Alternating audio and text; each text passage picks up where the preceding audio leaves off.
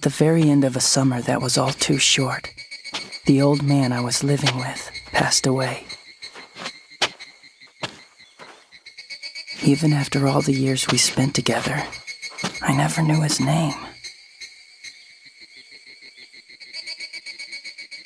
Later that evening, I dug a shallow grave in the front yard of our home and buried him there.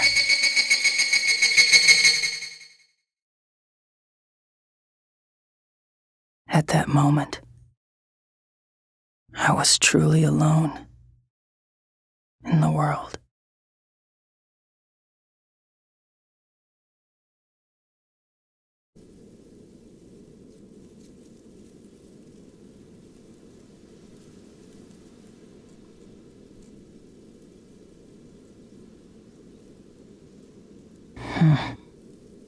Maybe I'll find something he left behind.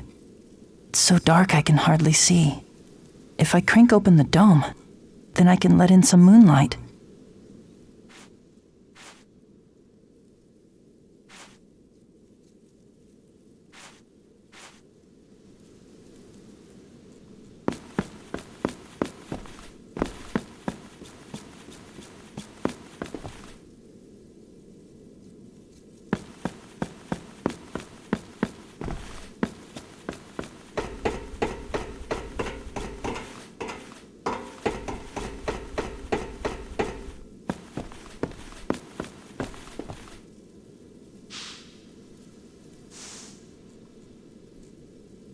Hey, look. It's his flashlight.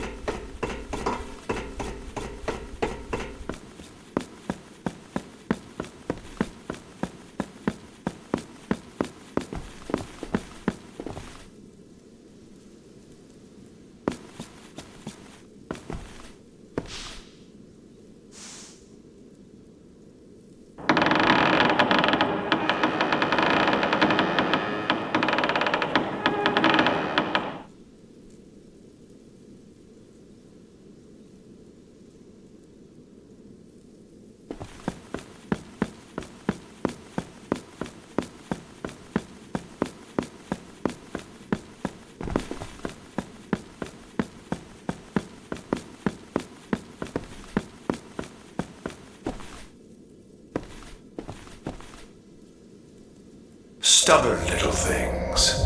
I thought they were all dead, but I see at least one survived. Who's there?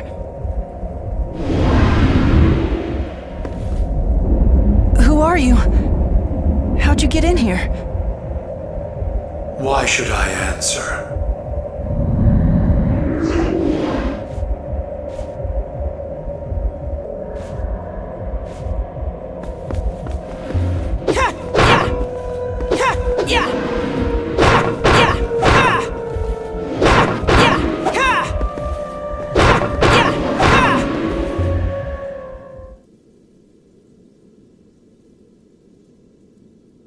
How pathetic. Such a useless creature. What are you? I do not have to answer to you.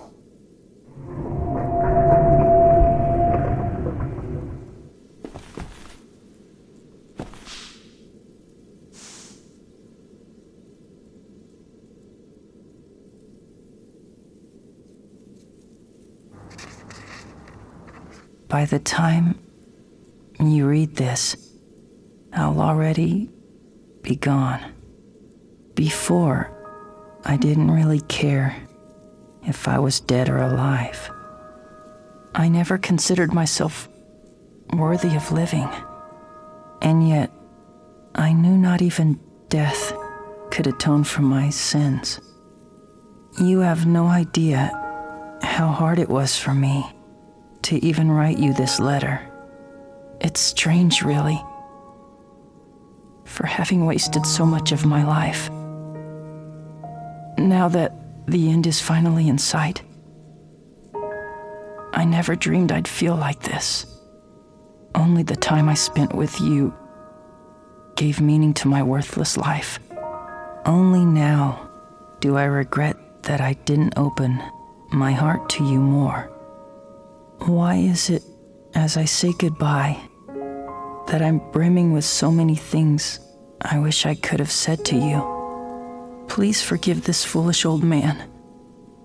Head east of here, and you will reach a tall red tower.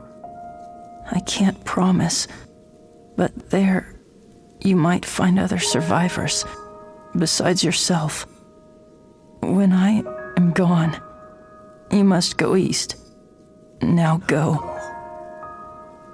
Enceto. Enceto.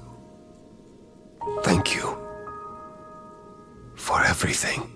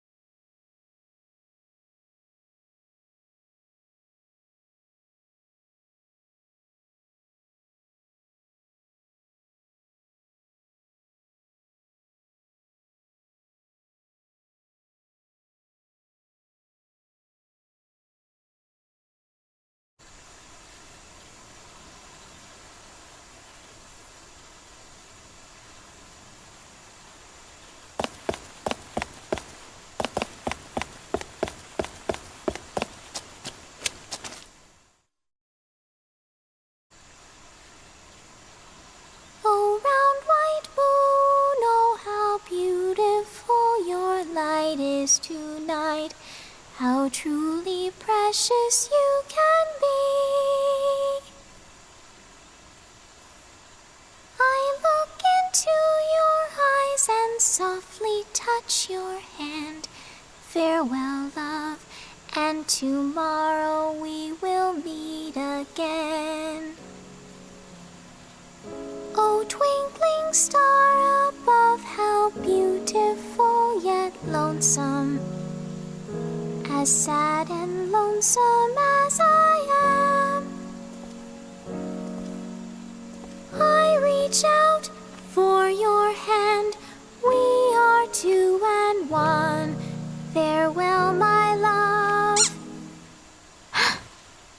Who's there?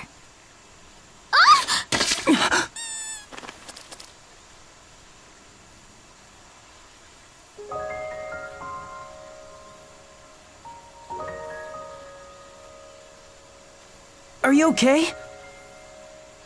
I hope she's not dead.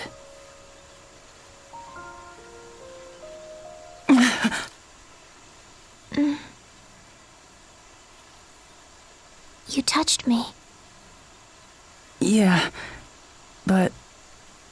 well, I was just making sure you were still alive.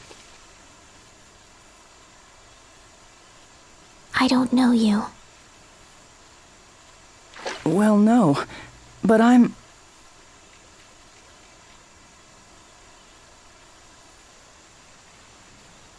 I touched her. No, wait! Don't go!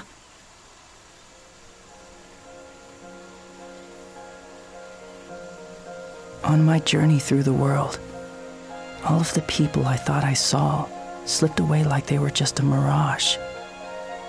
But that girl, her cheek was warm to the touch.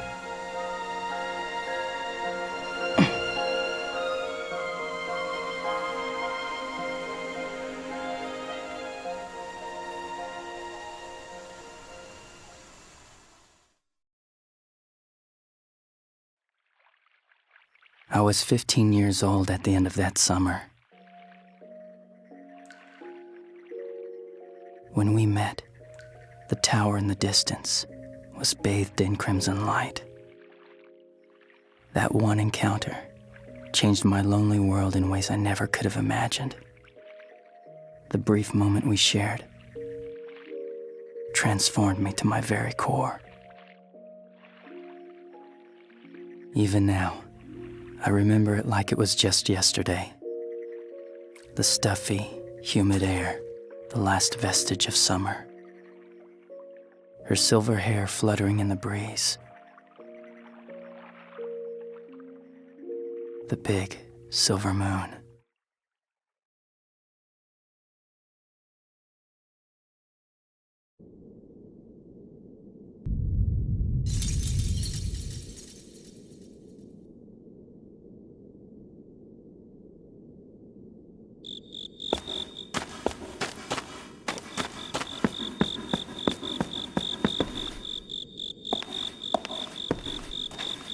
Please help me. I am in danger of malfunctioning. I am not completely waterproof. Please help me. Is someone there? Yes, over here. I am here. Please, come quickly. I am here. Please help me.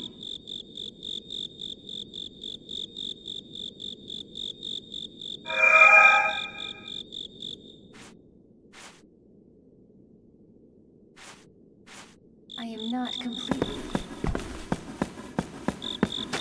Please help me. I am in danger of malfunctioning.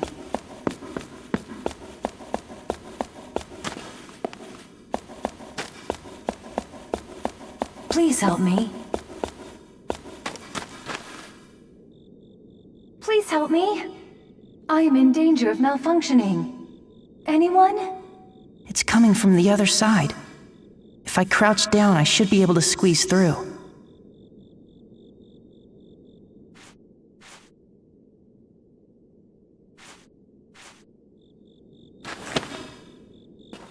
I am in danger of malfunctioning.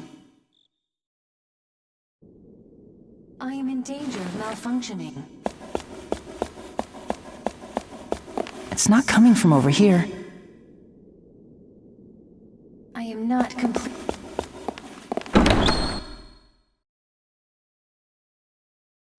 Warning. I am not completely waterproof. Please help me. I am in serious danger of malfunction. Warning. I am not completely waterproof.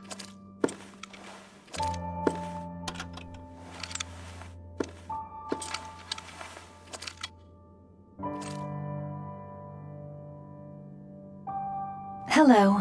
I am a personal frame, an interactive digital assistant equipped to respond to my user's emotional state, whatever it may be. Hey there, my name is... Whoa! Let us save introductions for later. We are in danger in our current location. I will quickly navigate a route to safety for us. A route? Navigate? We must hurry. Okay. First, fasten me to your back. Like this? Did you fasten my sides until they made a clicking sound? You mean these here? Good. That should do. I am a personal frame, or PF for short. My primary function is analyzing whatever situation my user is in, and offering a sound solution. Well, I don't know, but I don't think we should stay here. Of course. However, there is more I must tell you about... Later.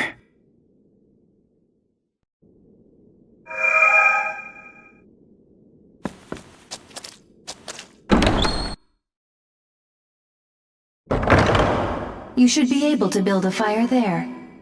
I believe that a fire will keep adversaries at a distance. When tired, it is also useful for resting. Oh, I guess you're right. Good idea.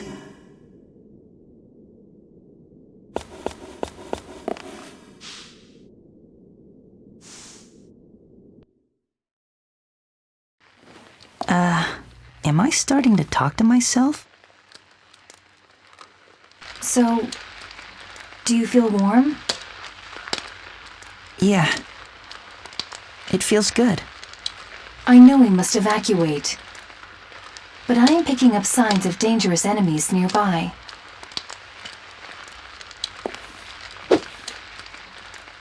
This stick should do the job, right? That will suffice for the time being, but it would be in our best interest to acquire something more durable. Oh, hold on one moment.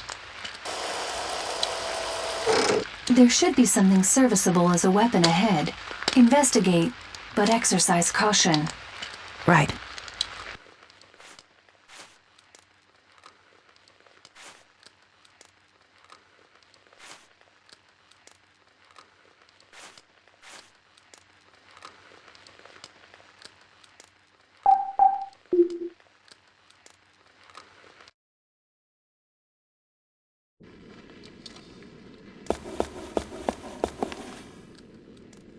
I've got a bad feeling about this.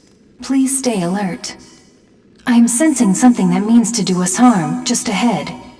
Do us harm? Is something wrong? It's nothing. Never mind. For now, please head right.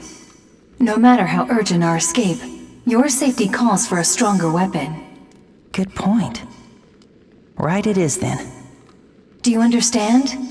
The direction of the hand you hold pencils with. Oh, but I use my left hand. Well, in that case, it's,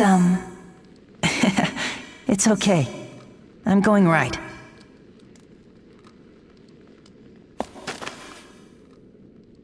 Oh yes. I forgot to mention something. What is it? Whenever there is something on the ground, a gathering of fireflies just above it will signal its position to you. Why would fireflies be attracted to it? Indeed. Well, maybe it is because it is summer, perhaps? Right.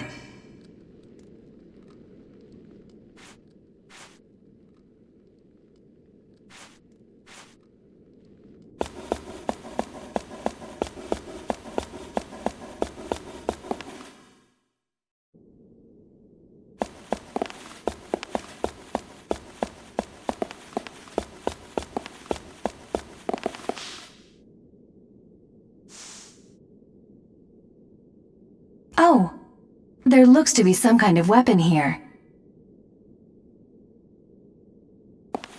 The stick's made of bamboo.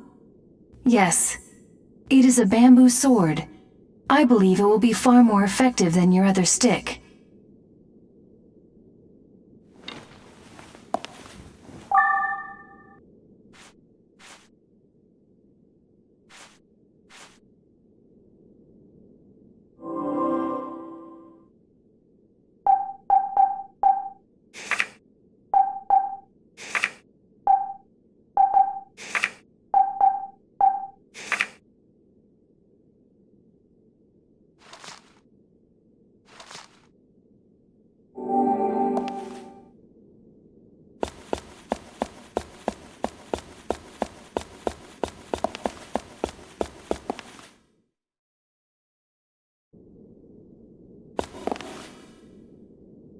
Pardon me, but there's something else I've been meaning to tell you. Huh? What is it? This area is suffused with what one might call malicious thought entities. Malicious thought entities? Yes. They are the manifestations of the undying feelings left over from those who passed away. They are hostile toward the living and are apt to confront them. This can... Wait. You're saying that we could be attacked?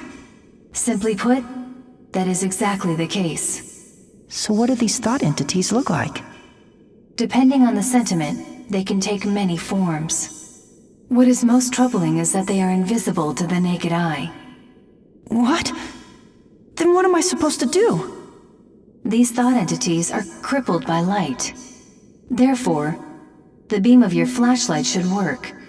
It will strip them of their cover and weaken them considerably. So, even when the coast looks clear, I should shine my light around to really scour the area? Yes, so please be careful.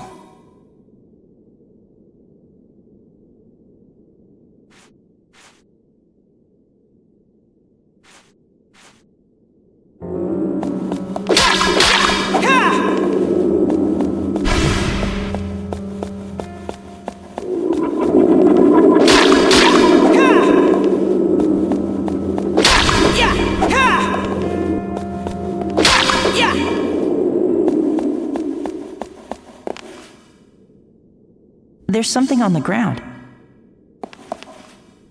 It is a paper crane. Somebody must have dropped it. Paper crane? Oh, I guess it does look like a crane. So, you've seen a crane before? No, just in a book once. It's a big white bird, right? Correct. Cranes are a large waterfowl with prominently long beaks. You sure know a lot about them. Have you seen them before? That is not quite correct.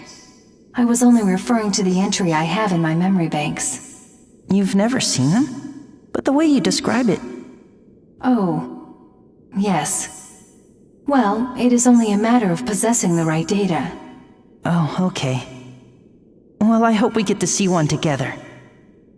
Together, as in, with me? Of course. Agreed.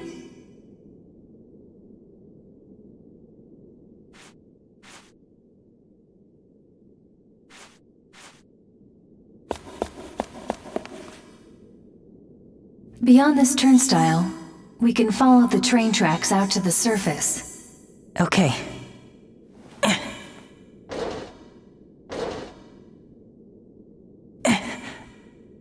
I can't open it. Nonsense. Try a little harder. I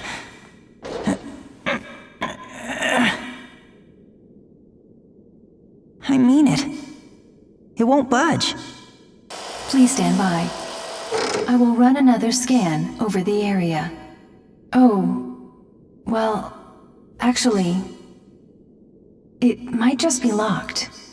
At least, I think. We'll never get it open then. What do we do? Just a moment. Ah, yes. A key. We should find the key. There is a high probability that it is not far from here. Okay then. Let's go find that key.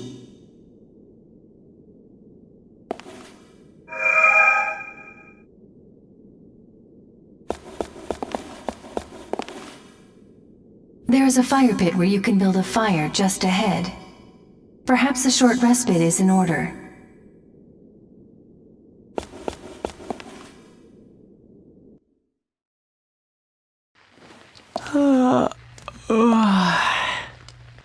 Oh man. Nice surprise.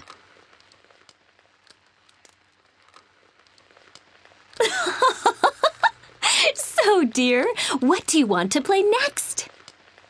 I know! Hide and go seek! You really do love playing hide and go seek, don't you? Yep, and I like apples and running races too. Oh, really? But you always come in last place in races. Yeah, but I still like them, and I love Mommy best. And Mommy loves you too.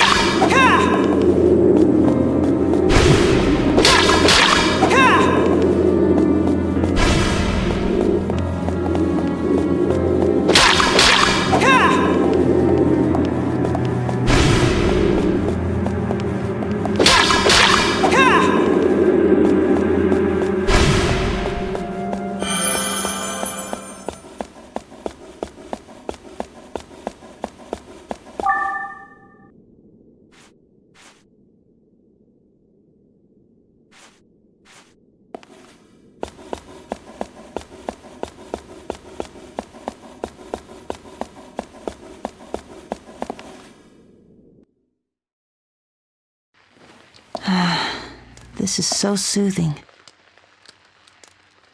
Huh? Is this? What's going on? Oh, another earthquake. Oh dear. I have to get back to her. Oh no! I have to get home. Oh, hold on. I'll be there soon.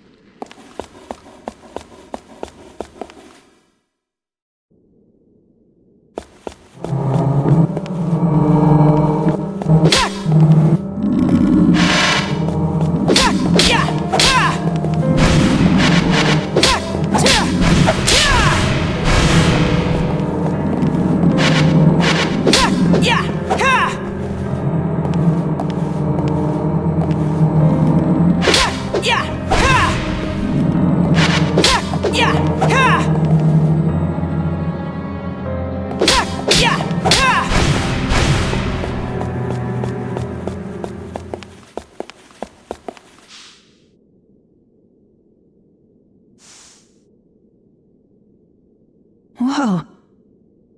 Is this what I think it is? It is a key. After analysis, I can report that there is a 75% chance that it is the key to the turnstile shutter. Great. Then that means we can open the shutter now. Wait. Please hold on. At a probability of 75%, that means there is a 25% risk that it will not open for us. I'm sure it'll work. I mean, 75% is way more than 25%. I suppose that is a valid statement. Yes. It might work.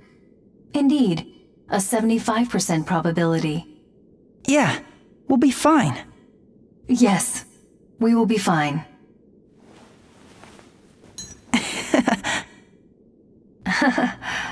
Now, let us go open the shutter.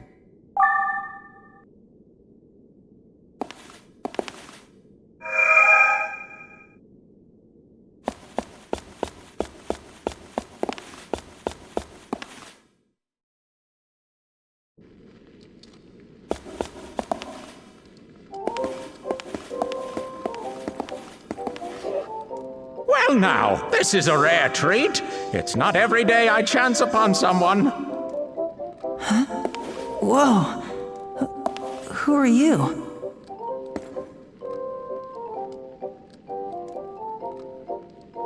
Ah, Oh, yes. Pardon me. I roam these parts in search of unique treasures. And if I do say so myself, you seem to have a few eye-catching pieces. Care to barter, my lad? I've picked up some stuff, but none of it's that great. Well, have it your way. In honor of this most destined encounter, I have a gift. It's on the house. Use this dandy little number to ease your tired, troubled traveling self. Thank you. And with that, I must be on my way. Until we meet again!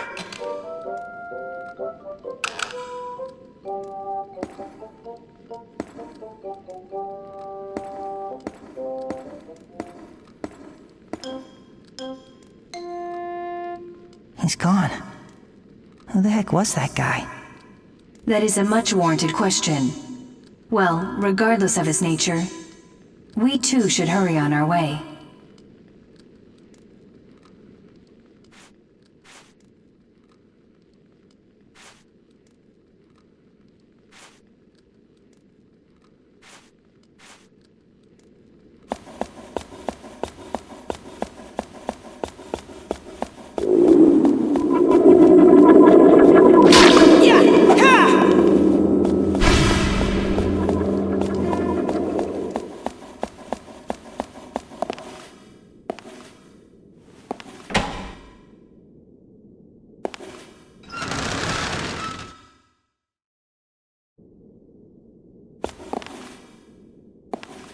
Ahead is the train platform, and beyond that, the tracks.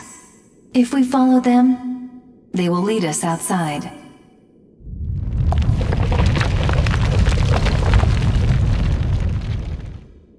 Another earthquake! If there is a stronger quake, the structure could be compromised. You mean we'll be in trouble? Yes, grave trouble. We must hurry. But what? I sense great danger coming from the platform. Do not linger while traversing.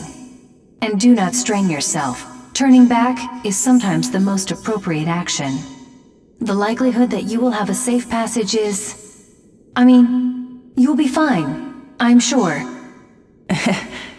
Yeah. Together we'll be fine.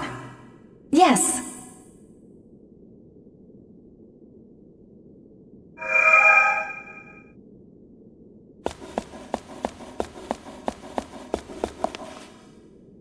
You can build a fire over there. Believe me when I say that rest and retreat can be heroic in their own ways.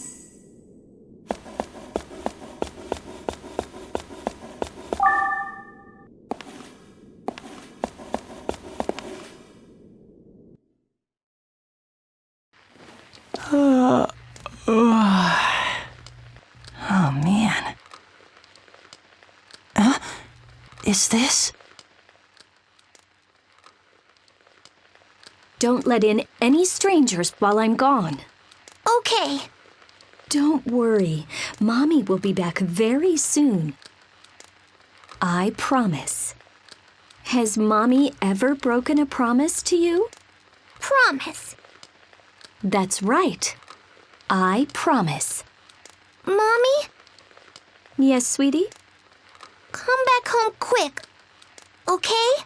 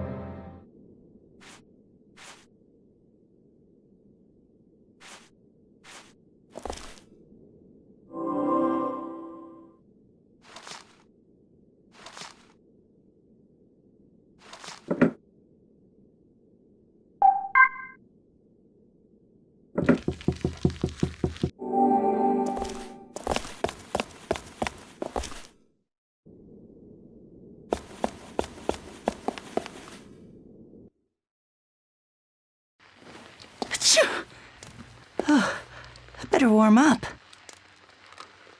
Nice surprise.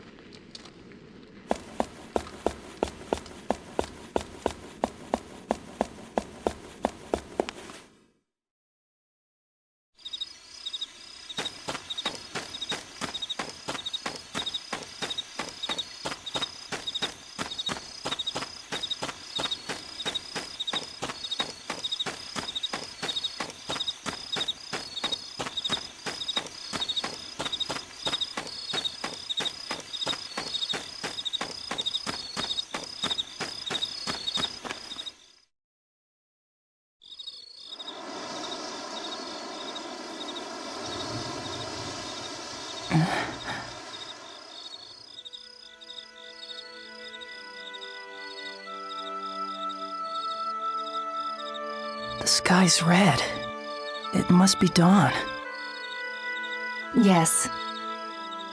Dawn is the time of day when the sun is below the horizon.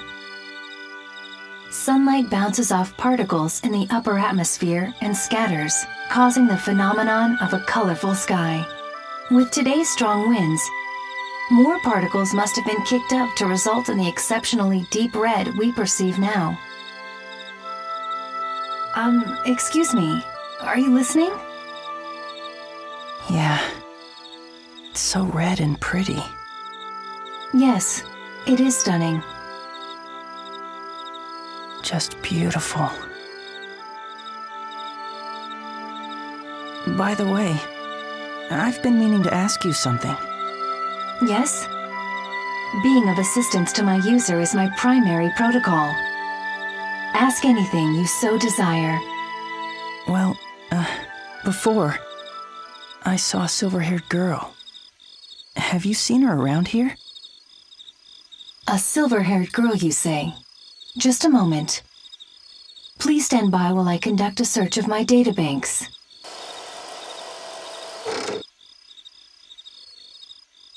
I should mention that an ongoing power shortage has restricted access to the compressed files in my database. I wasn't able to scan all of my records, but... You know her? Yes, no. Which is it? Pardon me. It is just that of the memory I was able to access, a silver-haired girl might or might not have shown up. You've seen her? It's possible, and yet, it's possible I have not. Oh, so you haven't seen her. But wait, I might be able to estimate where the girl would be at present. This is only a theoretical calculation, but when it comes to the general location of people, the underground shopping mall in the station we were just at was always lively with crowds. So perhaps... Some people might still be there? Yes, in the past it was always bustling with activity, so there is a possibility it is that way now. Okay, how do we get to this underground mall? The entrance to the underground mall can be found on the second floor of the station where we just were. However, that passage is always kept locked. Oh, but do not worry.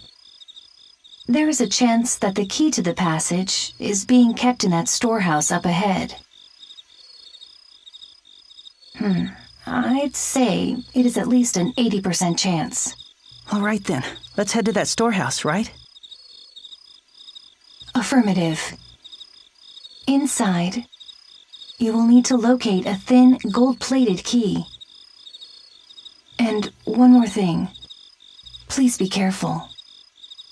Yeah, I know.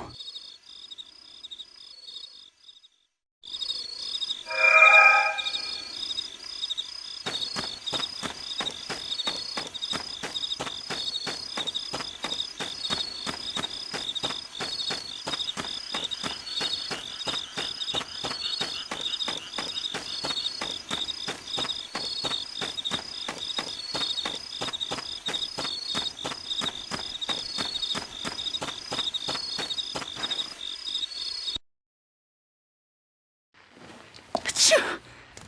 Oh, I better warm up. Ah, we meet again. 'Tis such a wonderful day.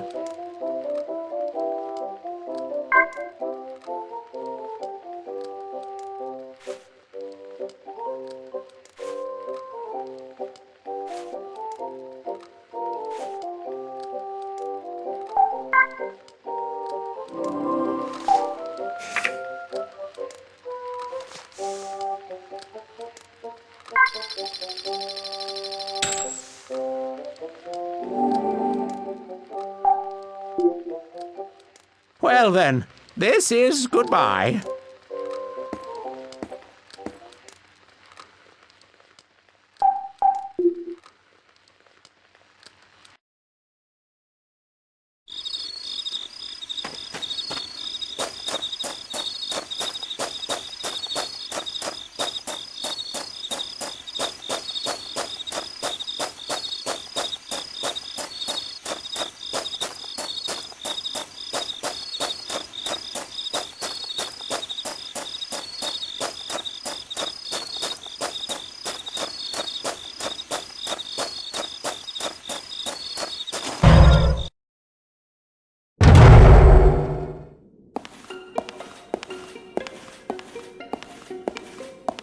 Who is it? Mommy? I hear someone. Whoa!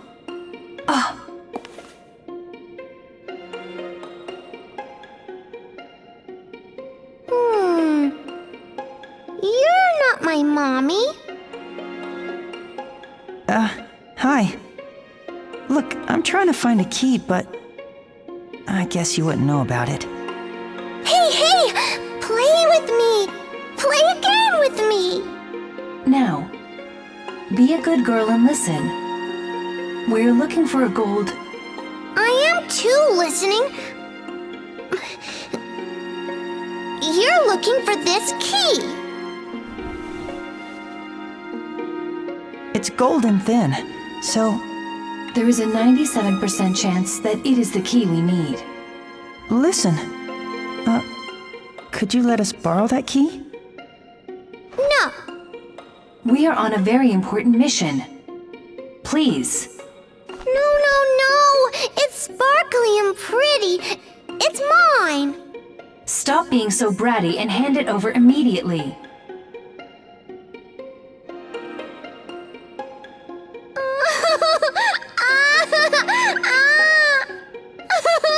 I'm scared.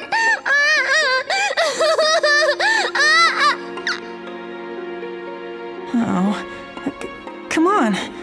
Don't cry.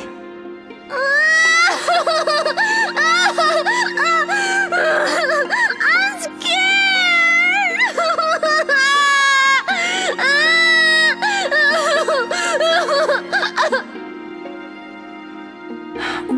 What should we do? Beats me. Play with me. Huh? I said play with me. Oh, okay then. What do you want to play? Hide and go seek. Hide and go seek? Yeah. I'll go hide and you find me. If you win, I'll give you the key. It seems we must comply. Yeah, guess so. Okay then. Come on. Let's play hide and go seek. Yay! I'm gonna go hide now.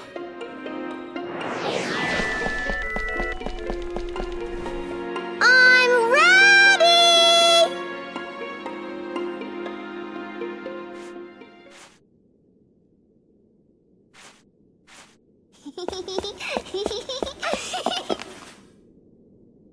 Gotcha! Phooey! No fair! You found me! You just got lucky. You won't get me next time.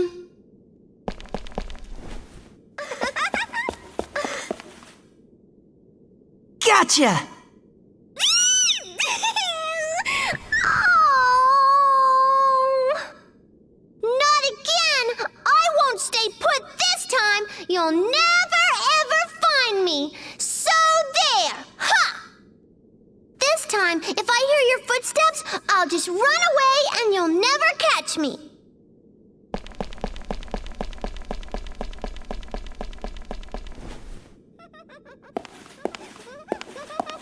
You can't find me. You can't find me.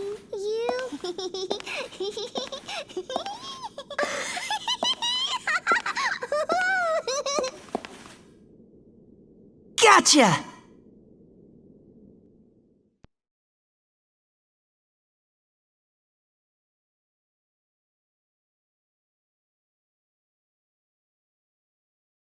Uh-oh, you found me. That means you win the game. Wow, you were good at that. It wasn't easy finding you. It wasn't? I'm pretty good at hiding, but I'm not so good at running. Oh, and don't forget this. It's for you. Here you go, like I promised. Thank you. Here, you can have this in exchange. I found it in the station. Oh, this is my mommy's. She made it special just for me.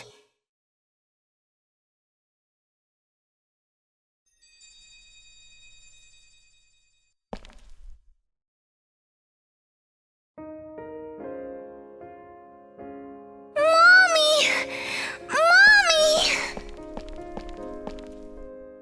You came back to get me! Oh, sweetie.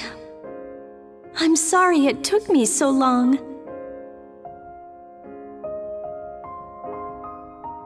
Mommy! What is it? Oh, Mommy! Yes. Now what is it? Please, Mommy! Please, don't leave me alone ever again. I won't. I promise. You promise.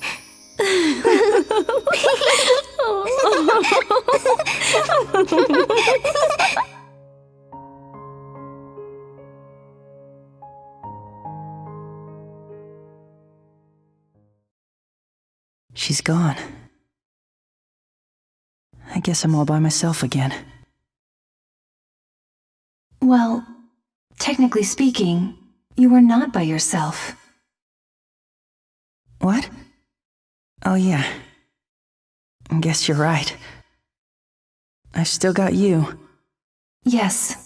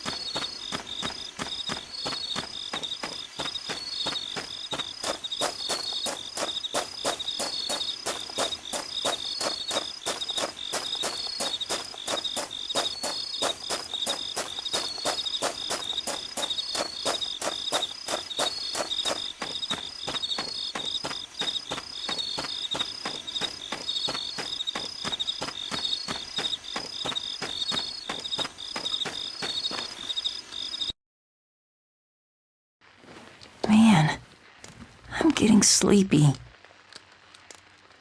Wow. I'd always meant to see you, but now it's too late. The world is over, but might wake up again. But it doesn't matter. You'll never find this. And even if you do, what will the awakened world be like? Will the stars still be in the sky? Will the moon still shine down on us?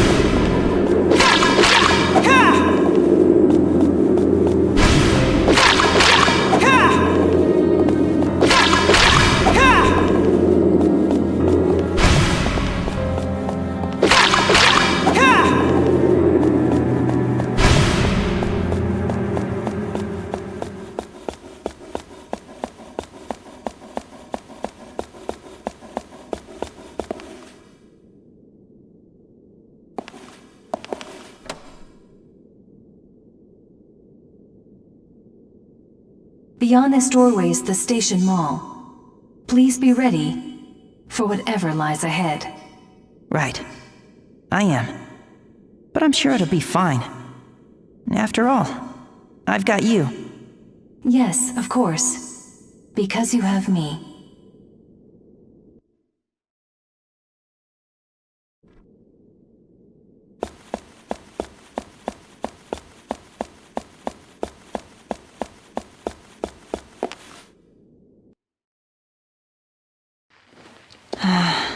This is so soothing. Huh? Is this?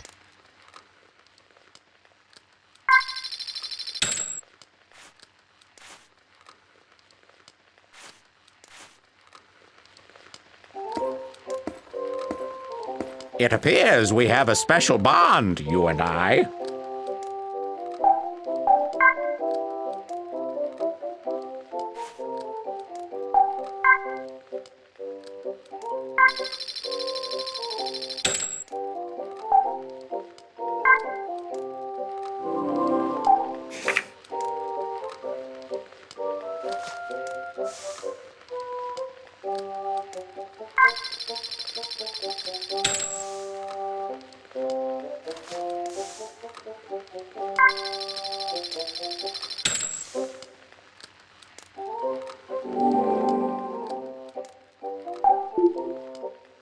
Have a nice day!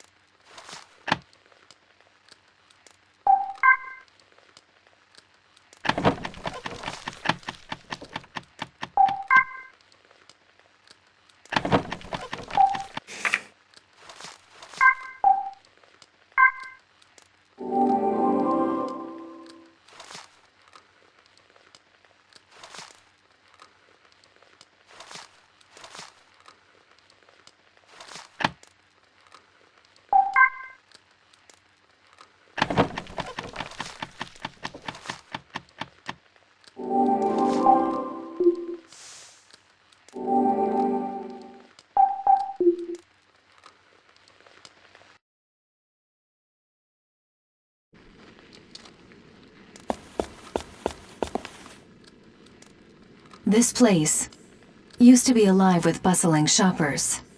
In the past, maybe. Looks pretty run down now. I surmise that the frequent earthquakes took their toll on it. Indeed.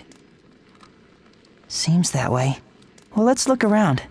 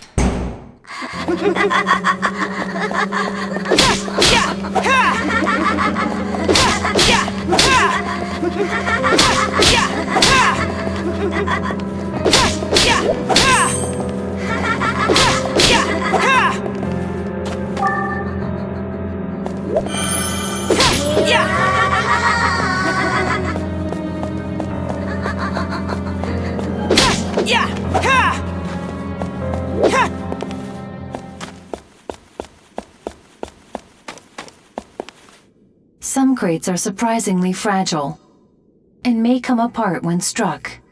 Observe. A few blows should do the trick.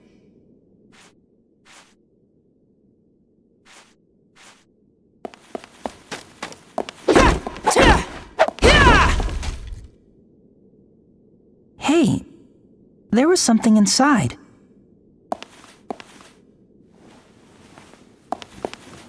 Wow, that's amazing. Did you know this key was here? Huh? No. Well, yes. Actually, I knew all along. That's awesome. You know, being with you makes me feel like anything is possible. Please. It was nothing.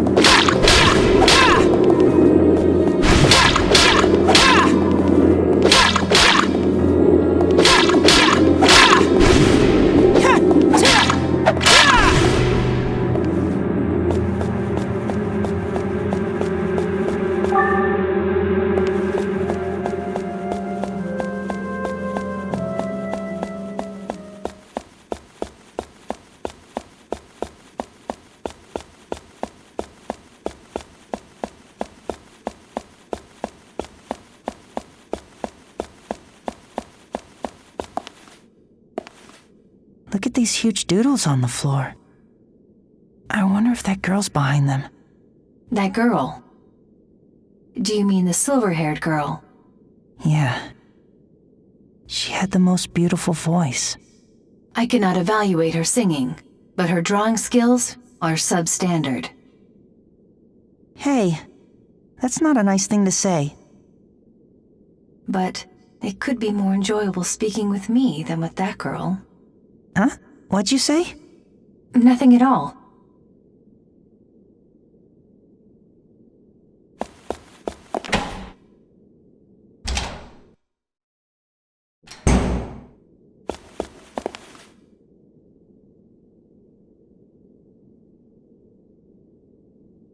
It's pitch black in here. I hope we'll be all right. We will be fine.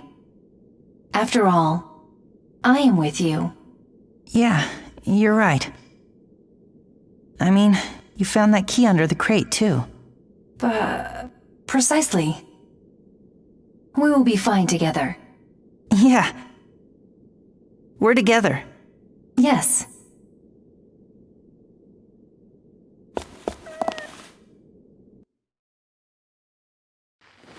Oh, man.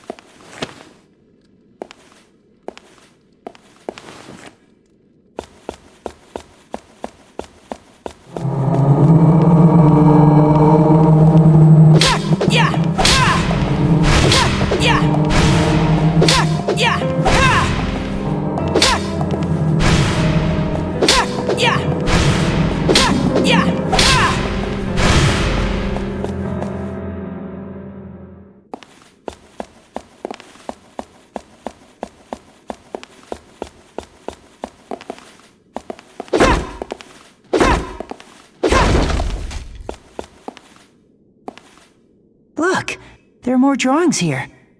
Are those supposed to be crows? They're kinda cute. They look unnatural to me. You think so? I think they're cute. No, they're scary. What is so amusing? Do you find that funny? No, it's nothing. Never mind. I see. In any case, it is clear that this space was inhabited by someone not too long ago. These markings are strikingly fresh. She might not be that far from here. Yes.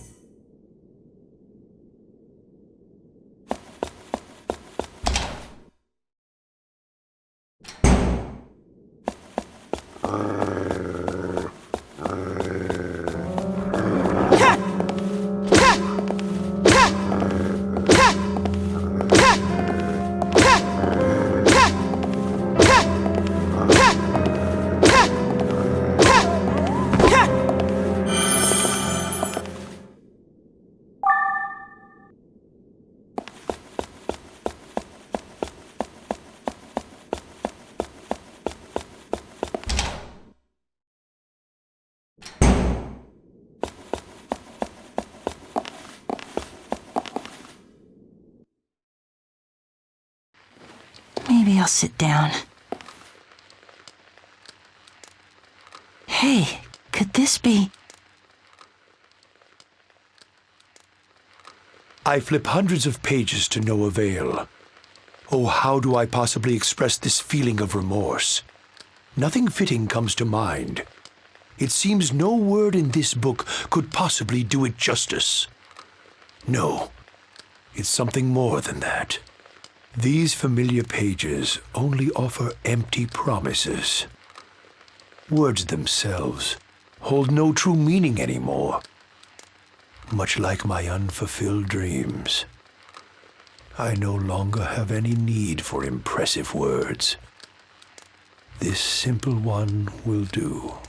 Tomorrow doesn't even exist.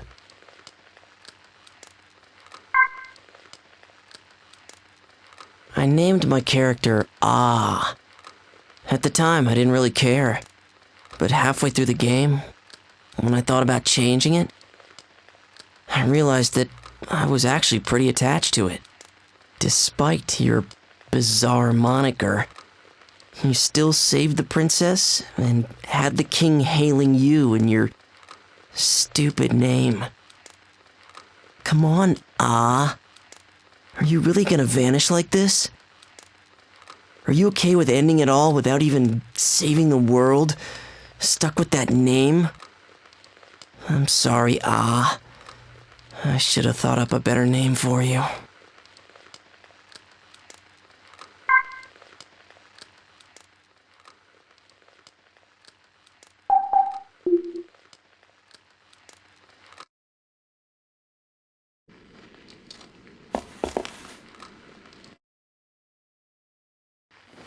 Man, I'm getting sleepy.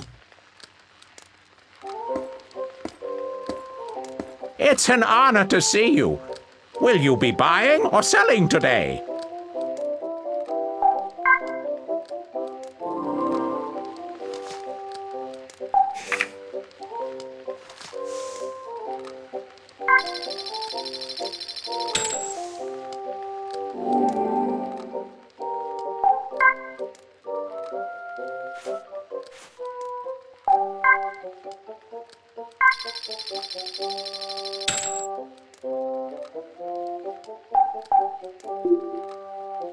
Have a nice day!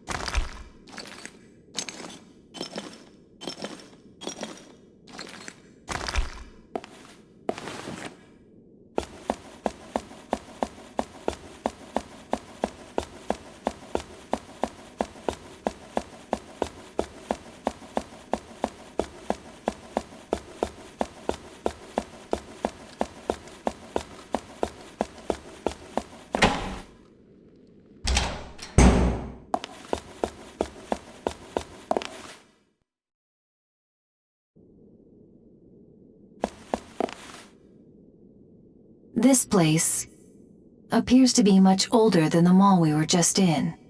And from within, I sense... What is it? Nothing. Or rather, from within, I'm picking up hostile readings. Be very careful.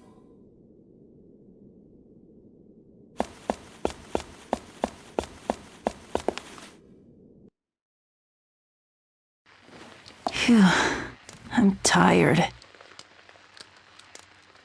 Hey, is this? If we worked without ambition, spent our days with time on our tails, never thought we were happy,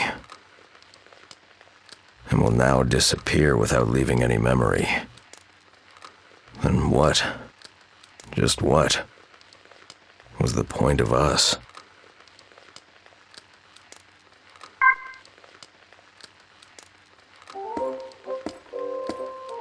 Well then, where should we start?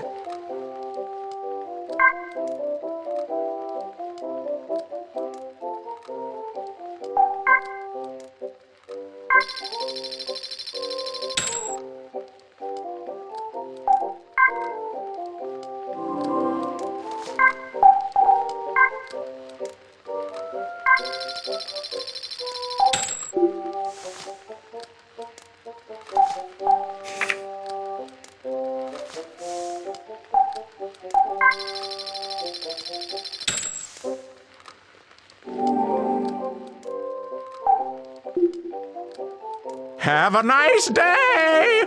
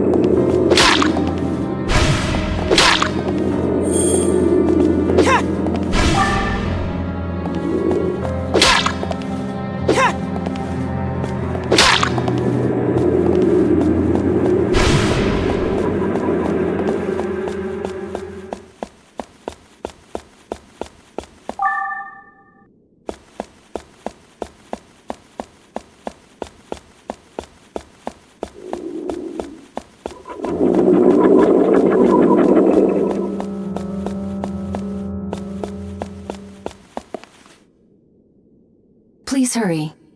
I am nearing the limit of my functional capacity. Functional capacity?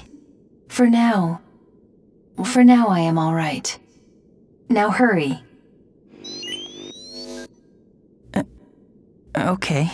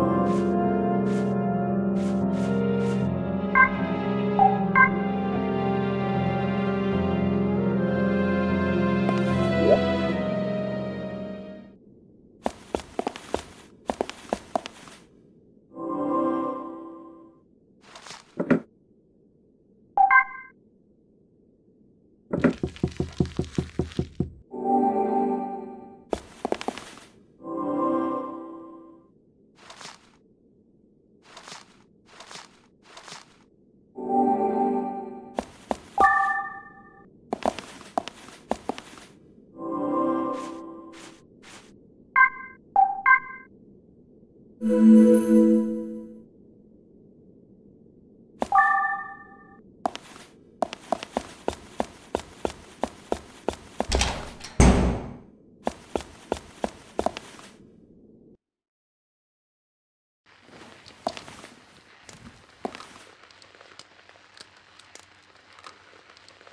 very cool.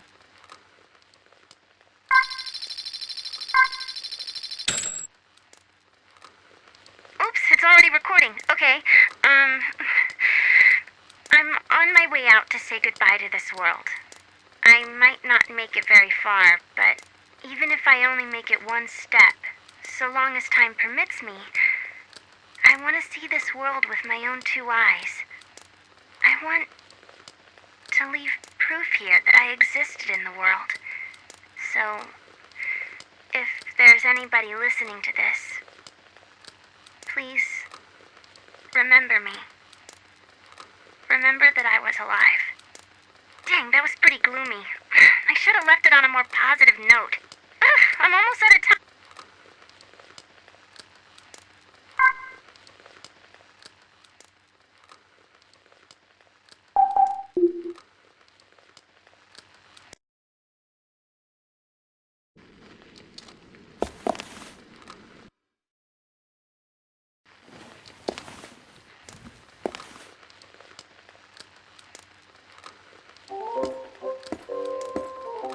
It appears we have a special bond, you and I.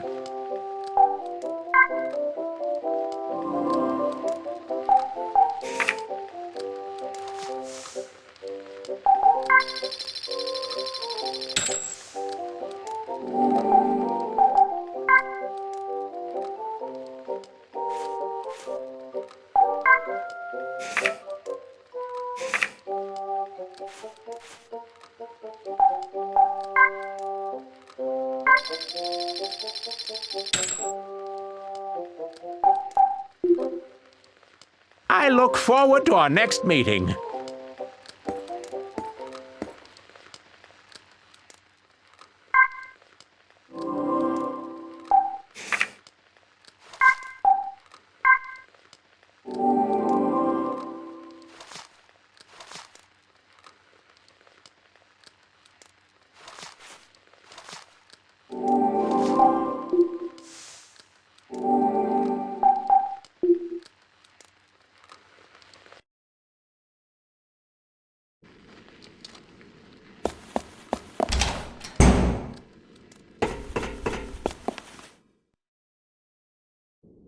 That ladder ahead should return us to the surface.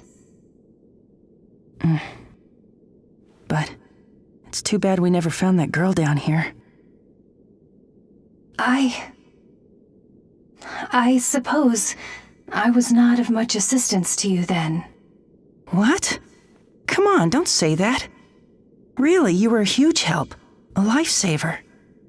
Well, if you really mean that, then I am relieved. Hey, what's the matter? Warning, battery low. Huh? Wait, what battery? Warning, battery low. What's happening? What should I do? Warning, battery low. What am I supposed to do? Tell me!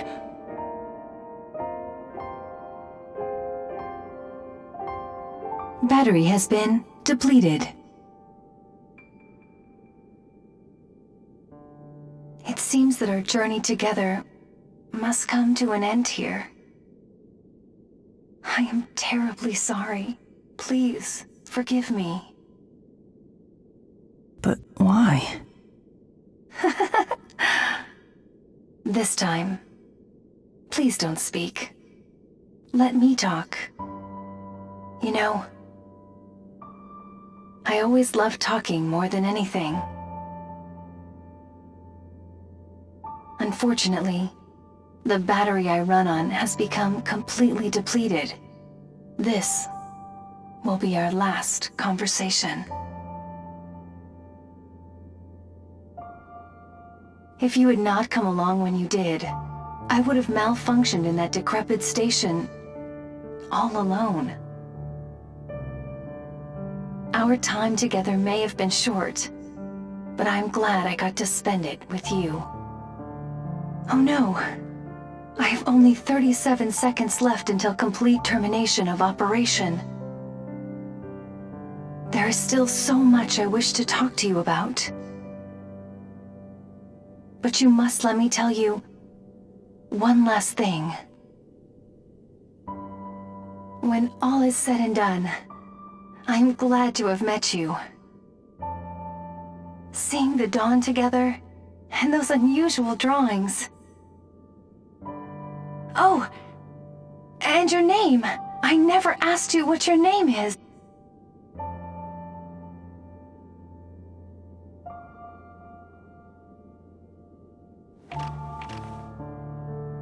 Thank you.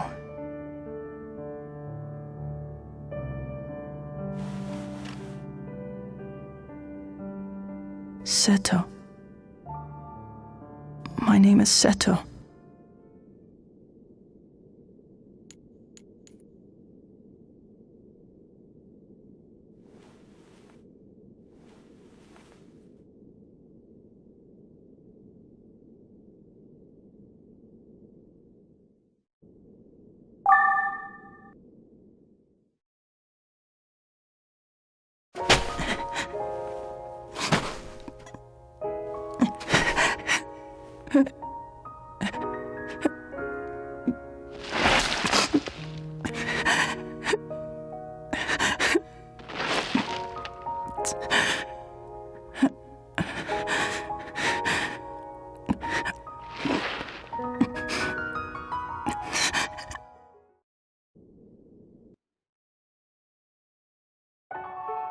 I had a dream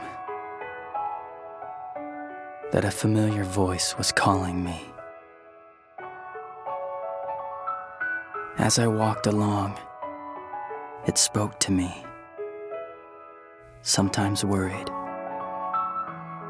sometimes happy. We watched the red sky, full of clouds, caught up in the summer wind.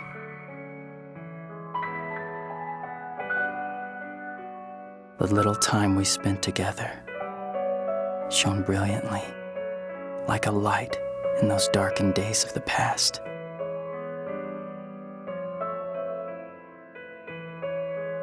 I know that no matter how badly I wish to see you again, that can never be. Those who live must continue to live.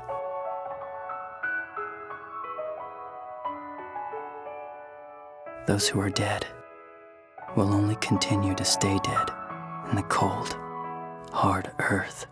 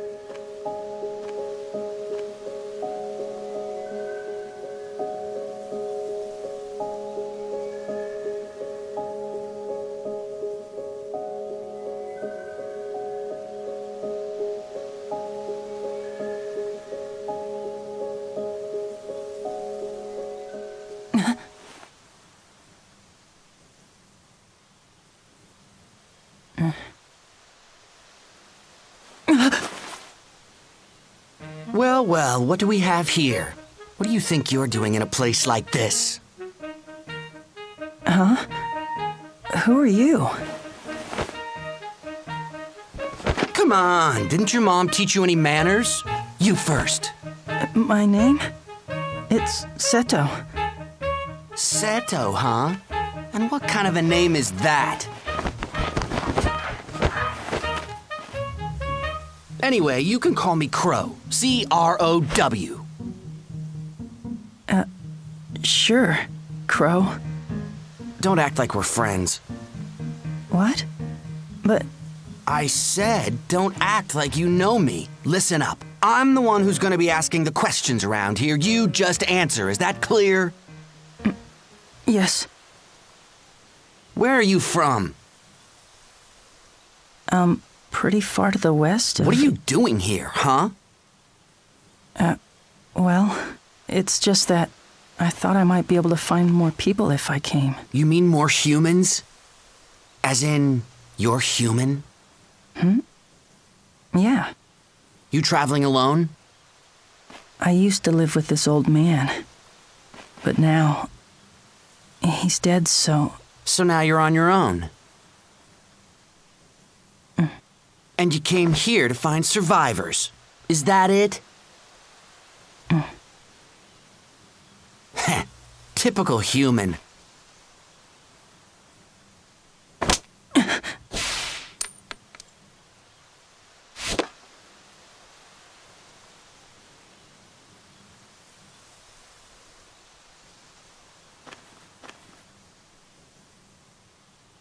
Well, ain't this a pretty trinket? Looks valuable, too.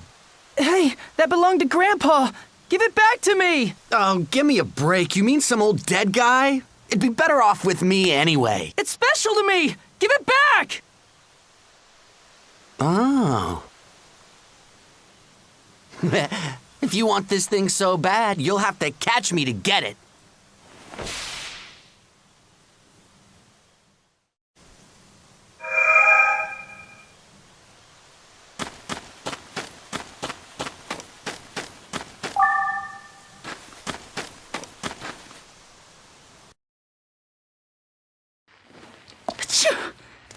I better warm up.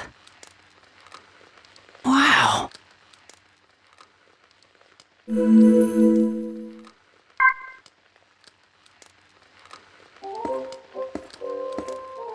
Well then, where should we start?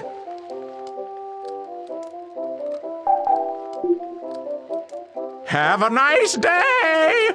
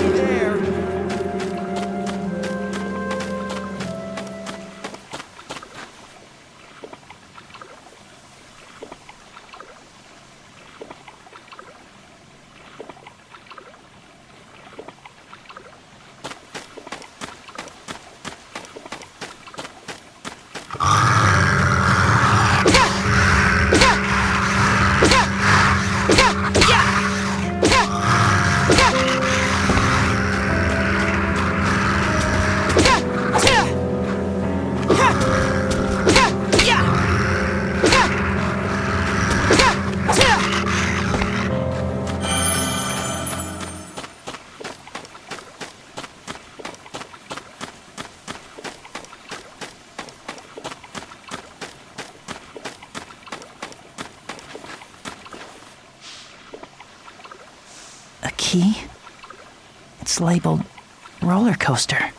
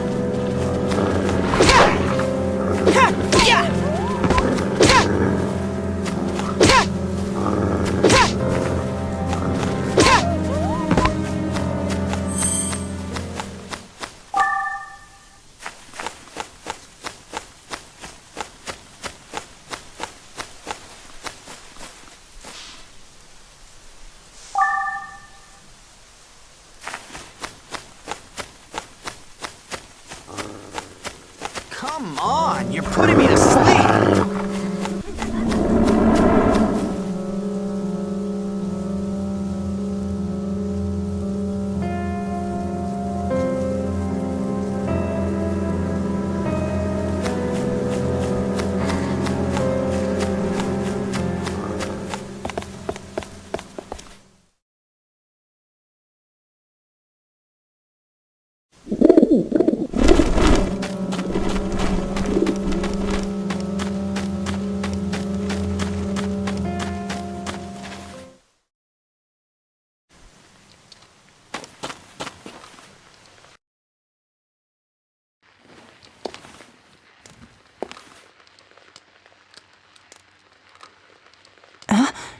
Is this?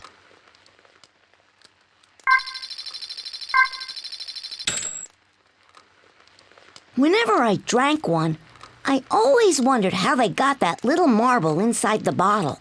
When I put the bottle to my lips and turned it upside down, the marble would block the soda. But without the marble, I guess there'd be no point to the drink. I wanted it out, but it was stuck in there good. I could only touch it with my tongue. This is probably one of those things they call completely out of reach. A wish never granted. This may have been my first lesson in that.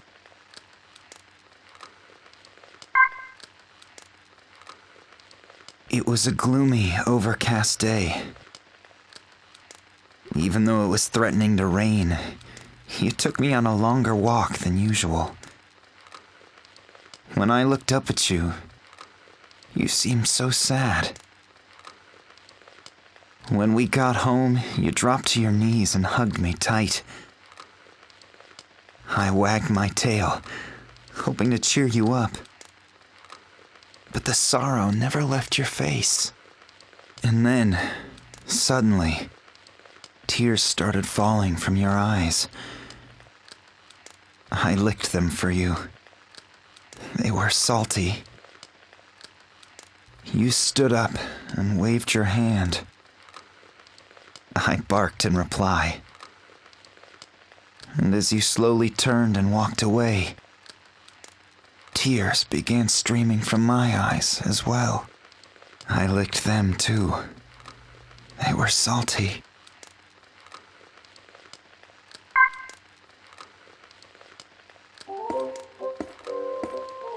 Fancy meeting you here. A splendid surprise. Have a nice day!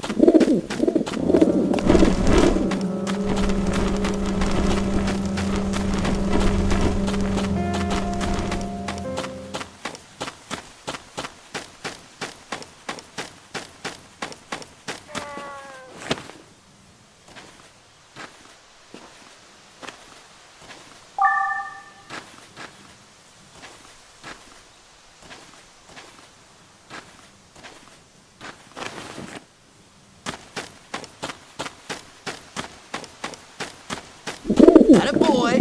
This way!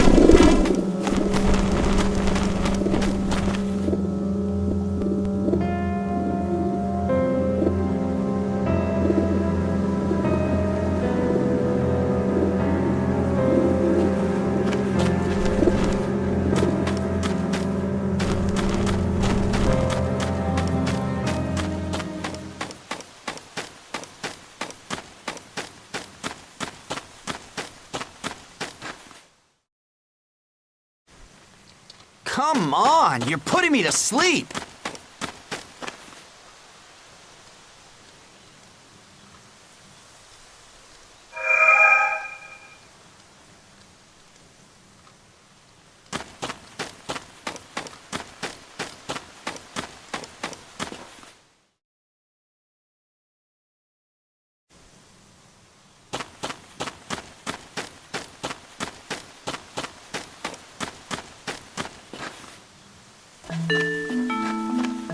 So, you finally caught up to me. Oh, are you mad? Man, if looks could kill.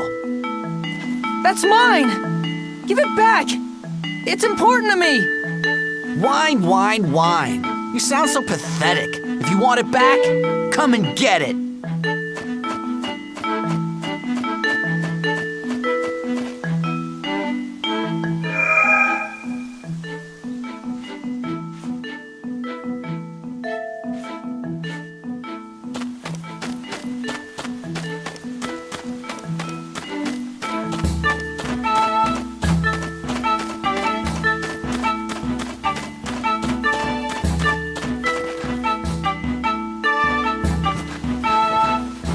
Got you. Now give it back. You're faster than I thought, but I'm not giving it up that easily.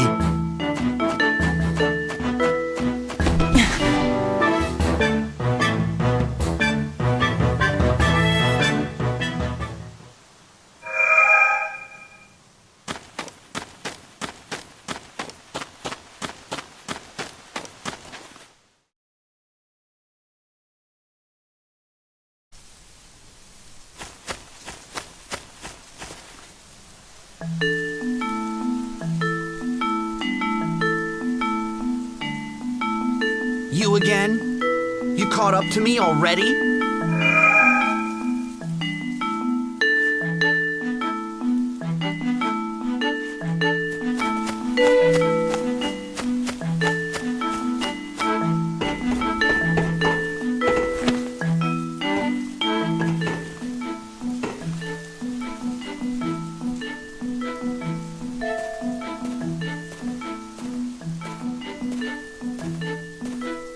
Where'd you go?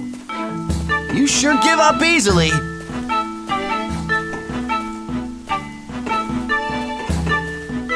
come on! I'm right here!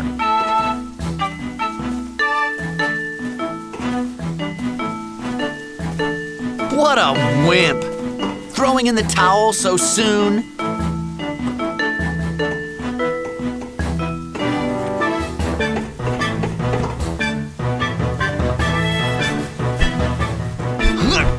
Let go! Give it back right this instant! Not on your life! It's mine! Loser! Wait!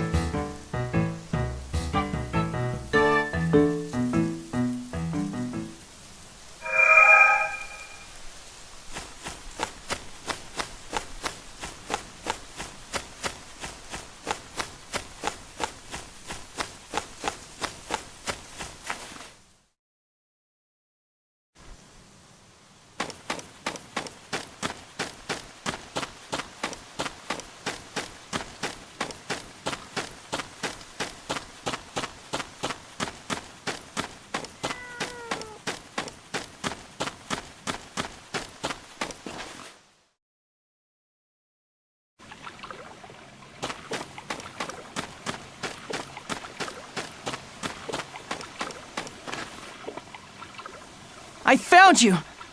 Now give me back my locket! Kid, don't you know how to take a hint? Never! I said I'm not giving it back, you hear? But it's important to me! It holds the memories of everyone I've known! Memories, huh? How pathetic. Now I really don't want to give it back.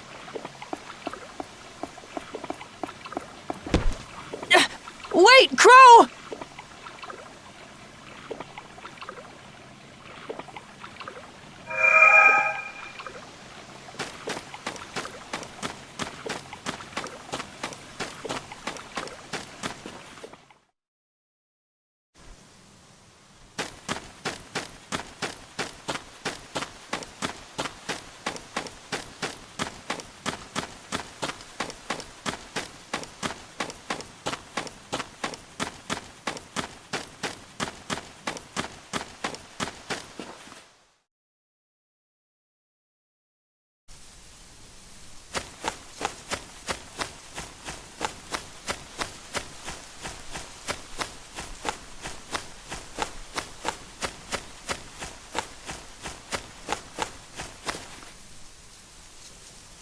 Well, well. I guess you're really serious about this thing. Let's take a look inside then, shall we?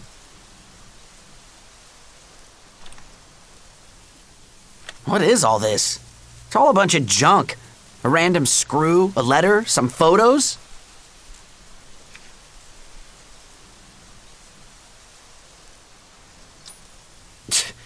You're as human as they come. Of course I am!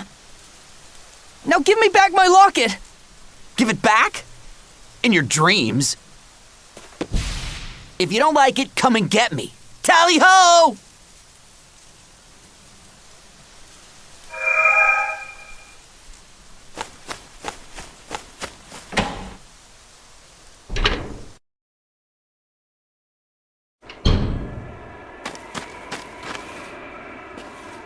Hey, what's the big idea? I didn't expect you to follow me this far. I've got you cornered. Now give me back my locket, Crow. I don't think so. If you want to do something about it, follow me down the tracks. But it's wicked high up. So make sure you don't fall. I can do this. Ready or not, here I come.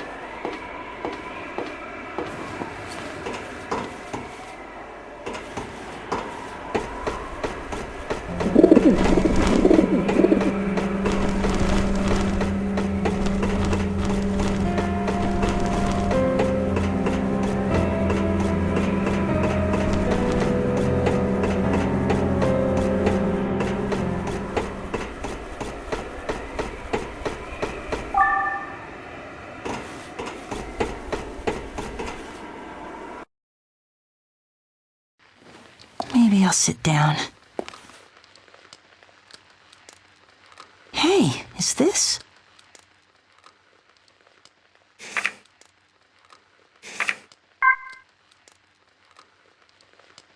That was a lot of fun, Mommy. Now let's go back home to Daddy. Something about the clouds looks so menacing and smoky gray. The black crows have begun to caw. We have to hurry home. Mommy in my right hand and my balloon in my left. What happened? What's going on? Where'd my mommy go?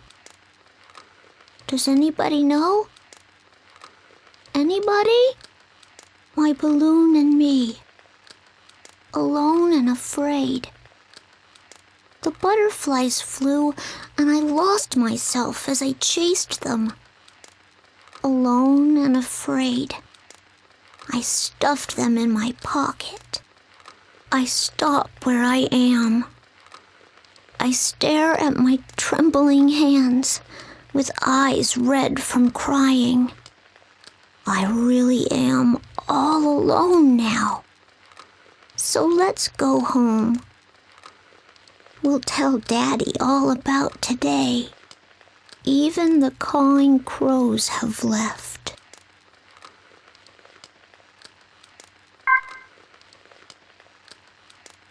To live free of regrets. That was my greatest goal in life. And I followed through with it so far. I have lived my life without regrets. I did well in school, and I've joined a prosperous company. I never had financial problems. I could afford whatever I wanted. Sickness never visited my door. I never even had a reason to go to the hospital. Truth be told, it was an all-around good life. At least it was supposed to be. Yet here I am in sorrow. As I inch ever nearer to death, I realize I have no one to share it with. I'm scared.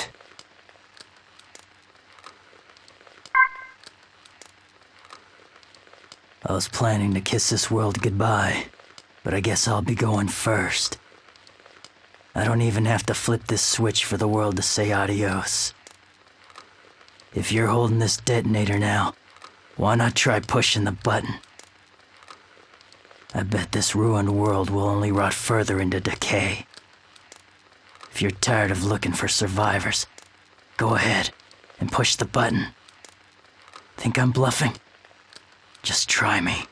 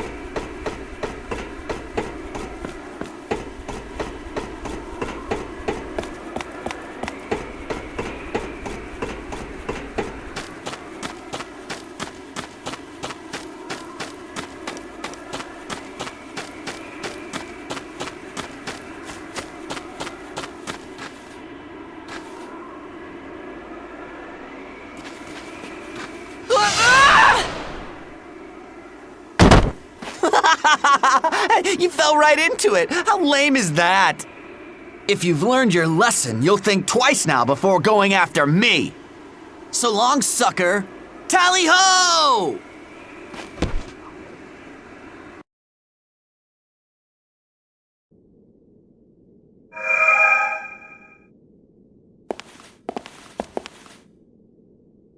What's this? There's a hole in the wall. Maybe I can go through it.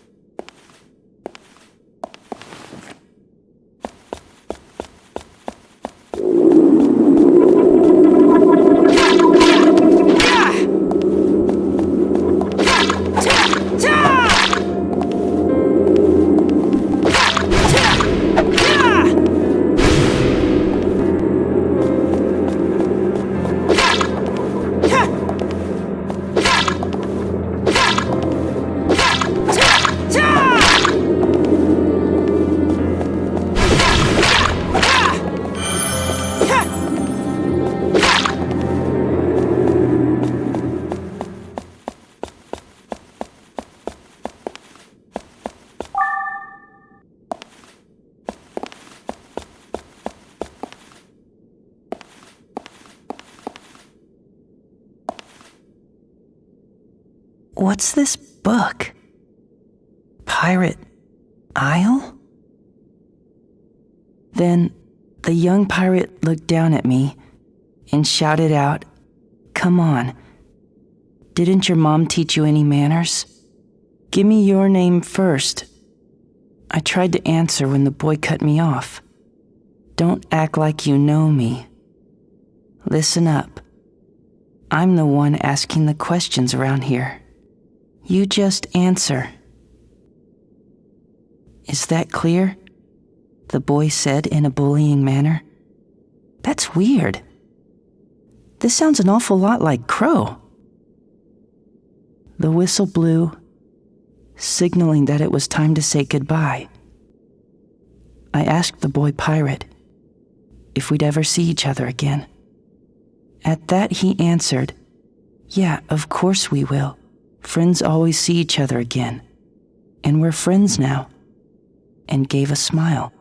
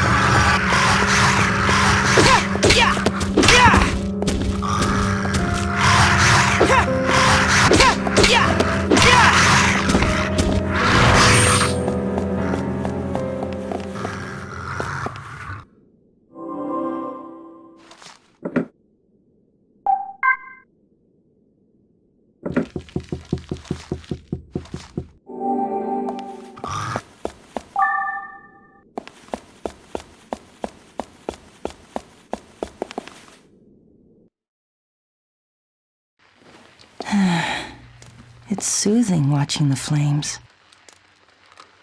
Wow!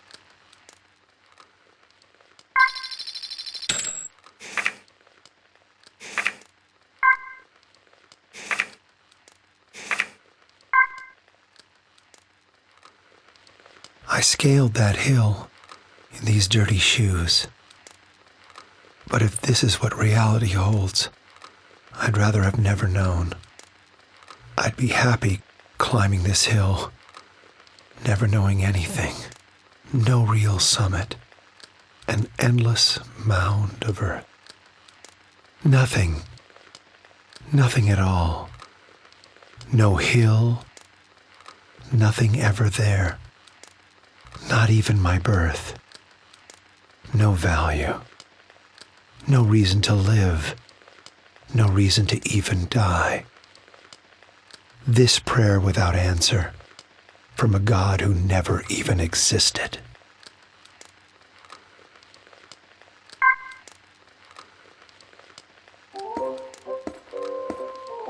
Ah, it is you. The pleasure is mine.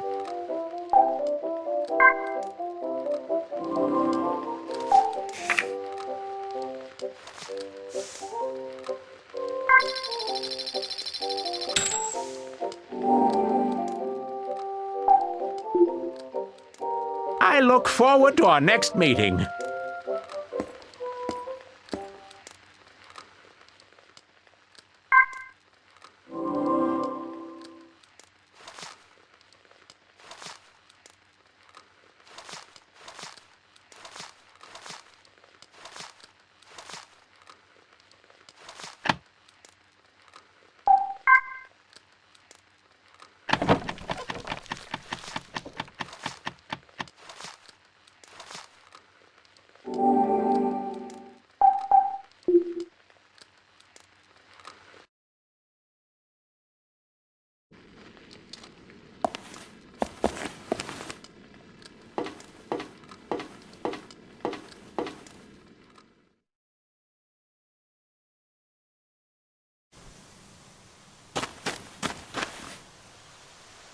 I'm impressed you made it here.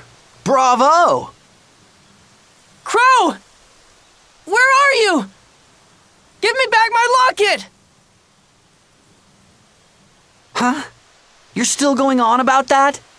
Save your griping for after you beat him.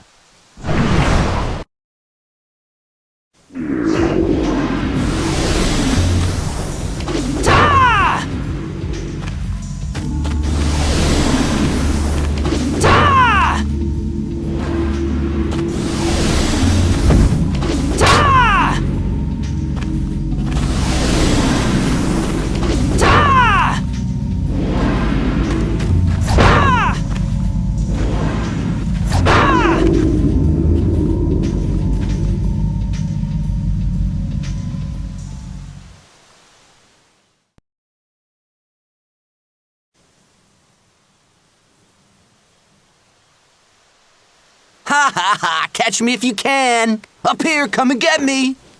Come on! Give it back! Oops! Almost! Man, you're pretty stupid, you know that? You're so dumb. I bet you can't catch a cold. Ah! Ah!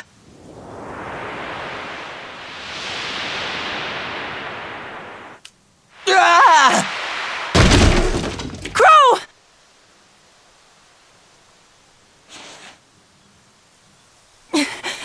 Crow!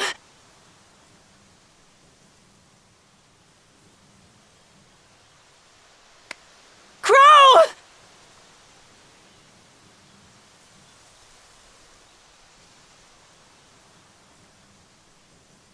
You're not dead, are you? Answer me! Crow!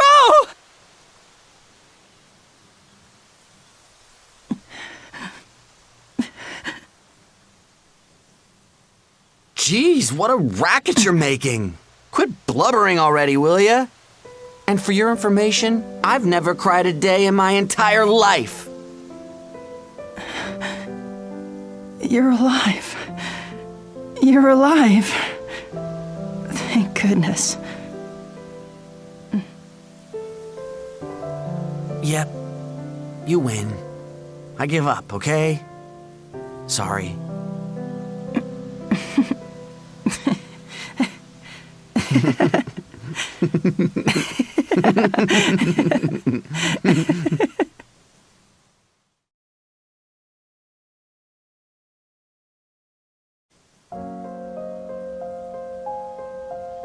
Listen, I got to see your special thing, so I'll show you mine.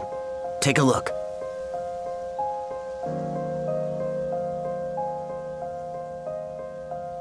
Crow, is that you? It's funny. To be honest, I really don't have any memories of my entire childhood. That's why I think that if I can somehow get to the place in this photo, I might learn about my past. But it's hard.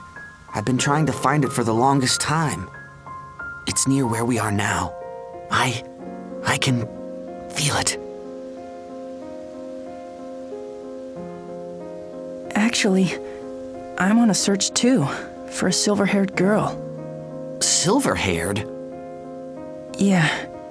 You don't happen to know who she is, do you?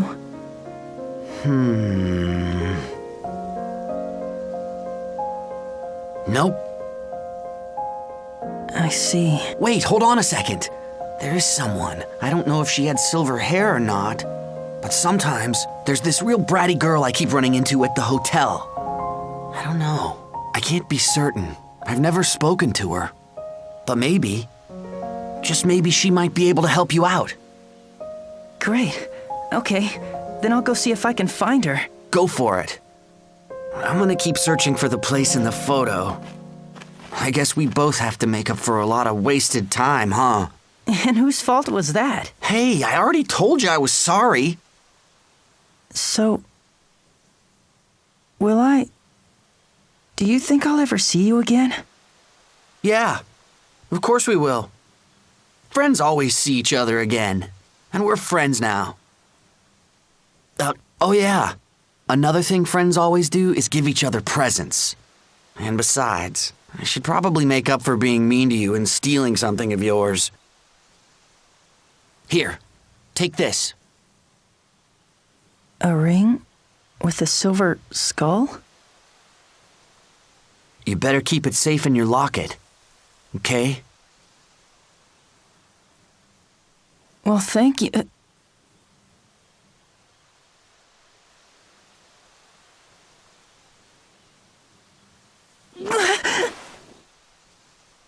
What the? Did you just... Did I? What was that?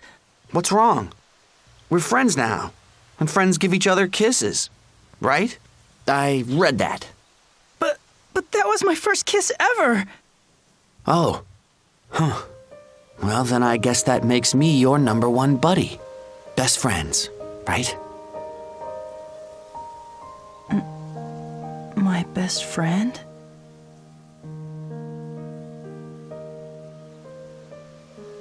Yeah.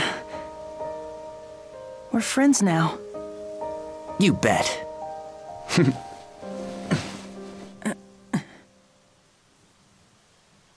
Well, I'm off. Right. See you around. Yeah. Bye then, for now.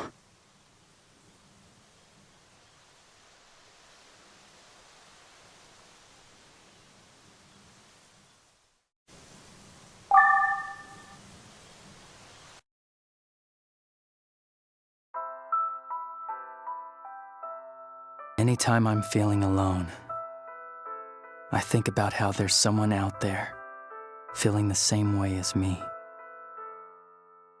At this very moment, there are innumerable people just like me all over the world. Yet the tiniest act of sharing a secret could easily make two of us friends. So simple, so effortless. I've never revealed your secret to anybody, and I never will. I promise. I swear.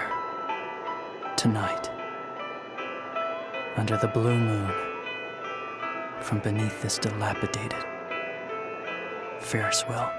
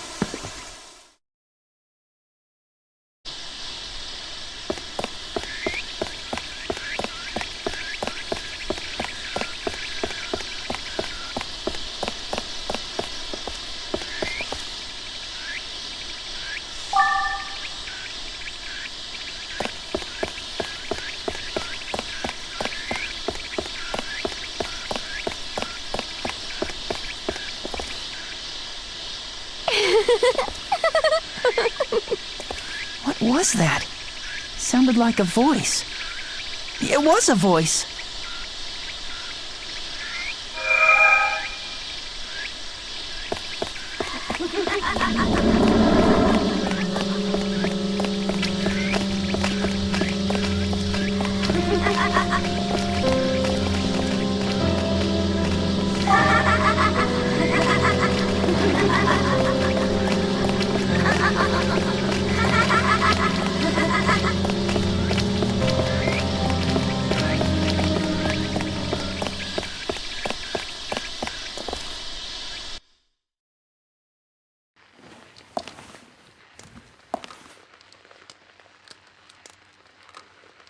Wow.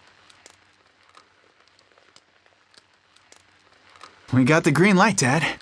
They said we're free to use it. Is that so? Yeah, look. They even gave me the key to the chapel. This is okay with you? I know the hotel staff already said they wanted to spend their last moments on their own. And I doubt we'll have any guests. Well, I expected as much, but all the same. Trust me, it'll be fine. Just you, me, and her. The three of us is all we need. Oh, almost forgot. Sorry to ask you this, Dad, but could you tell her that we can hold the ceremony? You want me to do it? You know how it goes. It's bad luck for the bride and groom to see each other before the wedding. It's a tradition. I'm sorry to pull this on you, but I'd really appreciate it. All right, then. Thanks, Dad. I owe you one. You little rascal. Now you're making me blush.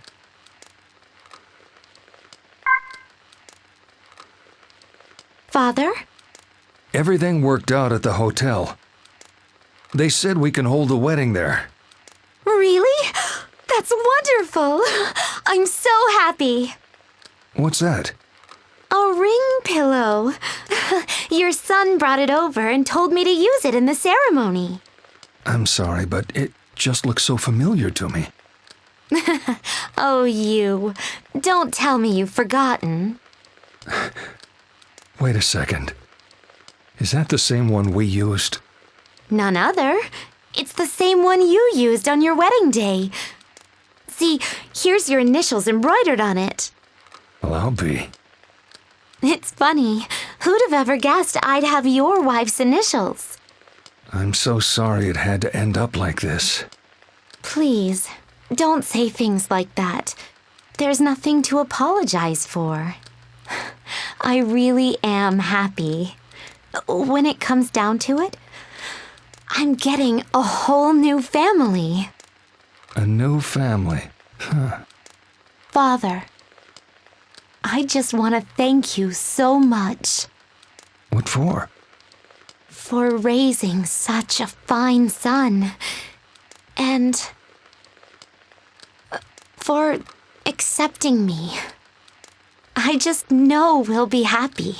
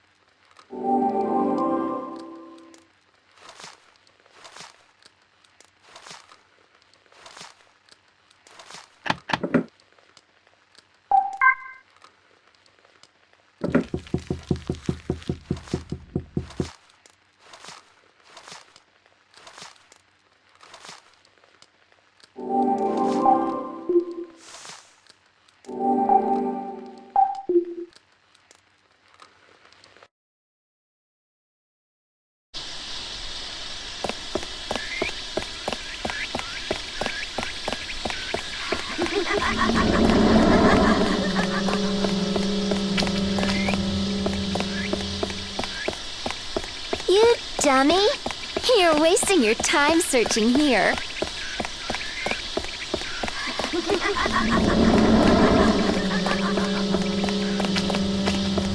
Ooh! Did I scare you?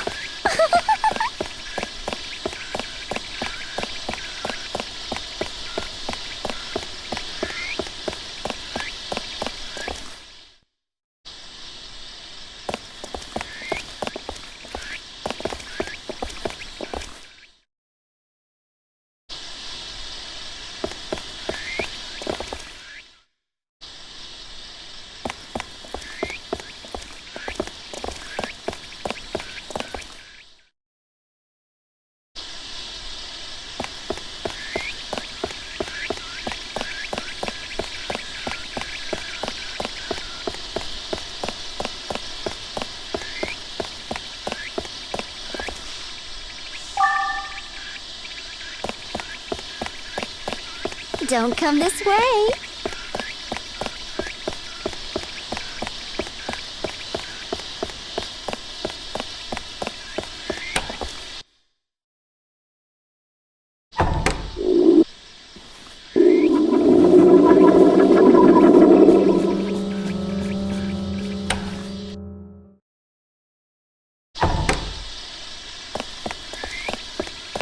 If anything happens, there's nobody to save you. You're on your own.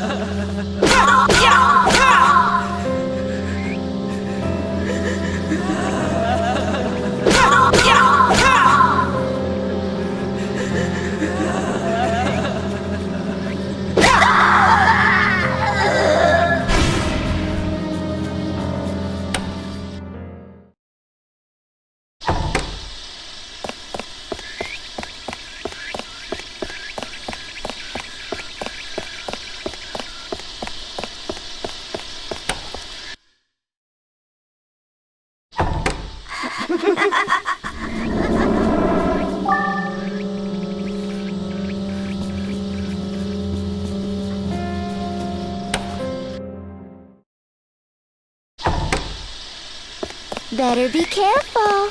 Lots of scary things lie ahead.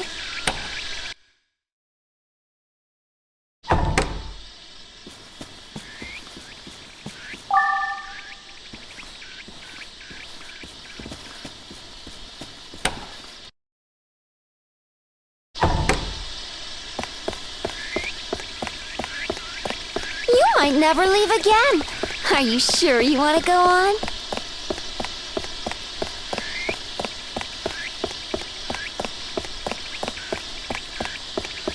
Listen to me. It gets dangerous in here.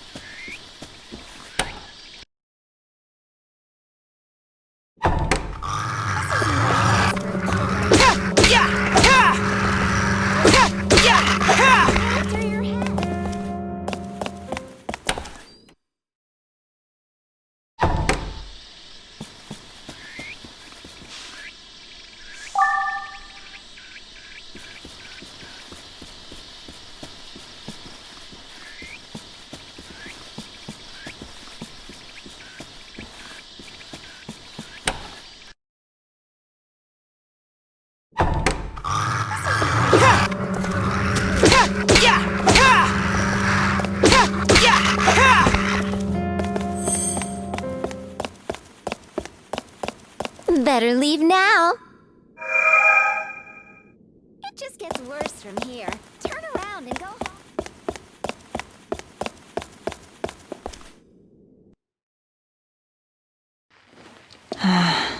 This is so soothing.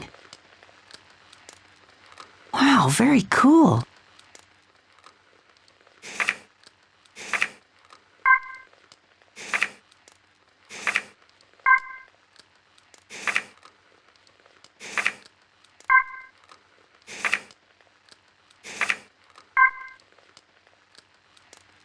Where did you come from? Where are you going? I'm sure you come from someplace I don't know. Going someplace I can't follow. When I was 12, I came down with a terrible fever that attacked my nervous system. I survived somehow, but lost the use of my legs. Before I was paralyzed, I'd always dreamed of becoming a prima ballerina. I loved dancing before an audience and basking in their praise. My parents would tell me my smile lit up the room, kindling the fire of pride that burned so bright in my young heart. I can't look back on this time in my life without bringing up Mal. Mal was a neighborhood boy and my best playmate. We shared our dreams, so full of hope for what the future held. Mal aspired to become a botanist. Do you know what genes are? They're what determine the color of flowers in the nucleus of their cells. I'm going to study genetics and engineer a flower with a color like the world's never seen before. I drew a picture that combined both of our dreams. It showed me as a beautiful woman dancing in the middle of a field of mouse flowers. His creations looked like bellflowers that were snow white by day and that glowed blue at night. I called them lantern blossoms. When the stars came out, they would light up, making the field a stage all my own. A flower that changes color depending on the time of day? When I tried to show Mel the picture I had drawn, he pursed his lips and gave a slight frown as he thought it over. I admit, it sounds interesting. White by day, blue at night, was it? Maybe for the tiny window of time when the sun's going down, it could burn a dark red. Mal had given a most wonderful addition to my idea. I considered it a present from him to me. I was so happy. My name is Akane, which means dark red in Japanese. Mal was a pushover of a boy. He was the butt of the other kids' jokes and victim to their pranks. They'd toss his glasses in the garbage or hide them in the blackboard erasers. However, I was the only one who'd get furious at them, while Mal would rejoice in the fact that they didn't break the lenses. He just wiped them clean and put them back on. The boys would think he was being cheeky and tease him all over again, but Mal refused to ever let them get to him. Mal's head was filled with facts about flowers, so the boys' taunts registered as no more than the meaningless buzz of insects. Meanwhile, I spent all my time worrying about the bullying and helping him find his glasses. We'd eat lunch together and partner up during gym class. Still, over time, it became apparent that my attentions meant less and less to Mal. In fact, it was only when he talked about genetics or what determined colors in flowers that he would truly come alive, and his eyes would sparkle with excitement. As far as Mal was concerned, I was little more than a mirror for him to talk to about his dreams.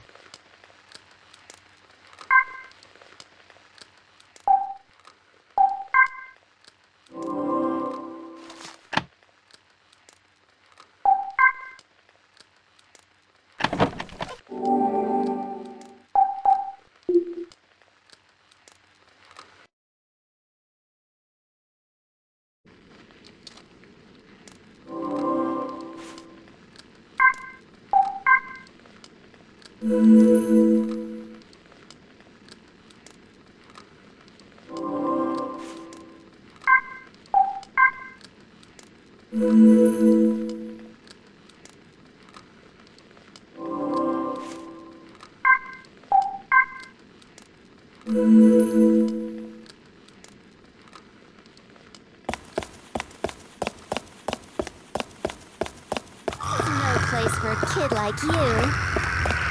Better leave.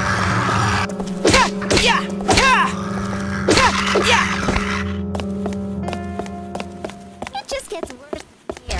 Turn.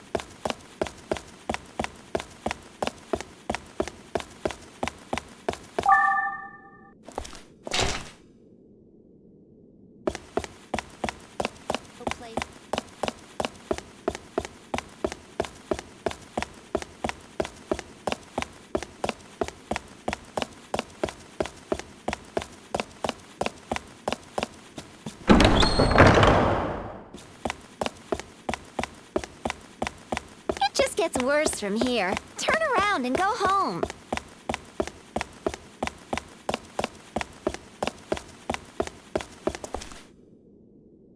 Please, don't go any further. It's really dangerous. Who is that? Where are you?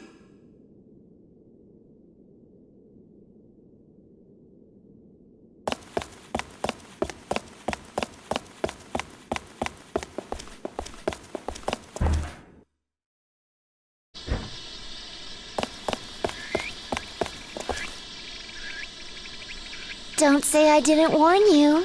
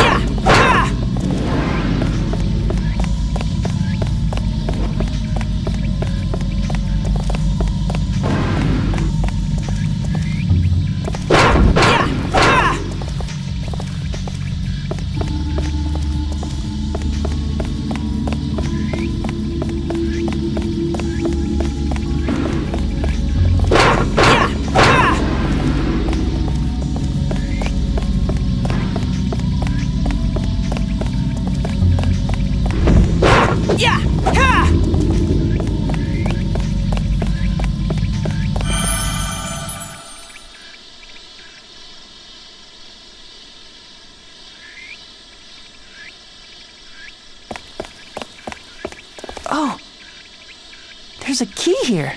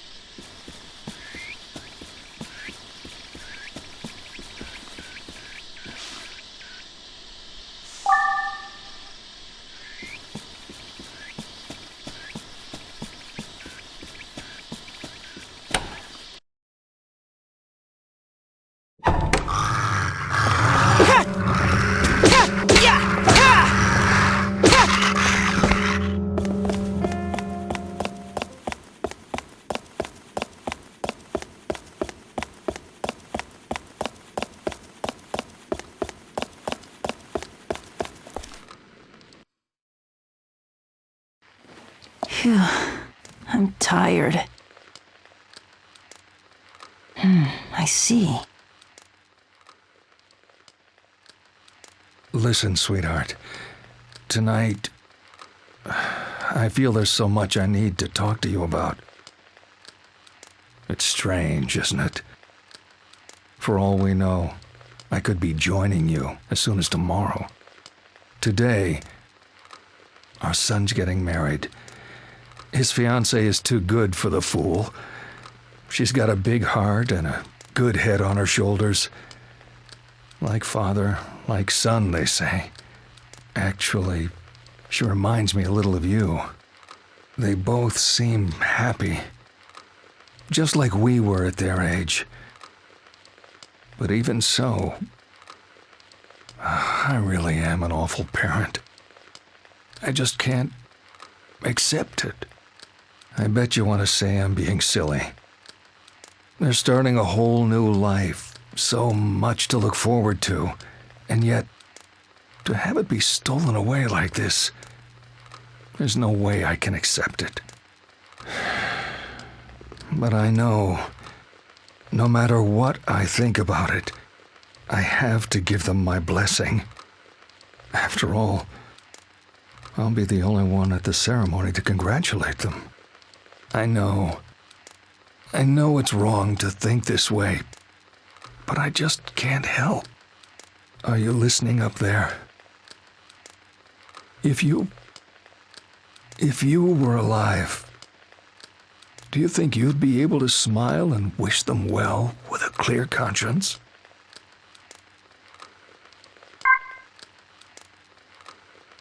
And do you promise to take her in sickness and in health? How's the next part go? Oh, come on already. Do it right, Dad. Cut me some slack. I'm not even a priest. I've never done this before. It's no use. Let's start over from the top. Don't worry about it. How about we make it simpler? This is our ceremony. We'll do it the way we want it. She's got a point. Ready, Dad? I promise to love her for the rest of my life. And I promise the same. All right then. In that case, I can kiss the bride, remember? I was going to say that. Her smile was so sweet. I found myself grinning back. I never realized how easy smiling could be. The happiness I'm feeling this very moment makes all of tomorrow's fears trivial in comparison. Whatever happens in the future, I'll always have this moment. All I want to do now, from the bottom of my heart, is share this happiness with my son and new daughter. Even if the inevitable end is not that far off. Thanks, Dad. Yes, thank you, Father. Congratulations to both of you.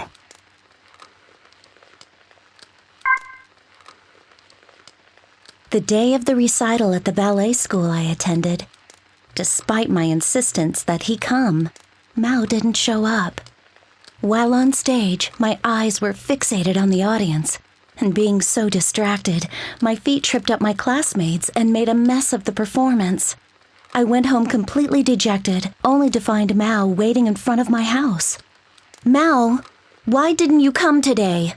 I demanded as I ran up the steps to him.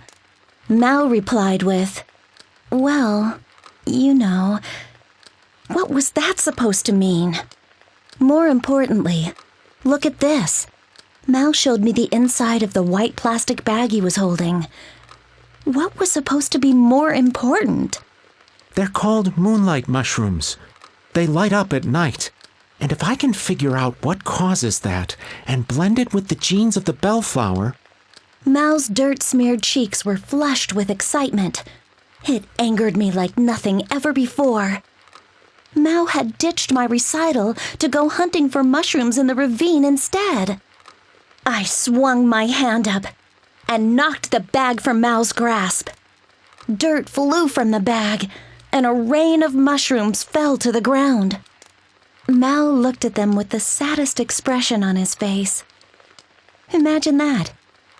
Mao was more worried about some mushrooms than about me. He could marry them for all I cared.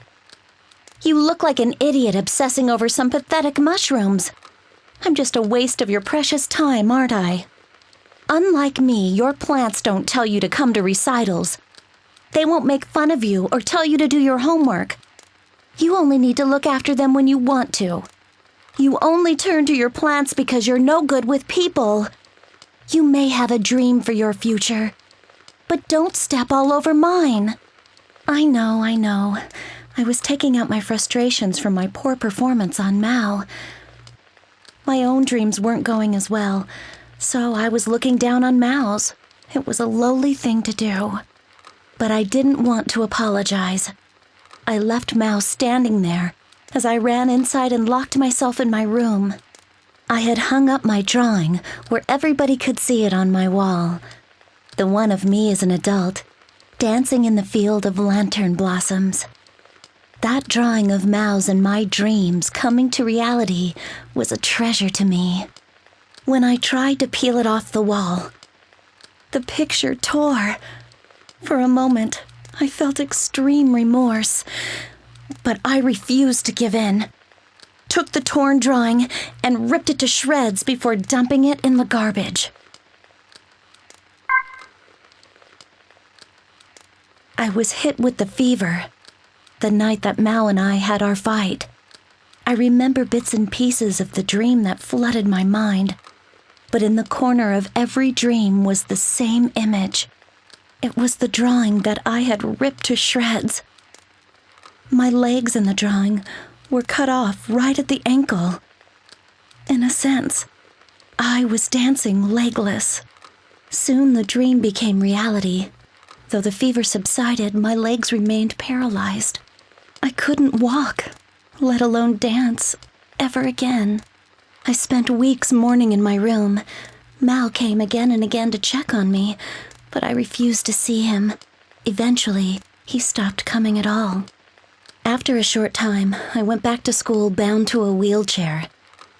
My line of sight was so low to the ground, it felt like I'd reverted back to a little kid. Everything I saw looked different from before. The school buildings were like gray giants that threatened to crush me. My friends were kind to me, but it felt like they were all looking down on me and sneering. I rarely lifted my head anymore. Even when I ran into Mao at school, I didn't make eye contact with him. My sickness robbed me of everything. My dream of becoming a ballerina, my smile that people used to say brightened the room, even Mao.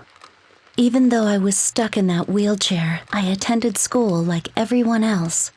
With my unyielding nature, I strived hard in my studies, ate my meals with gusto, and led in my student council duties. Finally, my old smile returned, and I found a new dream. I decided I'd aim to be a world-class sports photographer. Figuring that my wheelchair couldn't stop me from taking photos, my father had bought me a camera. Of all the things I lost with my sickness, there was only one thing I couldn't get back. After that day, Mao and I remained strangers. The anger and hurt I felt from him were long gone, and yet there was less and less chance for conversation like before. I would often watch Mao tending to the flowers in the school garden from my perch at the window. After all this time, it was only now that I truly understood him. It's odd how rather than when we were close, it was by watching him from afar like this that I came to know him better. Plants are far more delicate than I used to think. If you're the least bit irresponsible and neglect their care even a little, they take a quick turn for the worse. And because they can't speak for themselves, you have to sit for hours to watch and read what they need. Do they have enough water? Good fertilizer? Any signs of sickness? Are they thriving? Mao was ever patient as he looked after his plants. If there was a sickly-looking sprout, he'd change its soil, set a splint for it, and even stay late into the night to watch over it. He'd crouch in front of the flowers that had been trampled on by thoughtless students and mull over them for hours. While the other students were laughing it up and having a good time, only Mao would have his ear tilted to the silent voices of the flowers that nobody cared to listen to.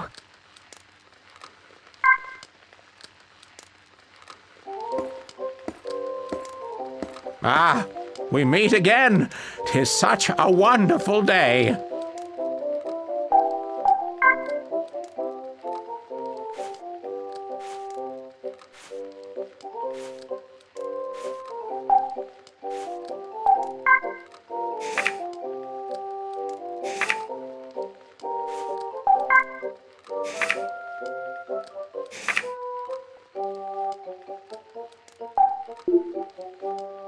I look forward to our next meeting.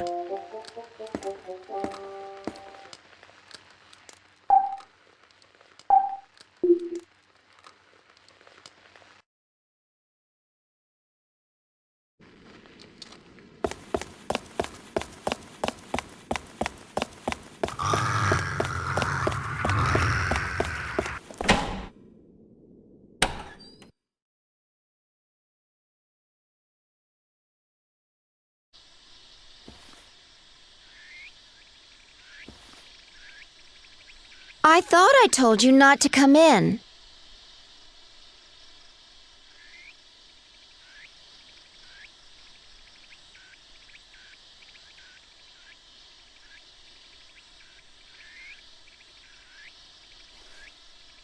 I don't get it. Does this mean you're dead? Ah, give me a break. Why is it that you're able to see me? Well, I had no idea there was anyone left out there in the world. Persistent little guy, aren't you? Anyway, listen, my name is Sai, and you are? My name's Seto. Seto, huh? Where'd you get that? Well, Grandpa gave it to me. Your grandfather? So he survived? How strange. But I guess if he's already an old man now, a lot of time must have passed. Tell me, how's the old man doing? Still active? He's passed away. Oh.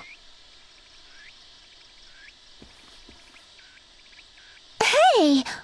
What do you think you're doing? Don't worry, I was just trying to do you a favor. Your body looks so cold.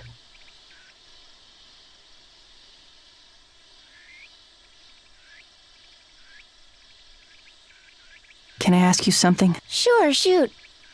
You see, I'm looking for this girl I saw with silver hair. Have you seen her? Don't ask me. You want a girl? Find her for yourself. You're a guy, aren't you?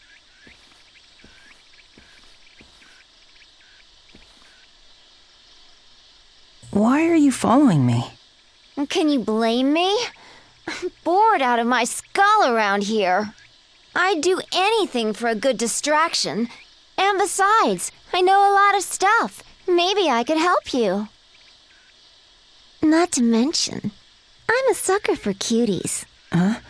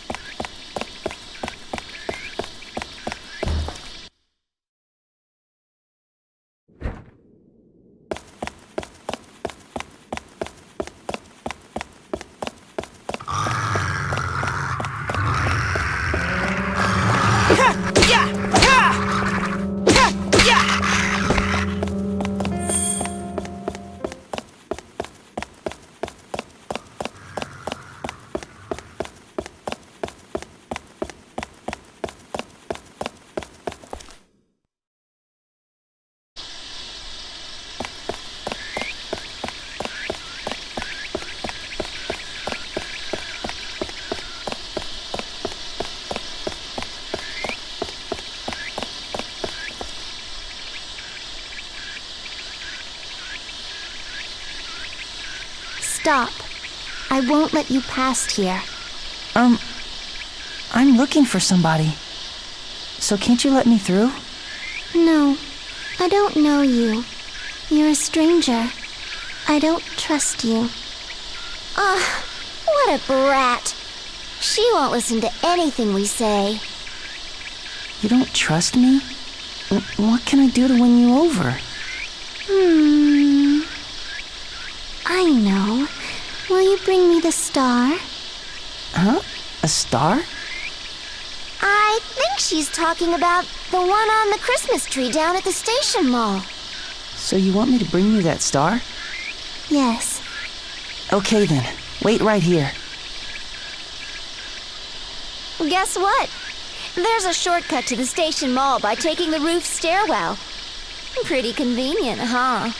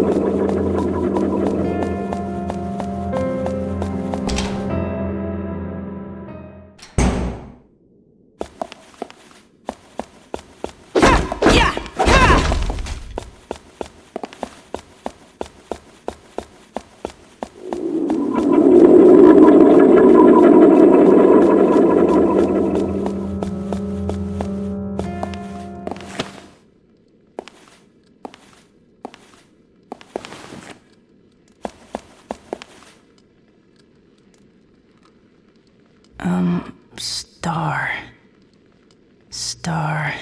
Where could it be? I don't see it anywhere. It looks like only the star is missing. Hey! What's that?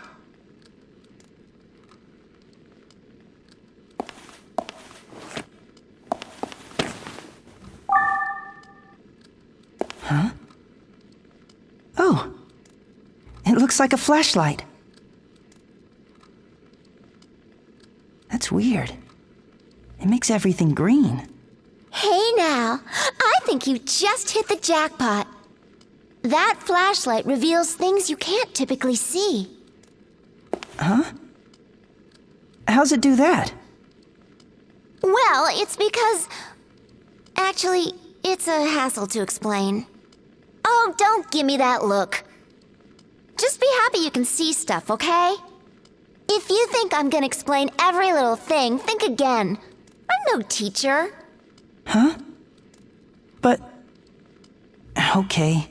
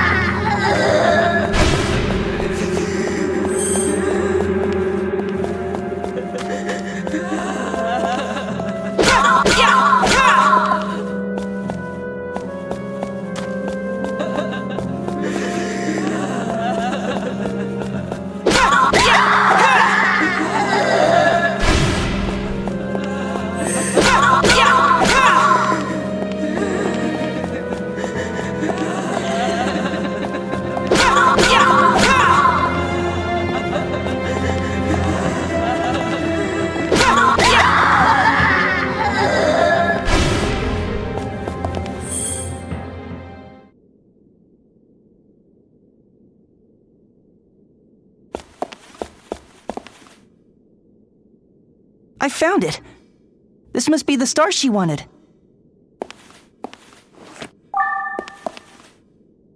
What'd she want this for anyway? I just don't get what's going on in that little girl's head. And for being so young, she sure is acting like an old hag if you ask me. I thought all girls liked shiny things. Well, they don't do it for me. Rather than having some things, it's more important to have somebody. What are you staring at? We got the star. Now let's head back.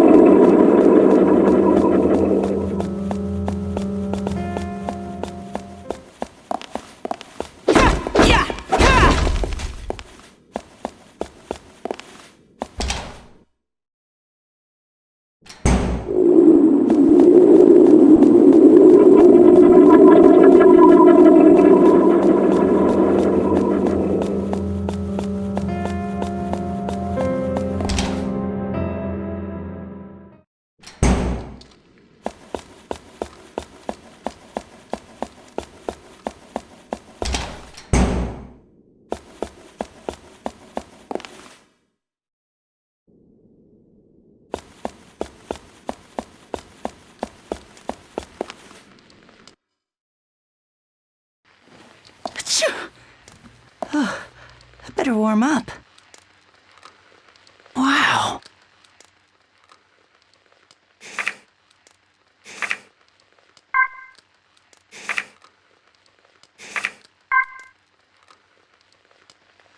Now that I think about it, even though I wanted to change myself, somewhere inside, I was convinced these days would go on forever. Now my time's up. What can I possibly do with so little time left? For now, though, I guess I'll apologize to my boss.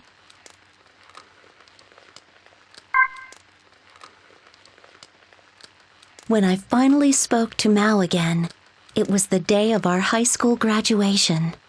I heard from our homeroom teacher that Mao was going to college in some far-off city.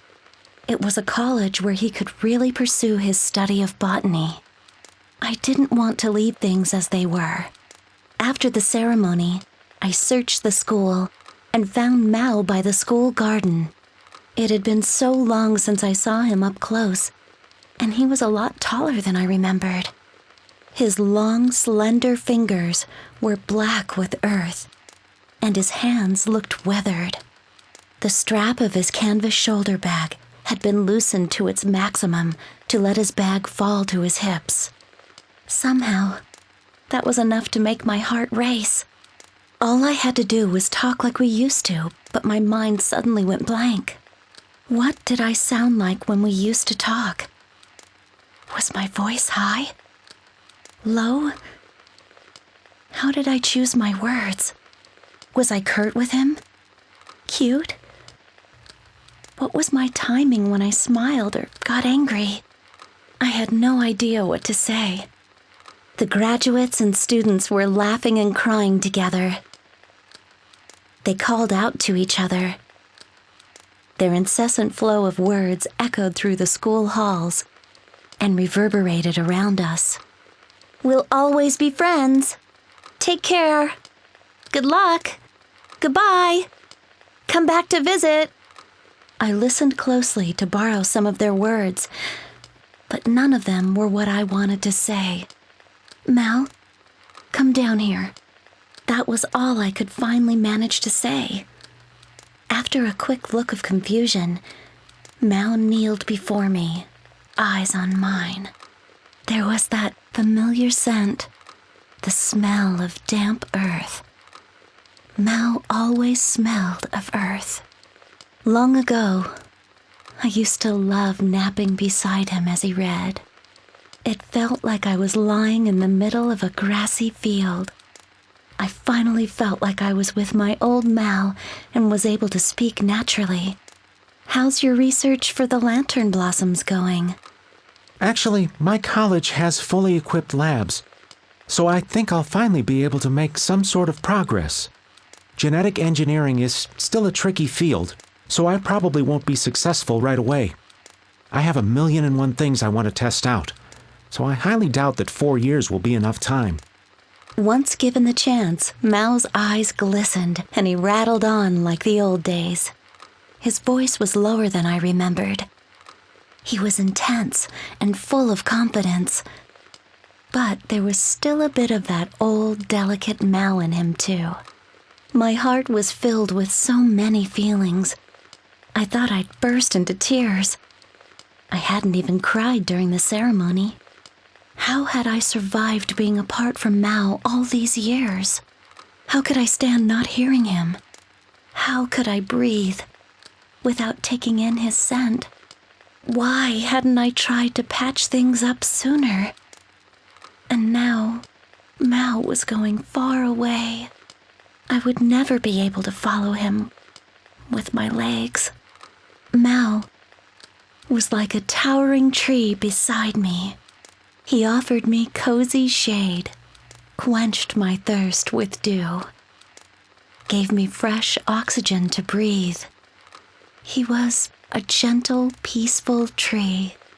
Mao, we'll always be friends, right? Yeah. Take care where you're going. Yeah. Good luck. Yeah. Goodbye. come and visit me sometime? Yeah. I'm still studying photography. And I've even landed some gigs. I clicked the shutter, blown away by the force and breath and energy of the athletes.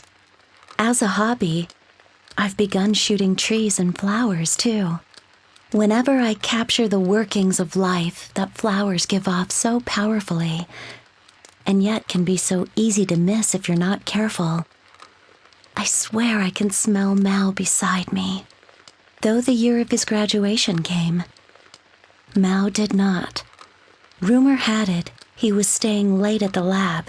He was so preoccupied, he'd probably forgotten all about me. I knew deep down in my heart, he never had any intention of keeping his promise to see me again.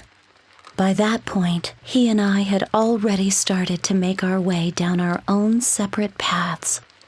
I had left my tree called Mal and was already breathing on my own. I'd come to the realization that our dreams no longer fit on a one-page drawing the way they used to. Where did you come from? Where are you going? I'm sure you come from someplace I don't know. Going someplace I can't follow. If during your journey you happen to encounter a lantern blossom, I want you to take a moment. Stop and think about the botanist who created it. I'm sure it will have been a young man named Mao. I believe that someday he'll become the most amazing botanist ever.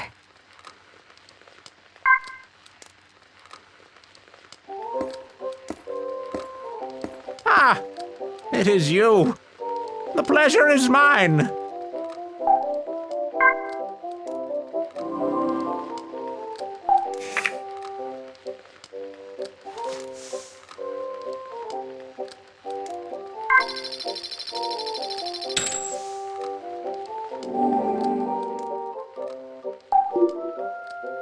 I look forward to our next meeting.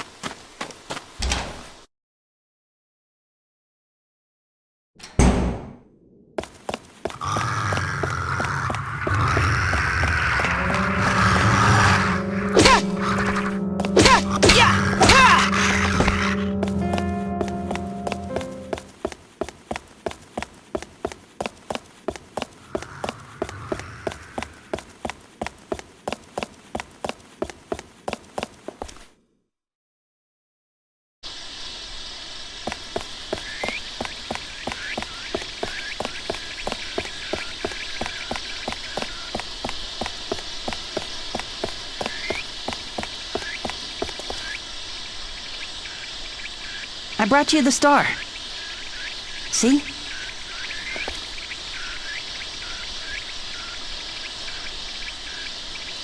Liar. You couldn't get it. It's too high up to reach. There's no way you could have gotten it. You're wrong. I was with him when he got it. Yeah. It wasn't at the top of the tree.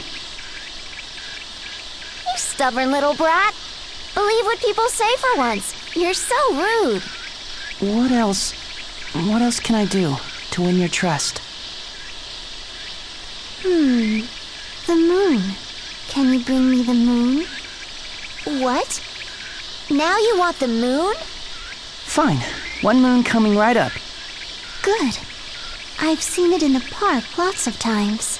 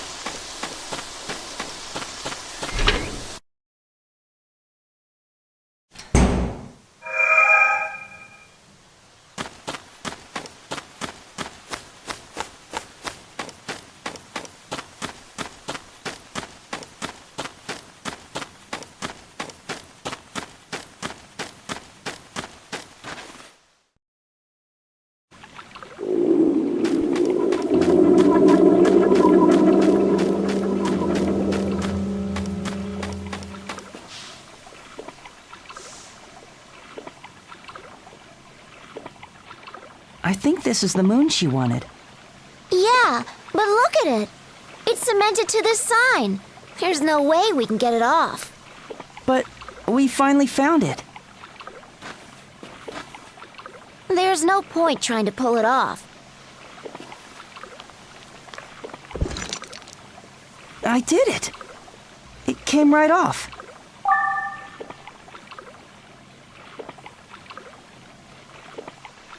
Huh.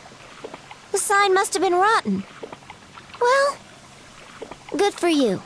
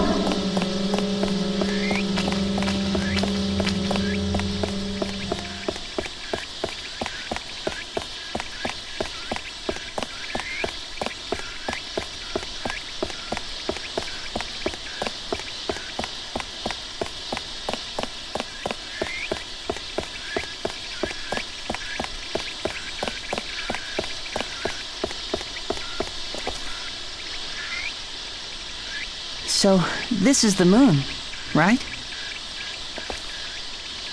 No, you're a liar.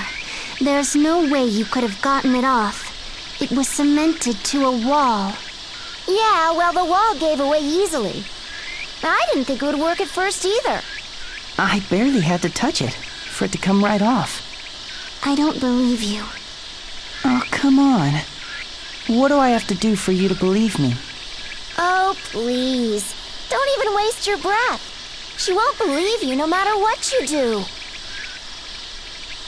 Well, my ring. Could you get back the ring I lost? She'll just pull this all over again. Let's forget about it. What? You want me to find it? Uh-huh. What's it look like?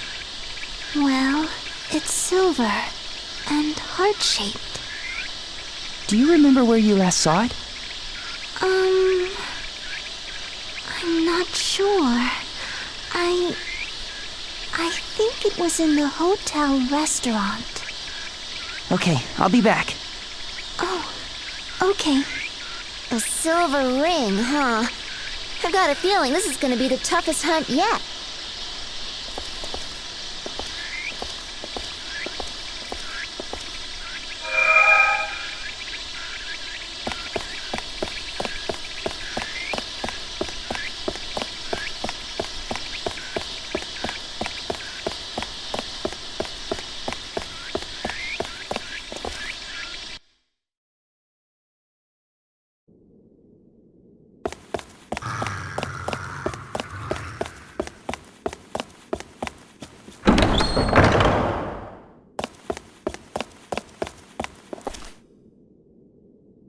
Tree is moving. How weird. What an understatement. I wish weird was all it was. That thing's evil to the core. Evil? Watch out! It spotted us!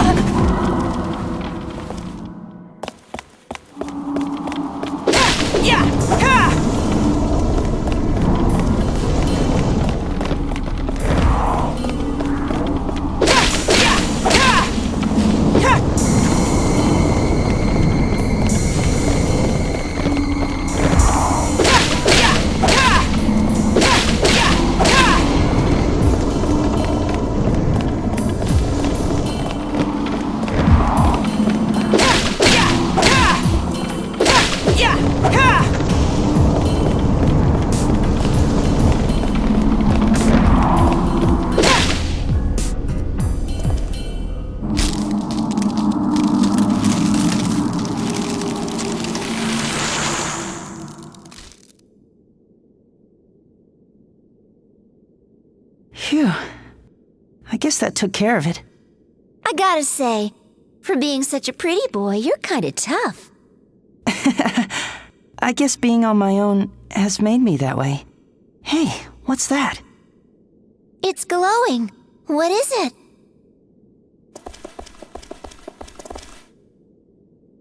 Is it her silver ring?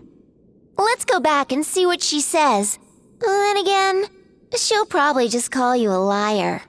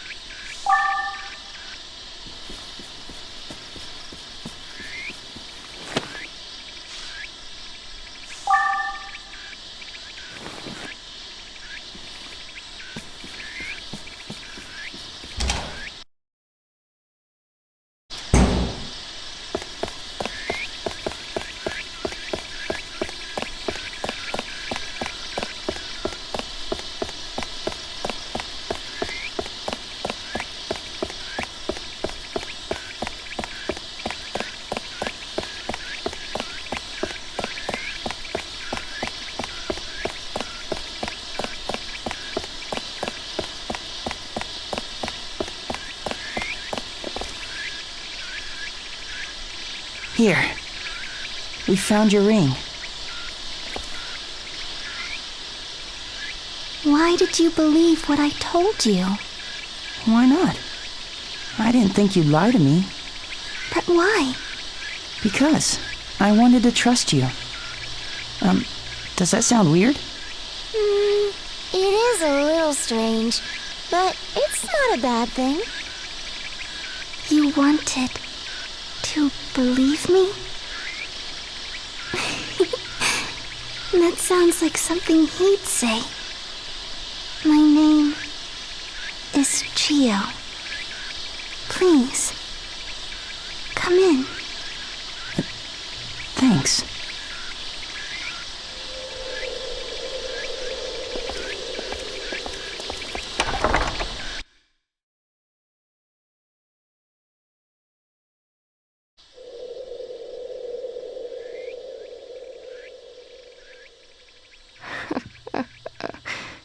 You found my ring for me.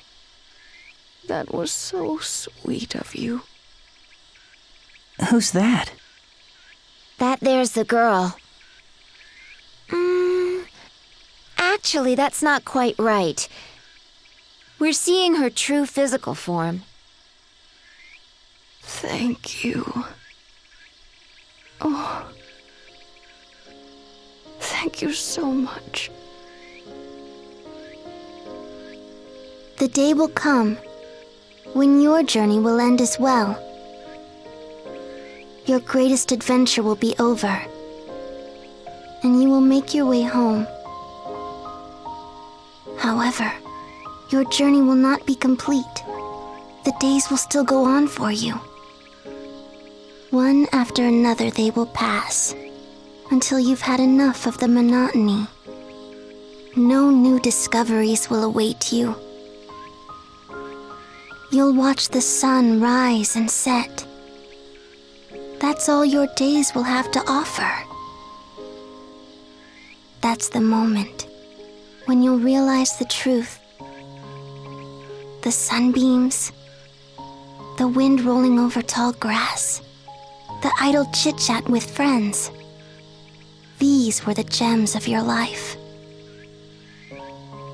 Then your heart will be carried off by the gentle, caressing breeze, and it will sparkle like a jewel, fade, and grow cold. Seeing this ring again, it brings back such a flood of memories for me. I see his smiling face that I loved so much. I see his fingers, long and rough, yet beautiful at the same time. Oh, how I missed this ring. I missed it so much. And yes, I know, I don't have much time left. But for you, I'm sure there are many tomorrows still waiting. So, you must go on your way. You must live your life. Until you breathe your last breath. Live life to the fullest. That. Over there. What is it? Something on the nightstand? This brooch was fashioned after my hair clips. I don't have anything of practical use to give. But I do hope you'll take this along with you. It's beautiful. Of course I'll take it. Thank you. Thank you so much, dear, for returning my ring to me. And also thank you for believing what I told you. Thank you. From the bottom of my heart.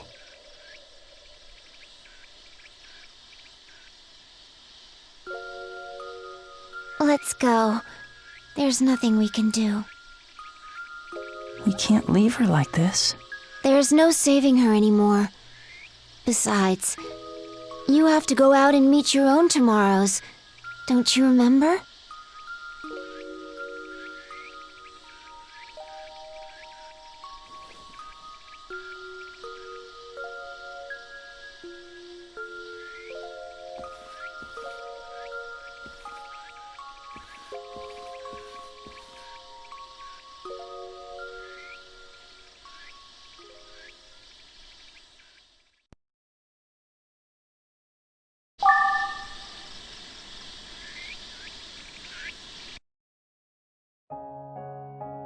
In the eyes of an old man lives a rascal of a boy. Behind sunken, mistrusting eyes lies a frightened little girl. During the many years of life, we feel anger, bitterness, and fear. And yet, even when betrayed, part of us wants to trust again. Just as we believe in ourselves, we want to believe in others, no matter who takes the first step. I will believe in them. And I believe that they will make the choice to believe in me too.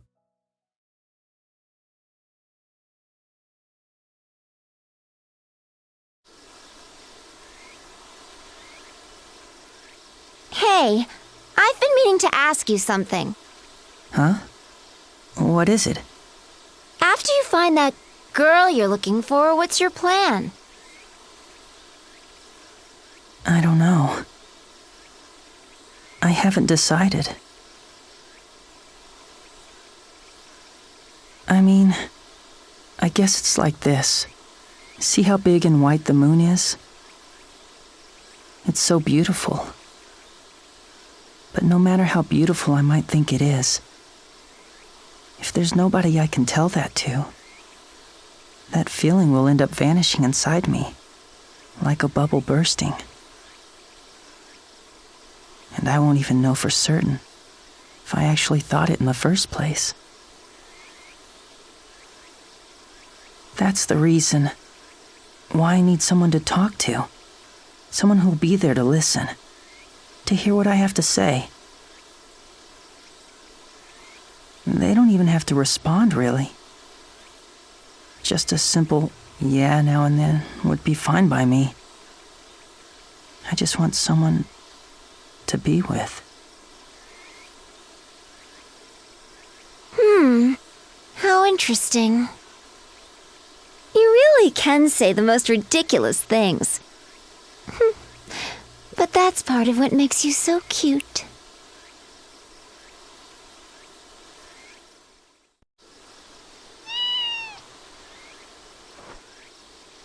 Huh, it's unusual to see a cat here.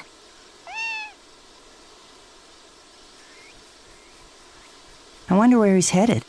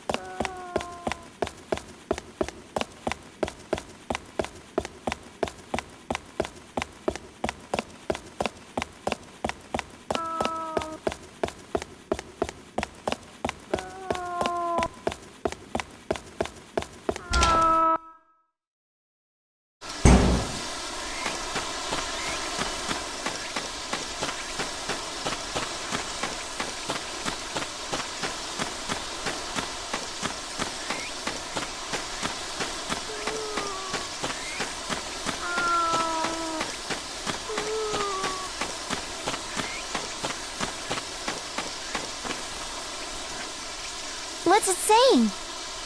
Maybe there's something inside. Figures. It's probably looking for dinner.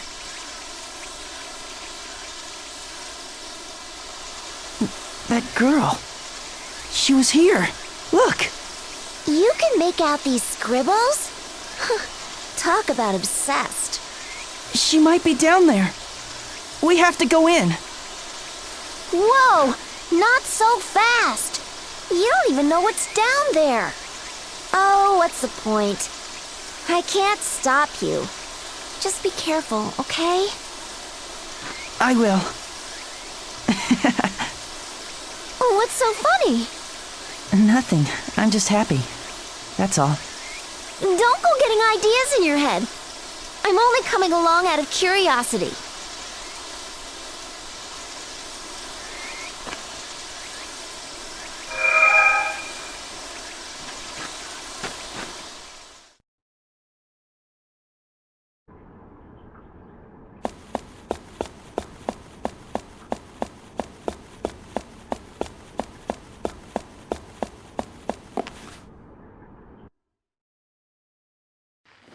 Man, I'm getting sleepy.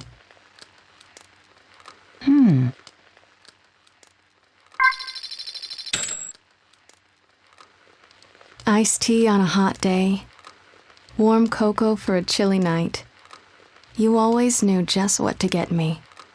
If you could pour a cup of my feelings, would you bring them to where I desire?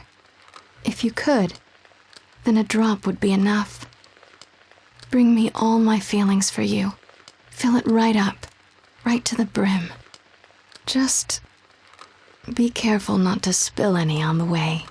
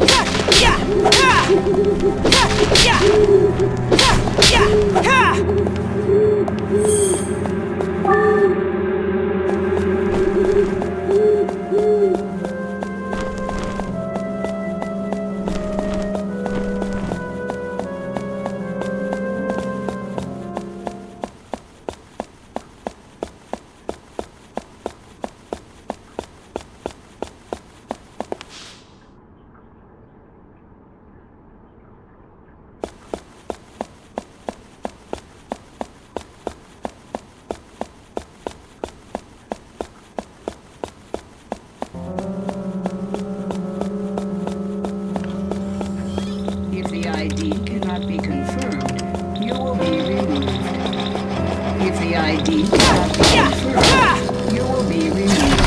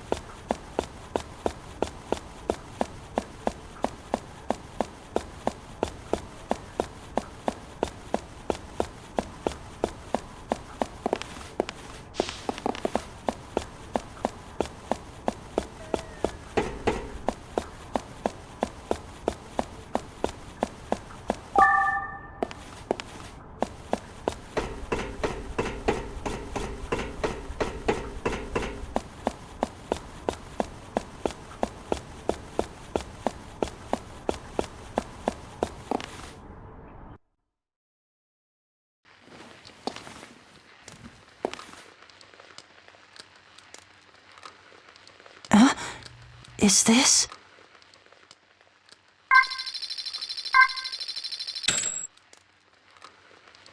I looked upon those 7 girls, no longer breathing. I recalled the word deathbed. In that bright white alley, they lay there lifeless. I didn't think to explore the cause behind it. Death cannot be overturned or reversed. It stays right where it is. It doesn't go anywhere. The only reason I spilled tears was because of the wretched shape I was in. I had no memory of being loved, especially not at first glance. The day they were welcomed into their homes, they were given heirloom bells. It proved that they were loved, like family. In all my days, I'd never been given a bell, and yet here I was, alive, while these girls, who were supposedly loved unconditionally, were dead. It might have been poison, perhaps even disease. Maybe I too would be whisked off by the cold wind of death. Either way, I was alive. A part of my heart scoffed. Serves you right. Just look at the evidence. You ridiculed me, and I survived. You paid the price of cruelty with your lives.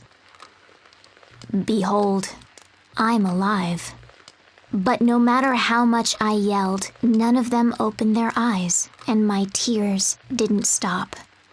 As I picked up one bell after another off the floor, I swore to myself that I wouldn't grieve over them. Not after I'd endured such suffering my whole life. I had the right to mock their life and death. The sound of the bells that were not mine echoed in vain through the air, like the tolling bells of a funeral.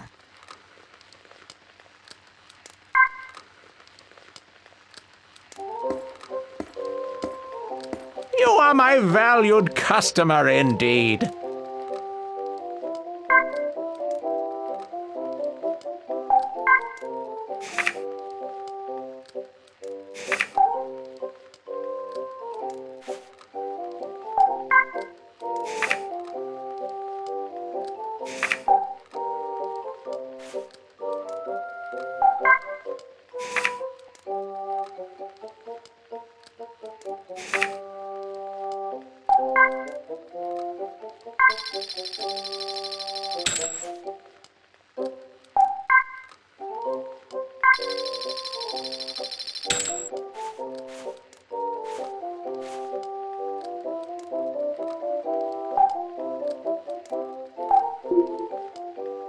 I shall see you again.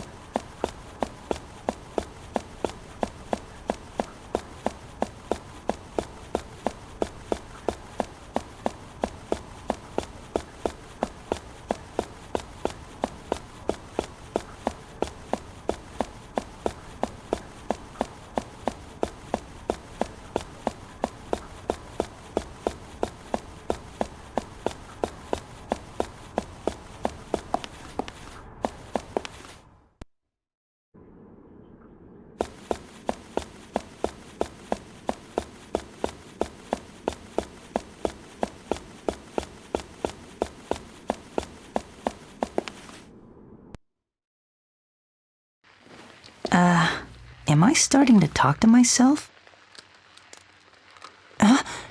Is this?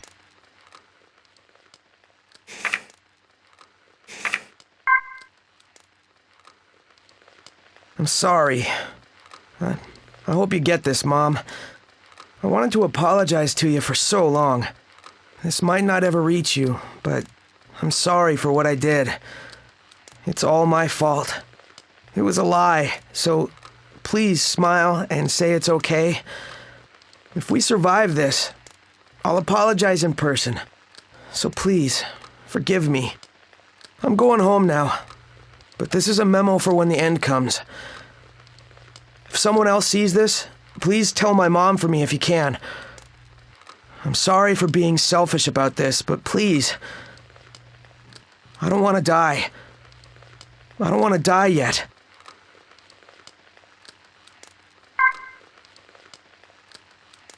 Good evening. Thank you for the many entertaining episodes. I'm truly sad I'll never get to hear your voice again. I loved your show and looked forward to it every week. It always cheered me up. I know you'll never get the chance to read this, but I wanted to send you one last thanks. From your biggest fan, thank you very much.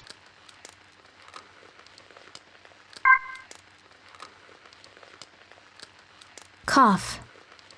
Cough, cough, cough. From beyond the tiny window, fitted into the side of the tiny house, a raspy cough could be heard. There was a tiny bed in the room, where a tiny human child's body lay resting. Honey, you know you have to get some sleep. The scolding came from a tall woman who entered the room. She'd come to put out the lantern as she rubbed the boy's back. No, he replied, shaking his head. I'm not sleeping. Henri might come back home. Oh, sweetie. The mother's face was troubled.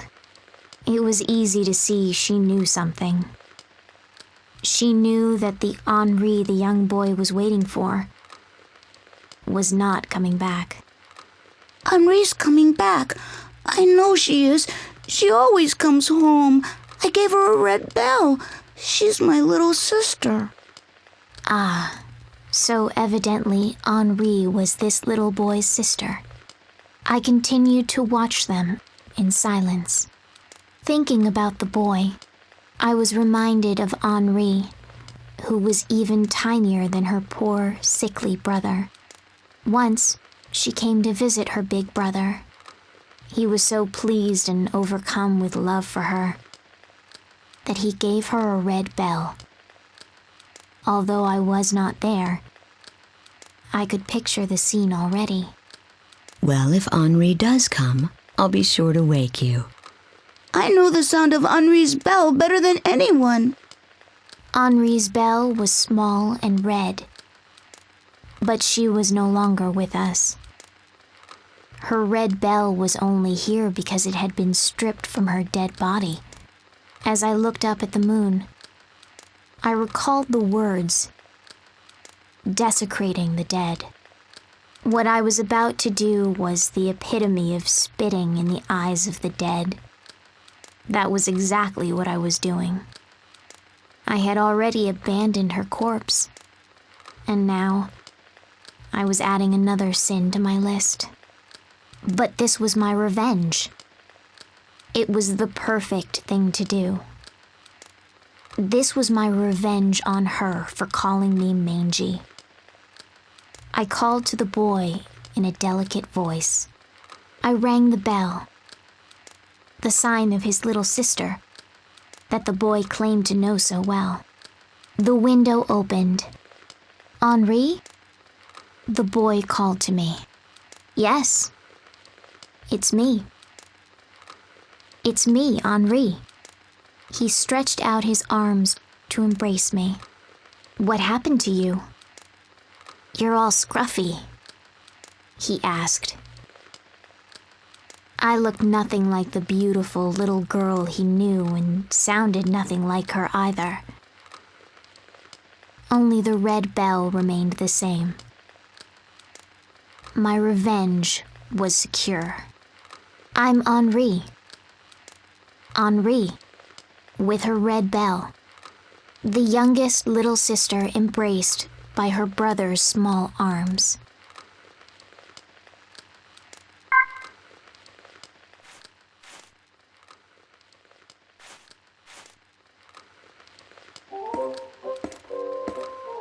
It's an honor to see you. Will you be buying or selling today? Have a nice day!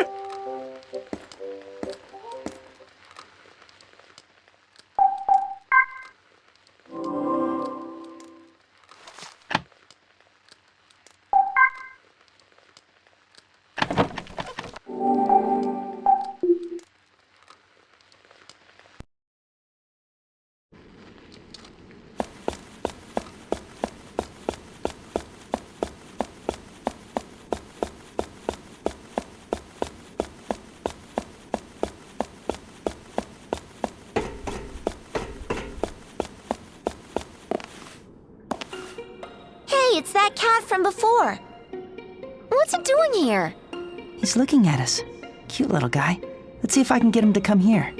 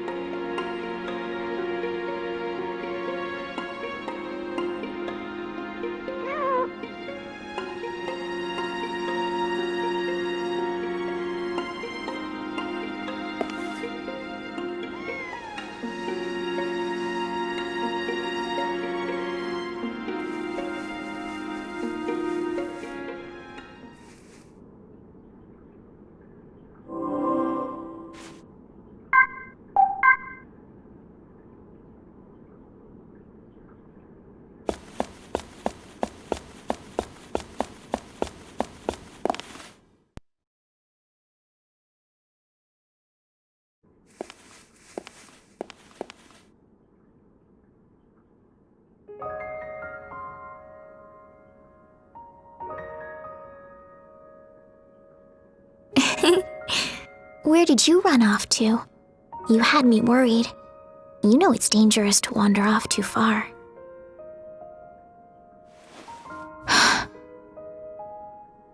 You.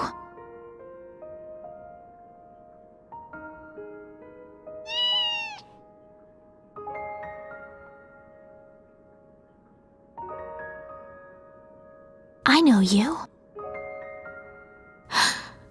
The boy who touched me. It wasn't like that. I only meant to... I know you're not a bad person. I can tell. Because he likes you. That's a relief. And hey, I'm sorry about before. Your name? Your name, please? Oh, my name. My name is Seto. Seto? Yeah. That's a short name. Seto.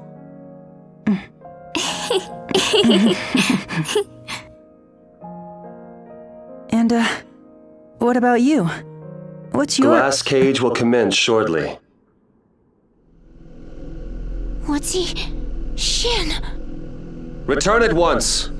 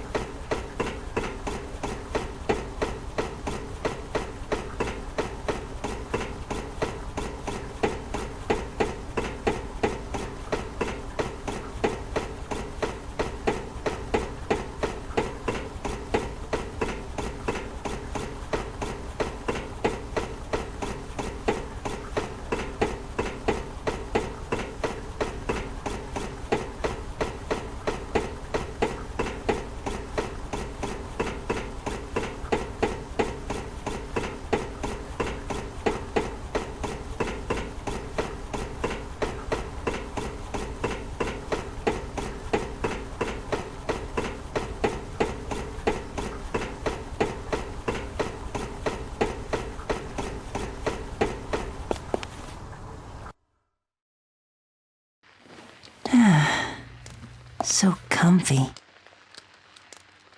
Hey, could this be...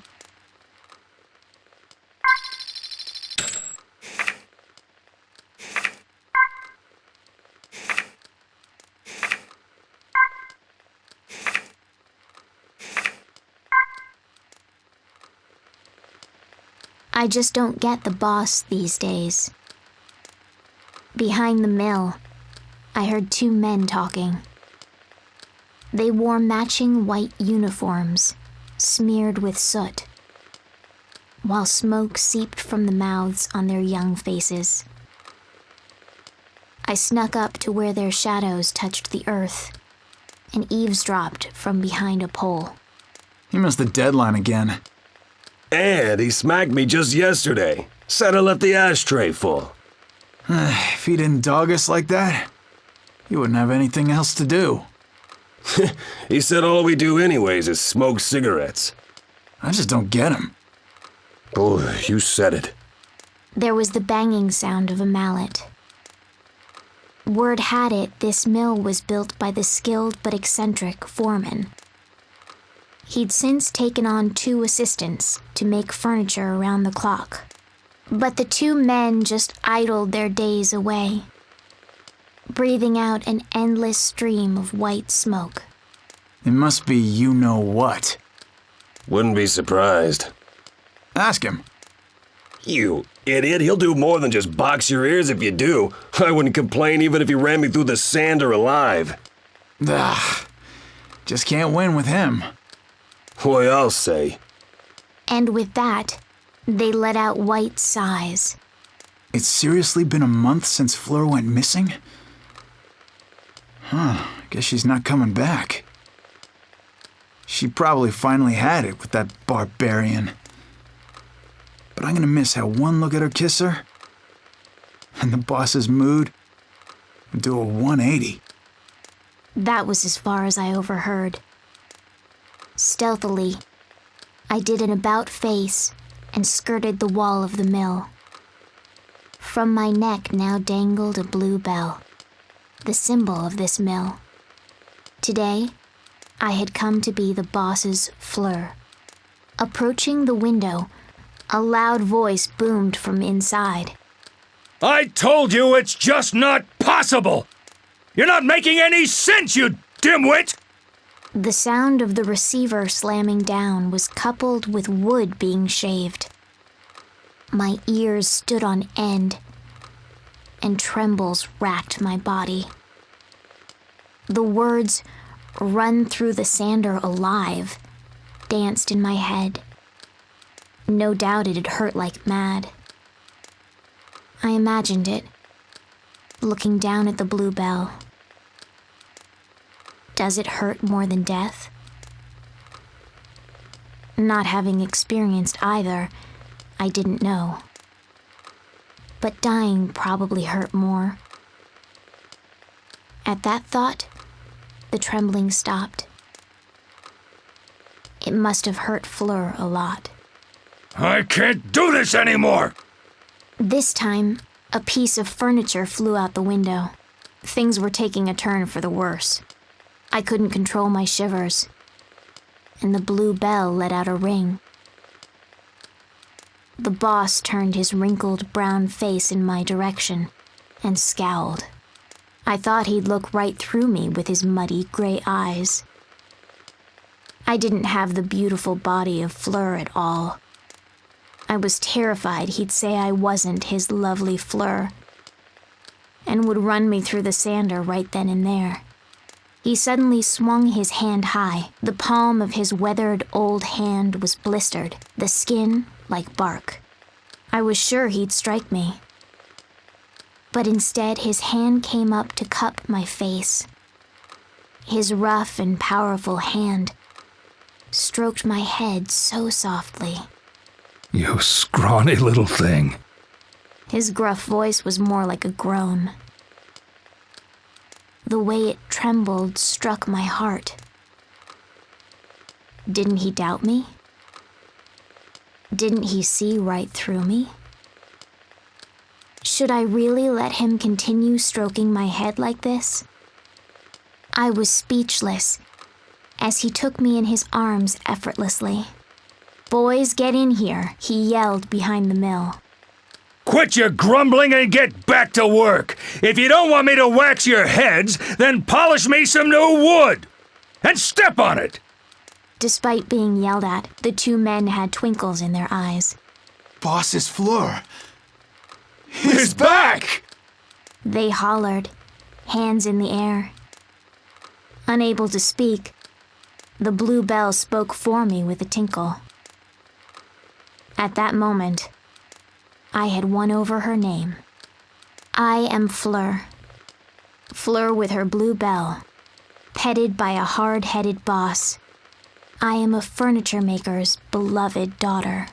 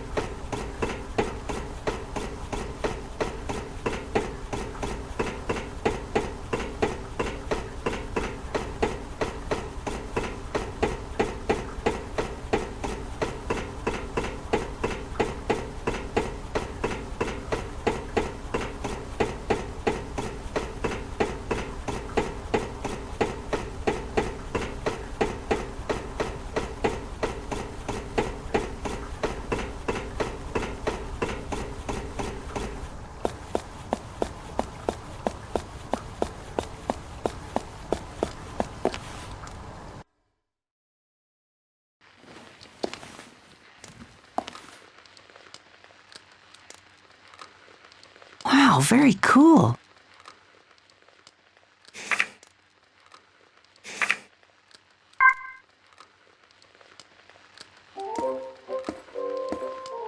You are my valued customer indeed.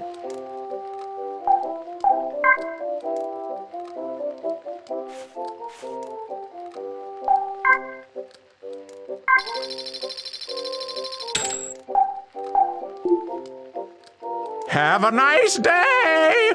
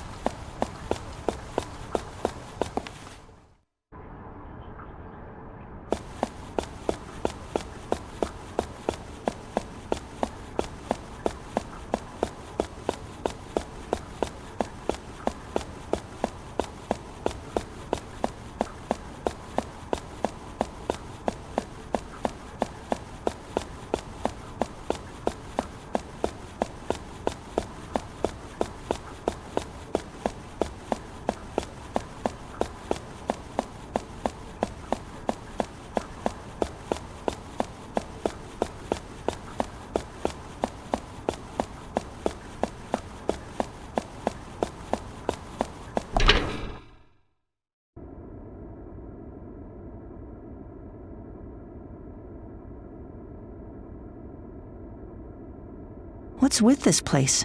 It smells funny. Be careful.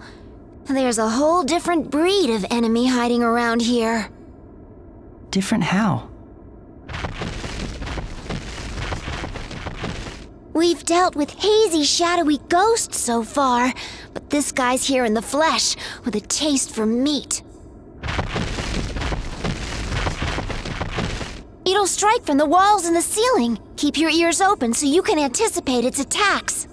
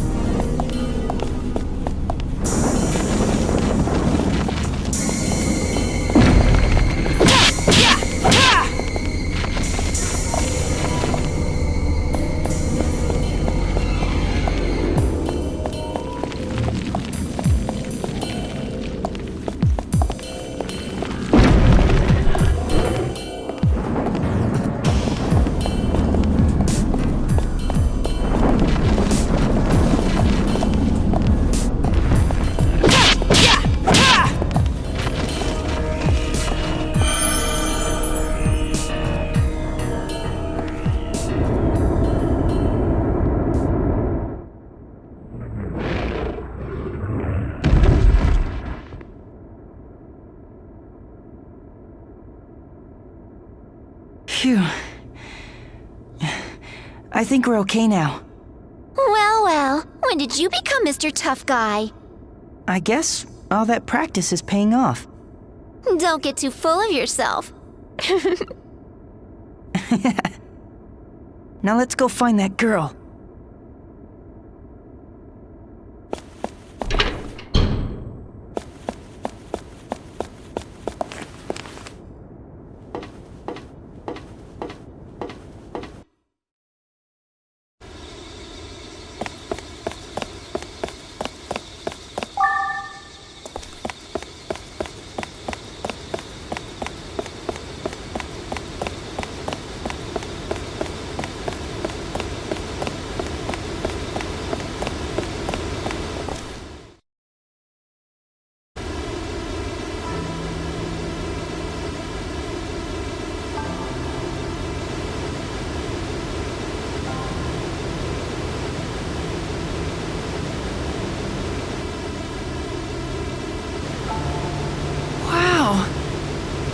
What kind of place is this?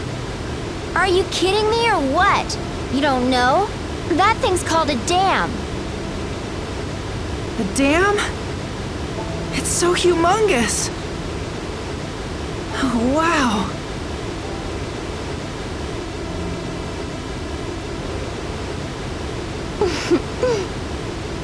Yep, it's one of the larger structures built by man.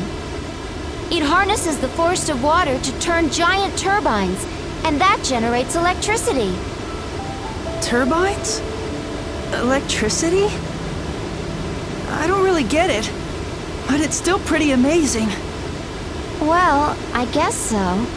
What strikes me is that it's still operational. That's amazing. What? What are you grinning about? Nothing. I was just thinking how happy I am to share the site with somebody.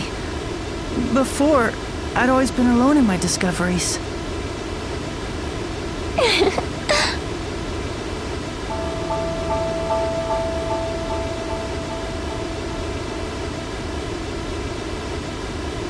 The lights turned on.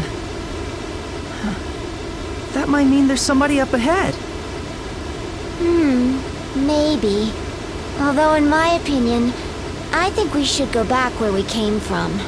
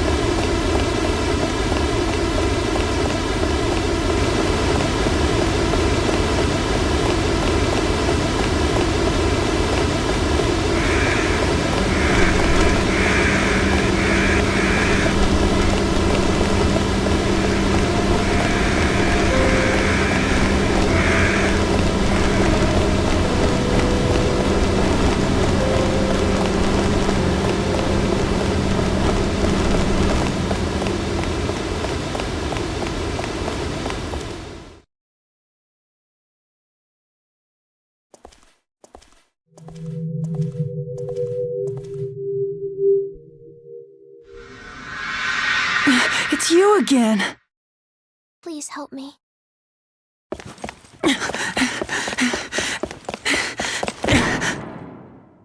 Please help me. What's that? What are you saying? I can't hear you!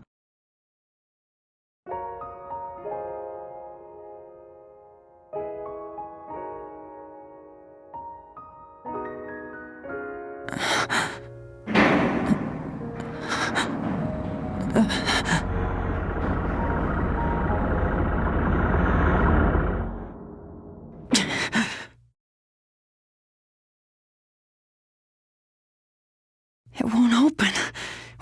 We have to climb down. You can't be serious. Don't tell me you're thinking of taking the ladders down. But she's in trouble, and she's waiting for me down there. Quiet already. Who am I kidding? Once you've made up your mind about something, there's no swaying you. What? Swaying me? You don't have to know the lingo. In any case, the walkways might be really flimsy, so be extra careful, will you? Yeah, I will. You'll be the second death of me, I swear. Uh-huh.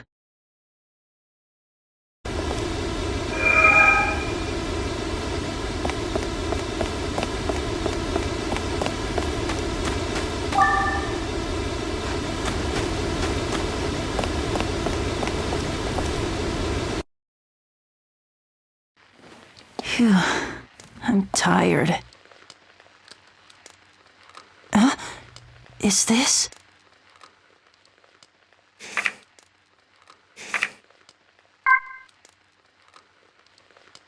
Hey, where are you going? I'm gonna go explore the dam. Huh? But Mom said we can't go out today. What? Why not? I don't know, but something about how now that we can understand each other, we gotta be together as family. You idiot. There's a lot more on your mind that you're not saying. Wait, how come I even know what you're thinking? 'Cause it's like I said, this is something big. Well, I don't get it. Either way, I'm going. But wait! Don't tell me you want to come with me. I do. I'll be honest with you. You're stupid and a bother. But today I can tell you're really serious.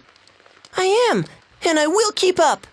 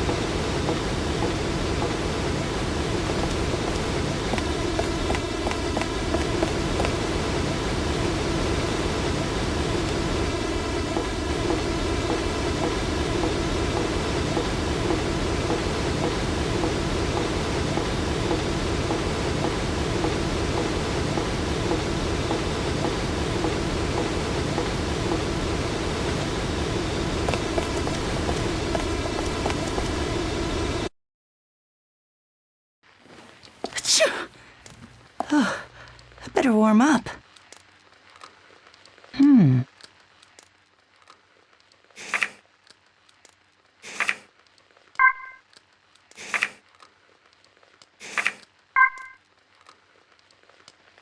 Come on. Hurry up or I'm leaving you behind. Sorry. What are you scribbling there? It's a map.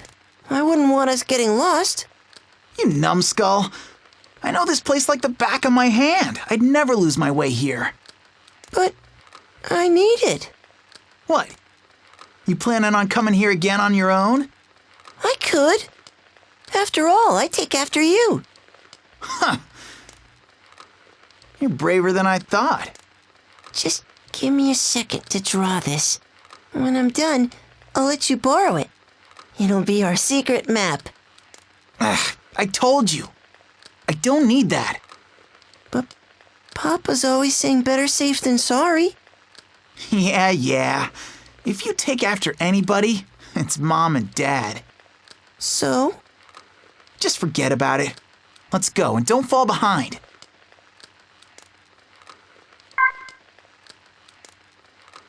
Wow. What'd I tell you? Great view, huh? Yeah, it's amazing. I was saving the best for last. Hey, what's the matter? What are you crying about, weirdo? I'm sorry. Quit it. You're making me feel weird too. I don't want this to be the last time. What are you talking about? Mommy told me this is the last time. But I don't want that. I want to come here again with you. What are you babbling about? I get it. So stop crying. Fine, have this. Oh, where did you get this stone? It's so pretty. I found it here. Pretty cool, huh? Let's find more here next time. Next time? Honest? Cross my heart, hope to die. You keep this one so you know what to look for on our next trip. Okay. And don't talk about this being the last time ever again. Okay. But Mom said... I promised we'd come again. And real men don't break their promises. Right. Thanks.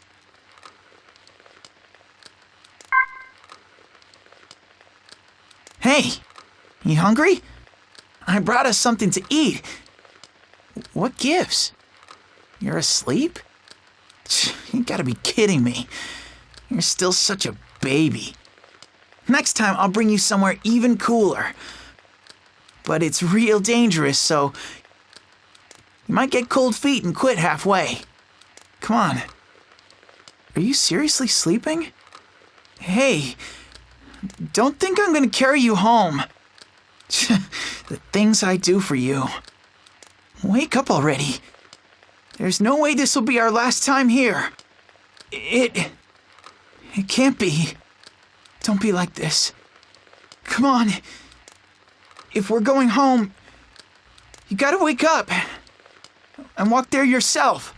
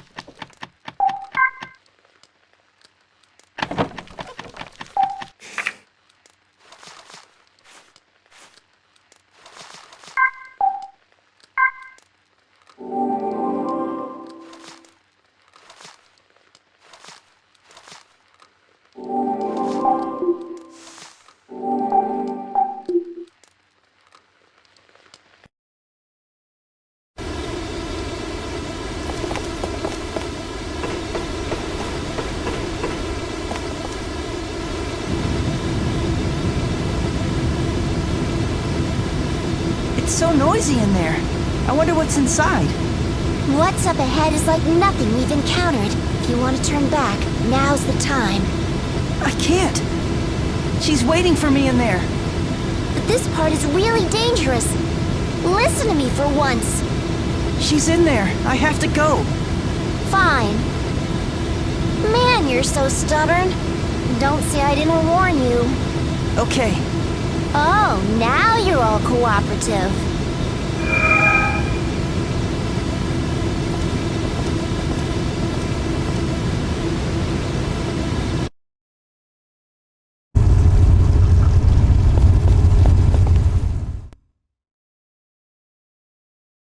Oh, look how shiny and sparkly this one is. What do you think of it, Princess? Princess, I found this on a beach far to the north. The ocean sparkled just like this stone. See how lovely? Pink and precious. Please wake up, Princess. He isn't human, is he? Princess, look at this! If you peer into this blue vial, you'll get a sparkly treat for your eyes. Please smile for me like you used to, Princess. It looks like that girl in the crib has been dead for a long time.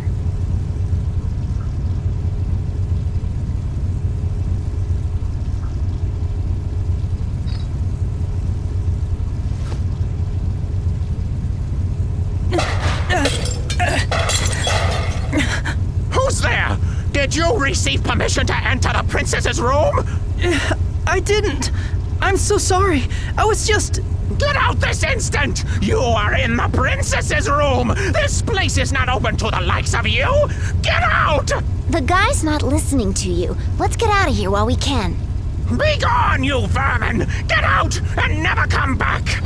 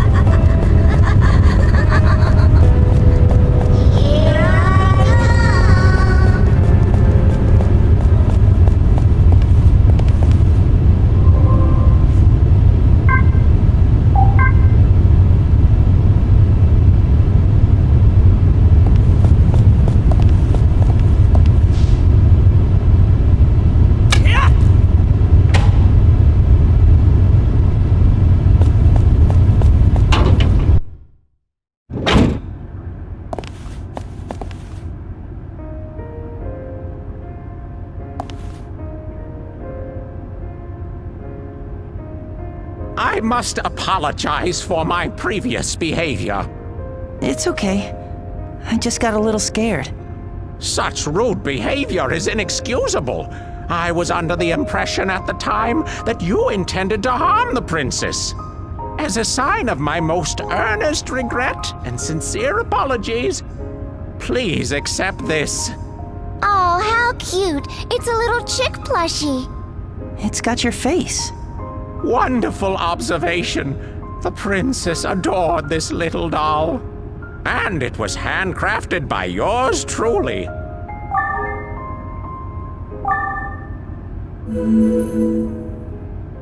Thank you very much. As you have undoubtedly witnessed, I have been in the service of the princess for many years now. One day, she suddenly failed to wake up. Since then, I've collected rarities from across the land in hopes of rousing her. When she wakes from her slumber, she can smile at me again, like she always used to. Your princess...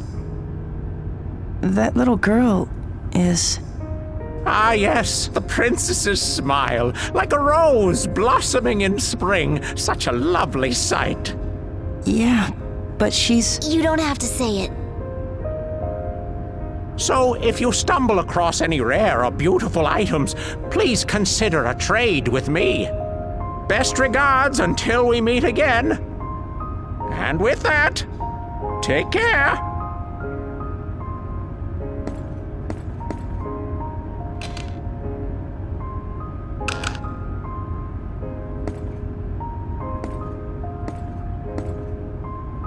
But that little girl is... I know. But sometimes not telling the truth is the best thing you can do. Maybe. Death is something only humans perceive, after all.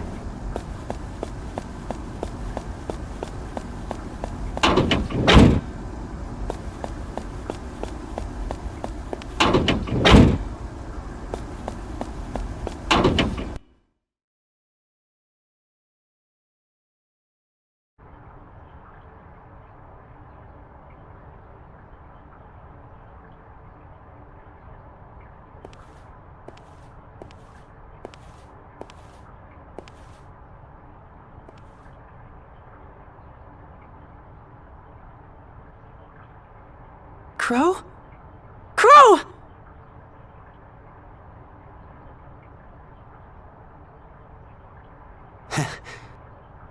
Nice job recognizing me. Good thing, too.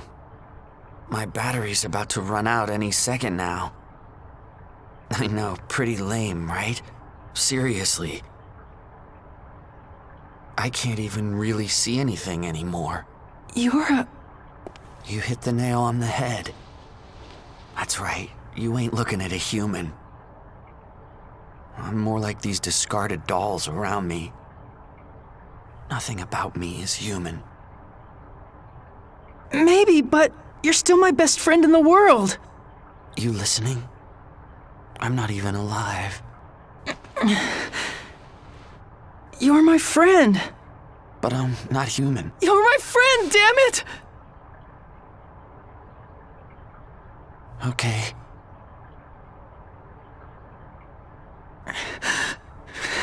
I'm your friend. Come on, don't cry now. Okay. It's sort of funny. I'm almost jealous that you're able to cry. But really, it's enough already.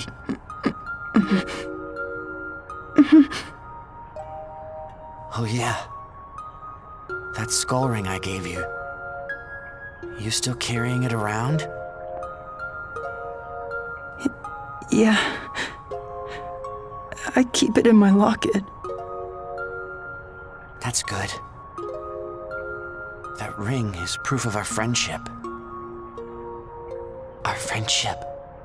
You know, you're the first real friend I ever had. You are my #1 friend. My best friend. My best friend. My best friend. My best friend.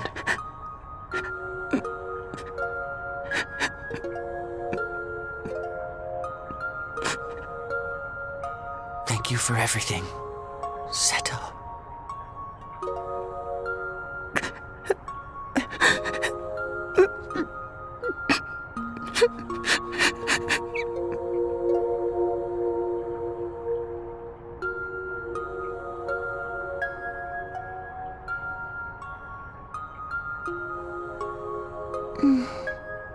Come on, he shut down. You're wrong. He died.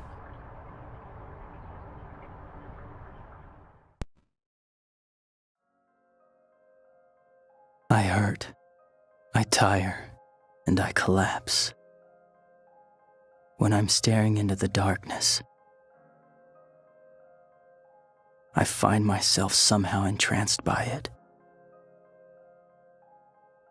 Suddenly, I hear laughter. Fearless, mean, and yet kind. It calls to me.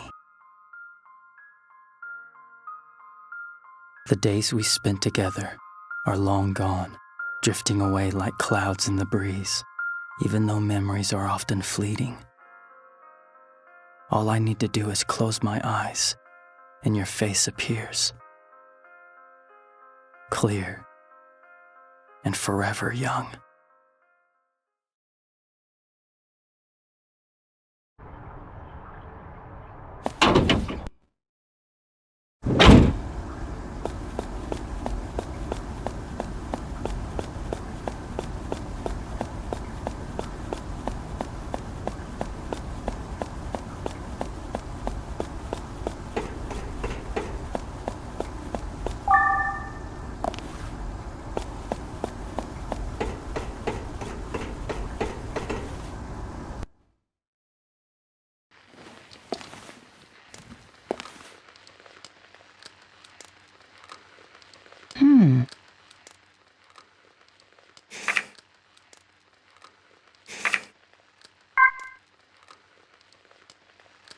Oh, why won't he come home?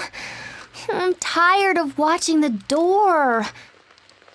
He'd usually make me some food and we'd eat together by now.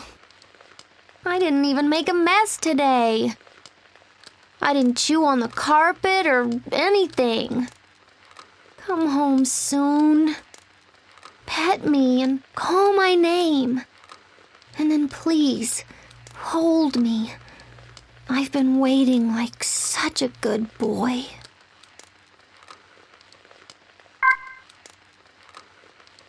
I can't die yet. There's so much I want to say to you, I have to get home. I promised I'd come home safe to see your smiling face. But now that might never be possible. So at least, could I get one more shot? One more chance to make amends? One more chance to see you, so I can say, I'm sorry.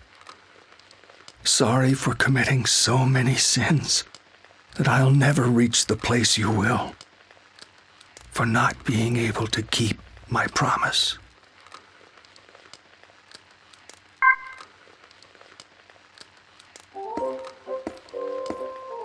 Fancy meeting you here. A splendid surprise.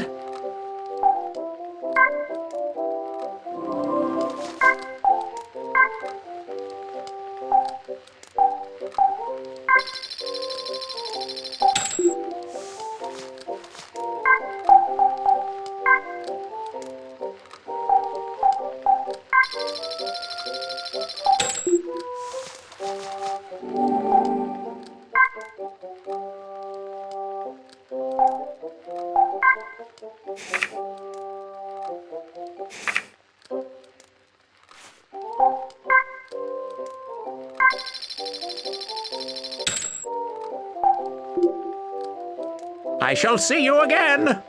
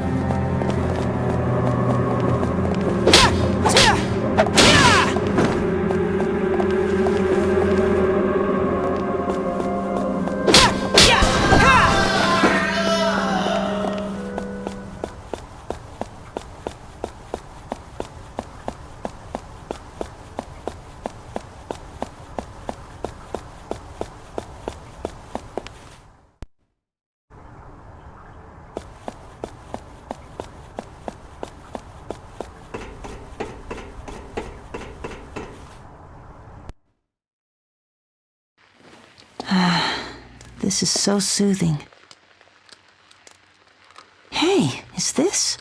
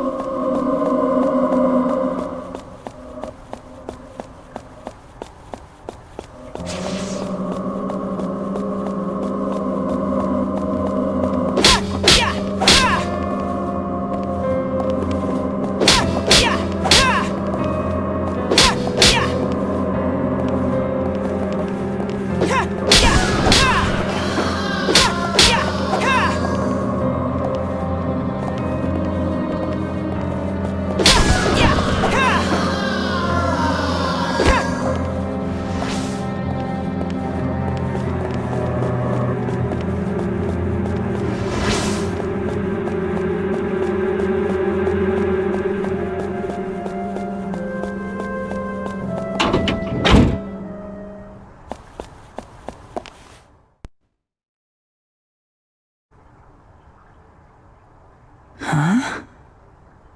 What is this thing? I'm not sure. It looks like a two-way radio. I wonder if it works. This must be the switch. Hey, I hear something. You have to turn the dial. That'll tune the radio into different frequencies. But I seriously doubt there's anyone out there to respond to the call. Let's see. Here's the dial.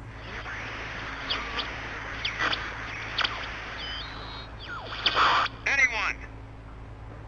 Is anyone there?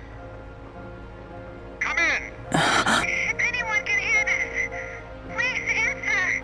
Can anybody hear me? Is anybody there? Hello? Anyone at all? If you can hear...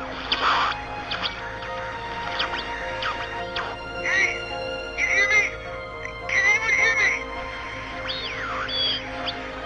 Has to be there. Please respond. Please, someone answer me.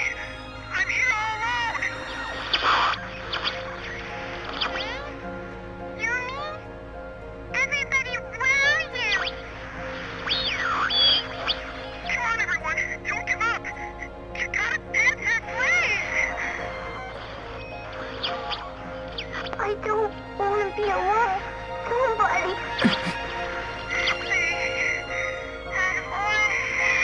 Can you hear me? Hey, can you hear me?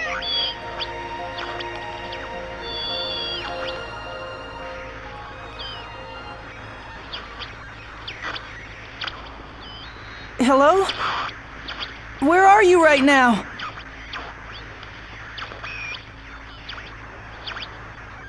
Hey, I'm right here. I promise you, I'll come see you very soon. Good. I'll be waiting. I'm always waiting.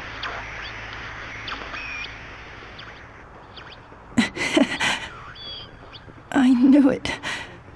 I knew that I couldn't possibly be the only one left in the world.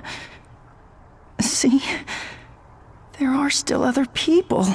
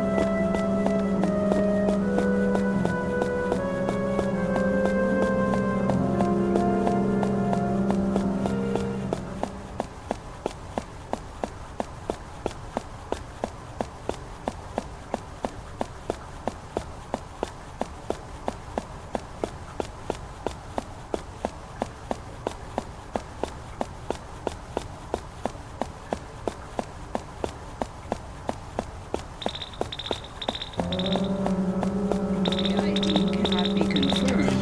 You will be removed. If the ID cannot be confirmed, you will be removed.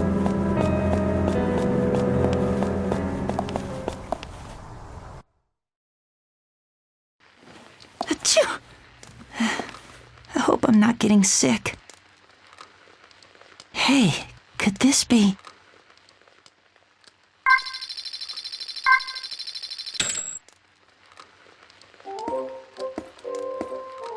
Fancy meeting you here. A splendid surprise.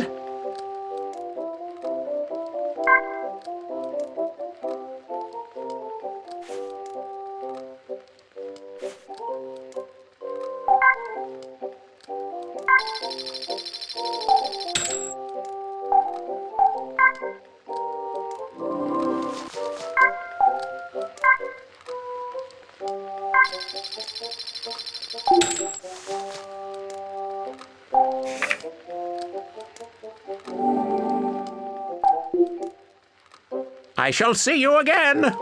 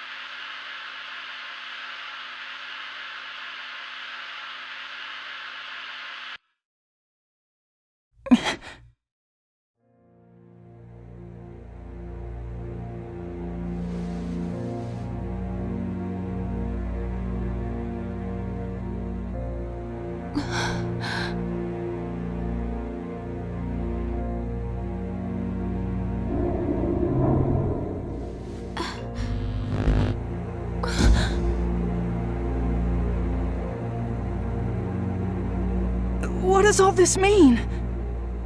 It means he's finally ready to begin. Follow me.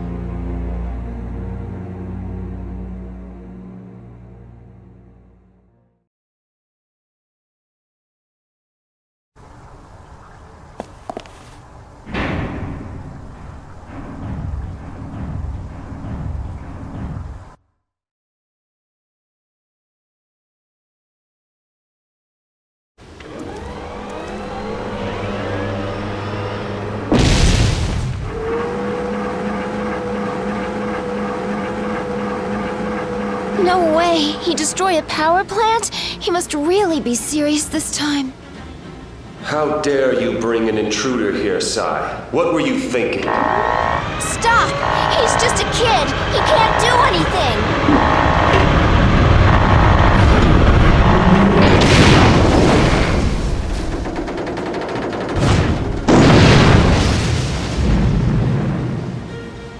Any threat to the project must be eliminated.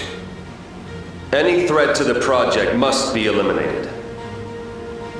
Stubborn man! He never listens! Listen up. This thing may be huge and powerful, but its attacks are pretty slow. Take your time avoiding them. And see that red eye glowing at the center? That's the controller for the whole thing. Take that out and you'll stop it dead. Controller? Stop it dead? How? Man, you're slow. Use an arrow or something to shoot at that red thing. It's your only chance. Okay, I got it.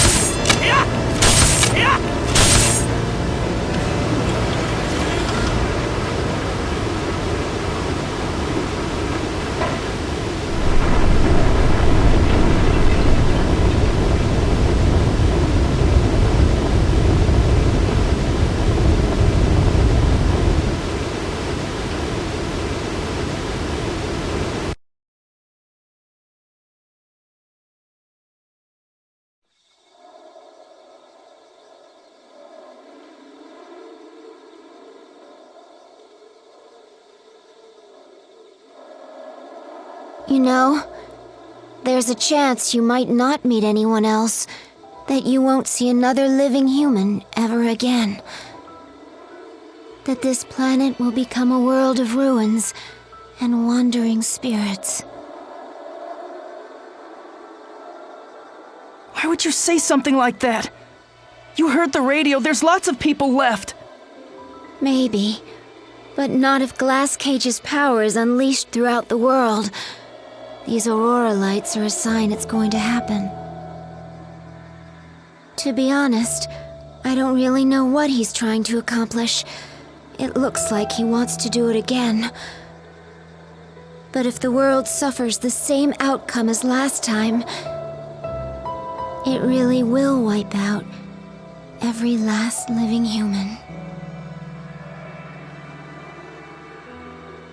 It can't. I mean, I have to at least save her. And if you do manage to save her, then what do you do next? You really think you two will just somehow click with each other? What if you don't even get along? Maybe you won't understand each other. Maybe you'll hate each other. Relying on your faulty language to communicate? You humans will never fully understand each other. And you still want to see her knowing that? Do you still want to save her?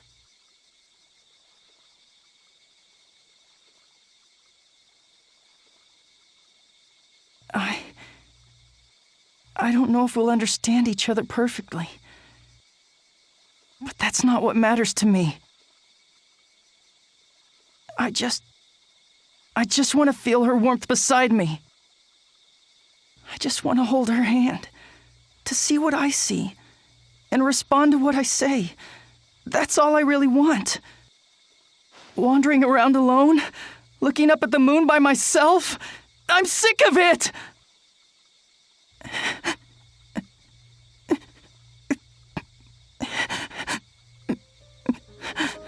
Listen, do you really want to save that girl? Even if you're successful, she might still reject you, you know? Who knows, she might even hate you. So are you sure you want to do this?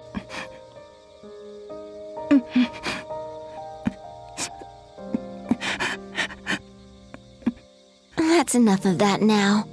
Don't cry anymore. I'm going to tell you where you can find her. Hey, dry up those tears. Remember, you're on a mission to save her.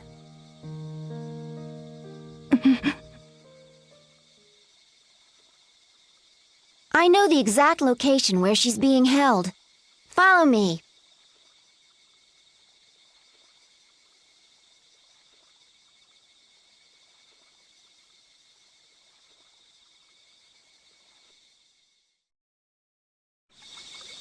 That room with the cage in it. You know, where all the cats were. That leads to where she is now. But from here on in, things get really, really dangerous.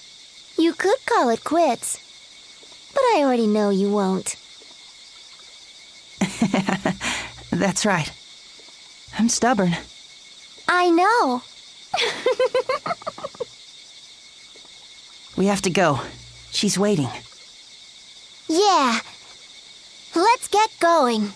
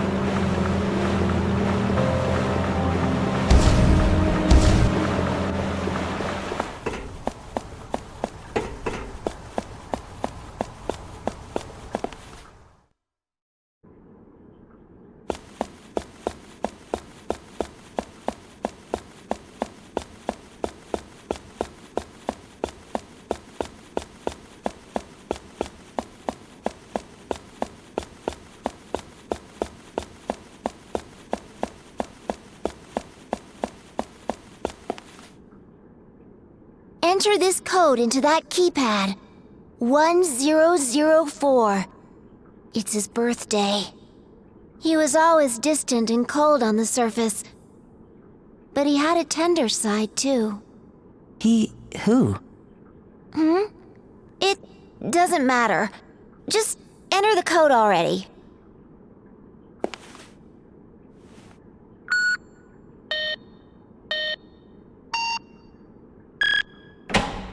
All right, let's go.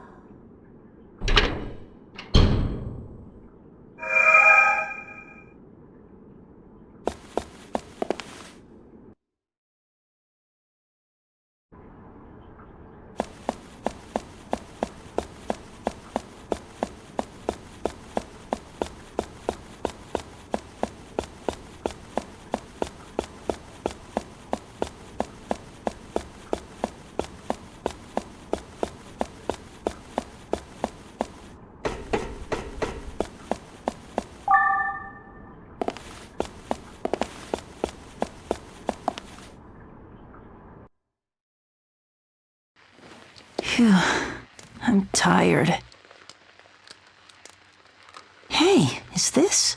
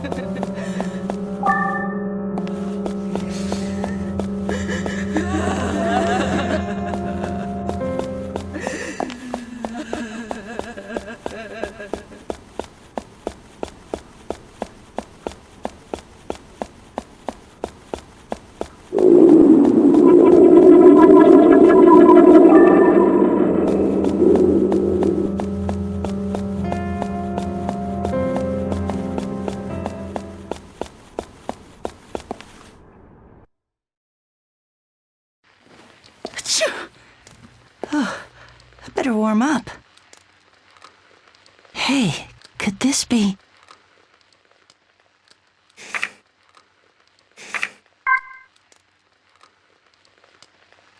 Dawn was just about to break, and the subdued rays of morning light were finally spreading across the sky.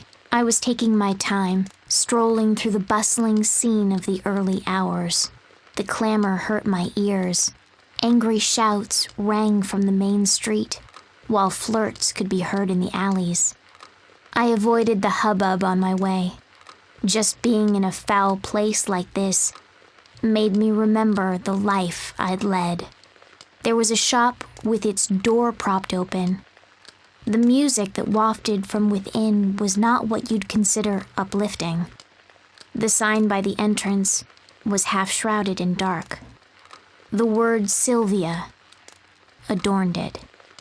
Boss, I think you've had enough, a sweet voice said from behind the bar. The bartender was a long-haired woman in a sleeveless dress who was leaning against the wall. I know it's up to you, but I think you've been hitting the bottle hard lately. The voice was young and lilted, like that of a male cat calling to a female. I think it might not... Rika? A glass clattered hard against the bar's surface, cutting her off. Silence followed. Fine. Don't listen to me then. The girl behind the counter took the glass to fill it, but grumbled in disapproval. I'm just saying this out of concern for you. You look exhausted these days. And the last lady to run this place, well, you know. Rika! Again, the glass hit the counter. A cigarette was lit. Once you're done, you can leave for today. What? Do you want me to fire you? The woman bristled with anger. But the girl named Rika only shrugged her shoulders. Don't say that. If you deserted me, I'd be all alone. The glass she placed on the bar didn't smell of the pungent alcohol. It was a white liquid. The last owner of this place died from alcohol poisoning. I don't want that to happen to you. See you tomorrow. There was the sound of high heels approaching. I darted behind the sign. Huh? Rika looked up and down the alley, bathed in morning light. Sylvia? I already knew who she was calling to by that name. Rika gave a heavy sigh, for the first time, and dragged her feet down the dirty street. It was only when she was finally out of sight that I made up my mind. I'd never heard how Sylvia had been brought up before she died. She was so shy and quiet. There wasn't much to say about her. She was the one girl I didn't hate. But now, I was going to steal her name. At first, I thought it was revenge. It had to be. Revenge against them for living better lives than me. And it was revenge against my own cruel fate. Step by step, I made my way through the half-open door into the shop and whispered, "Mama." The woman was slumped over the bar, the same as when Rika first left. She sluggishly hoisted herself up to look at me and shook her head as though she wasn't sure what she was hearing. I whispered once more, "Mama." That's when her barren eyes, laced with crow's feet, wrinkled in a squint. Oh, so it's you. She laughed with tears in her eyes. You poor little thing. You look just the same as when you first came here. Something about how she said that made her sound like Rika. Where have you been? You've been gone for so long. What have you been doing with yourself? Here, drink up. You can have this. It's your favorite. I'll give you whatever you need. Anything at all. There's a good girl. She cooed in a slow drawl, offering me the glass. I wonder if Sylvia was also served warm milk like this the first time she came here. I'm sorry, I whispered for the first time to myself. I am Sylvia. Sylvia, with her purple bell. The little girl who was held close by Mama in a small downtown bar.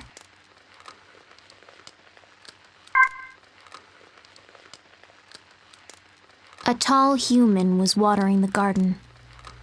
His white shirt and black slacks were simple and clean. Teacher! As the two young children called out, a man who was watering the grass raised his head. Yes? Anything the matter? The man they called Teacher kneeled down to peer at the young boy through his glasses. Teacher, when's Lot coming back? The question came from the little girl. Even from a distance, I could see the man's face grow dark. Teacher, will Lot ever come back?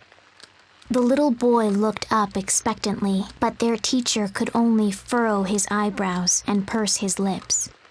More children gathered, questions alight on their small faces. Their matching white shirts were tattered with use. I could imagine that Lot, too, had joined this circle with her signature yellow bell. The young children didn't appear to have parents.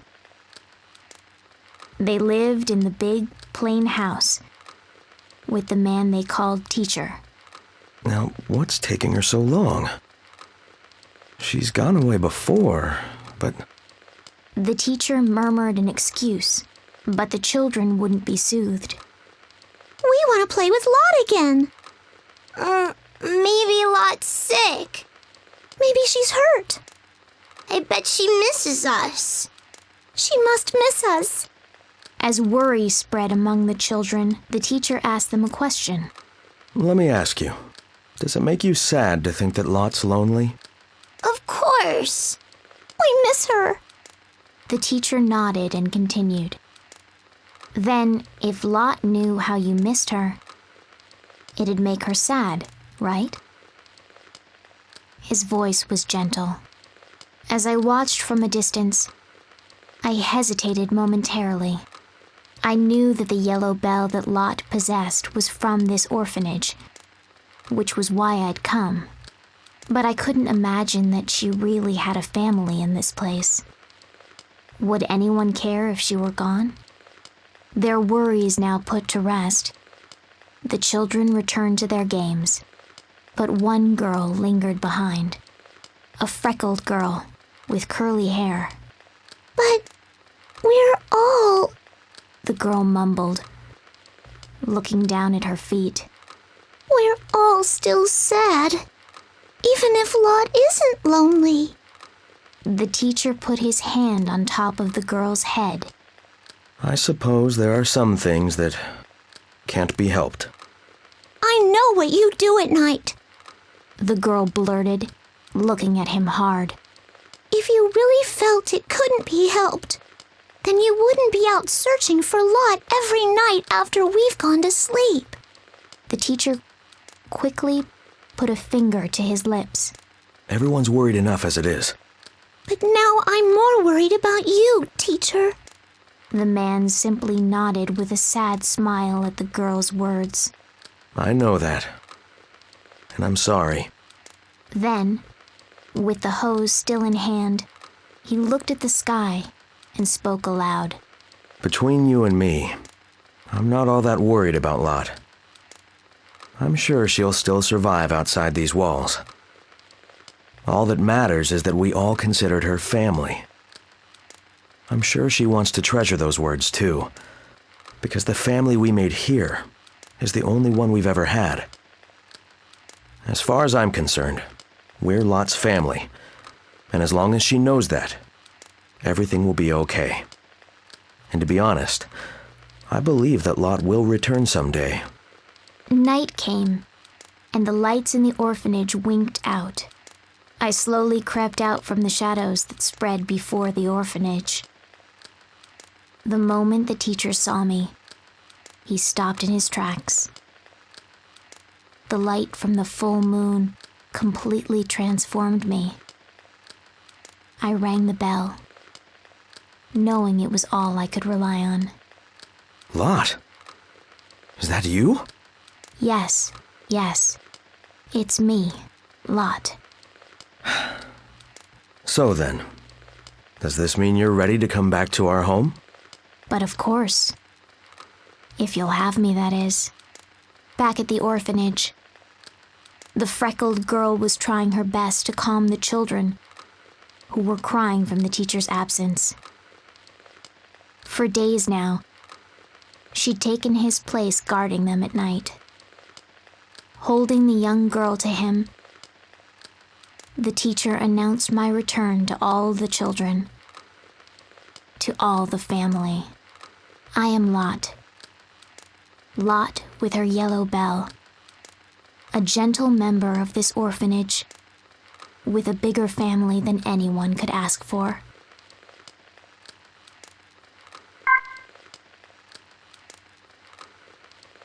Everyone in town called the old writer who lived in this house a weirdo. The house was old-fashioned, and the walls seemed weighted with history. So little care and upkeep had been done to the place, it wouldn't be a stretch to call it a dump. The front door was always open, and not because it wasn't locked, but because there was no lock at all. Some would think that an invitation to burglars, but the place was such a mess that you'd lose all interest in stealing the moment you stepped inside.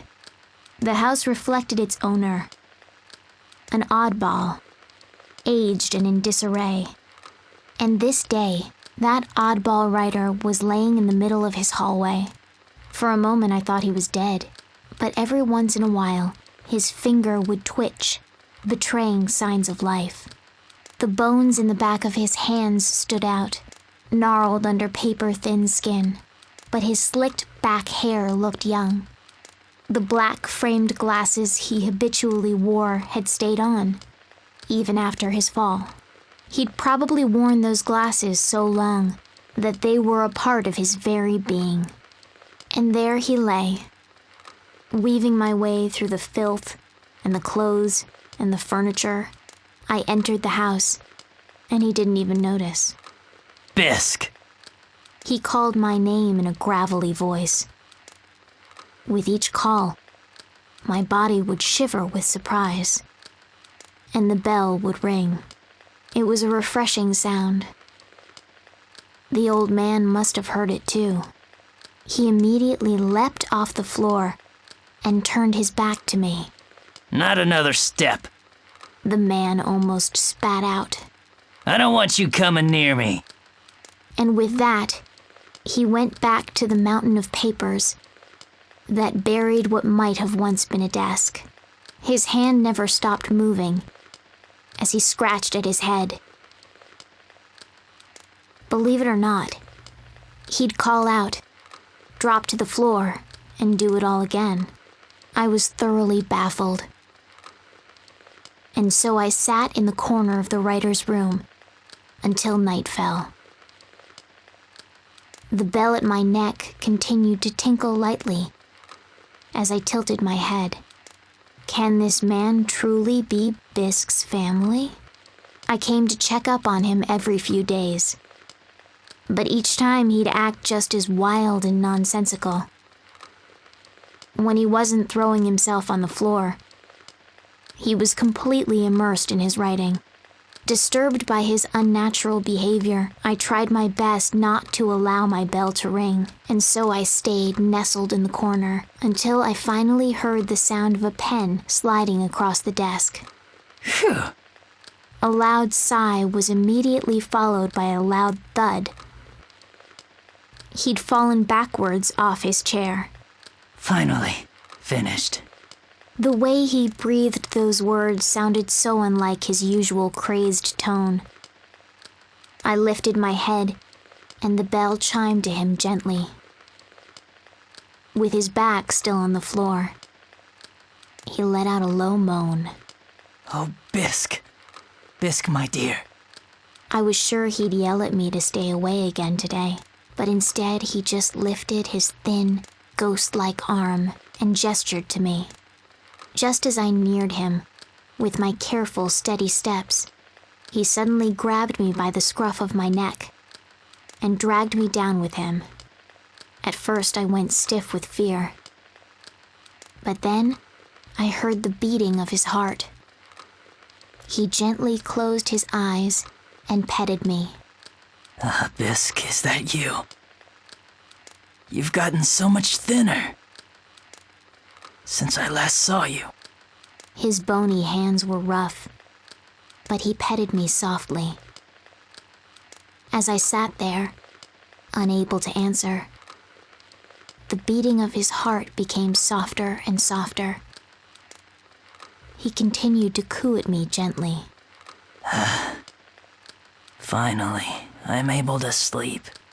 His last words sounded more like he was speaking them from a dream.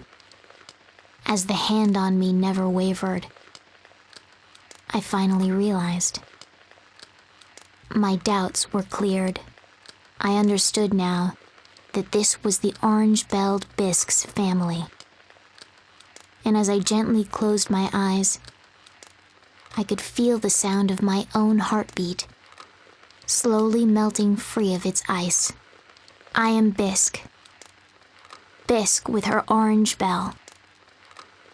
The foster child who brings peaceful slumber to the master writer, whom everyone called crazy.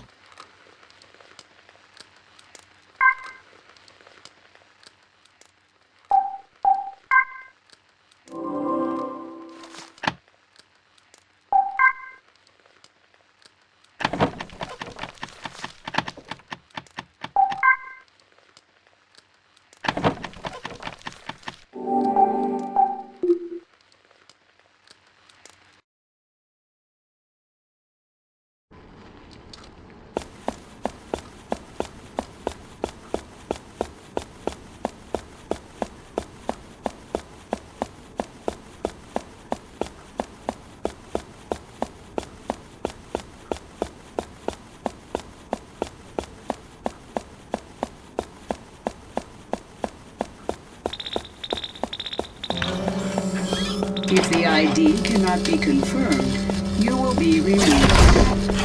If the ID...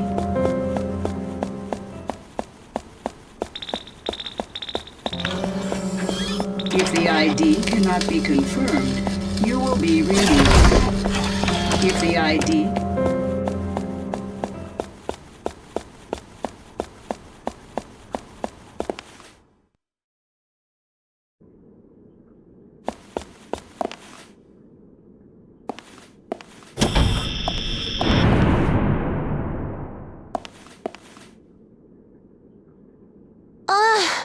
The security's been activated. It's locked tight. Well, only one way to go. Forward! Right.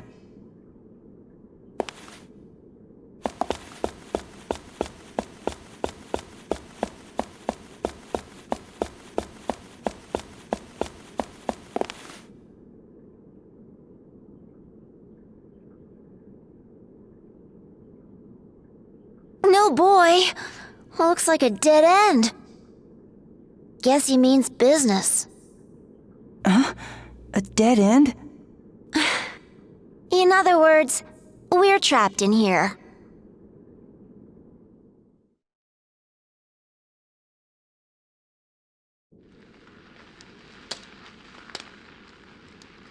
I guess this is the end.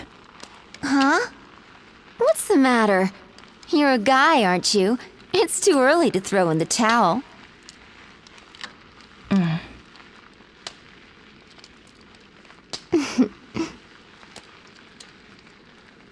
Oh, I know. What is it? Would you... Well, would you like to hear my story? Sure. A long time ago. Long ago, there was a brilliant scientist who discovered, well, the secret of interaction. That is, how humans connect emotionally. The hidden ability to communicate without words. Way in the past, people could have connected with each other using that power. So a bunch of really smart scientists got together to study the idea. They thought if they could reawaken this power in everybody, we wouldn't have to use words to understand one another. They concluded that it'd make the world a better place. There were wars at that time. People argued and fought over little things and big things alike. Everything was a point of contention, and people grew tired of it. The whole world was unanimous in supporting the project. Using a machine they called Glass Cage, humans sent a signal around the world to try and trigger the latent empathy faculty in people's heads. This would enable everyone to naturally harmonize with one another. After that, what happened? Well, everybody was excited. Now that they could convey exactly what was in their hearts, all sorts of misunderstandings and ill will would vanish overnight. That's what they thought. The entire world was bubbling with hope. Everyone believed it was the dawn of a new era. They believed and believed and smiled themselves to sleep.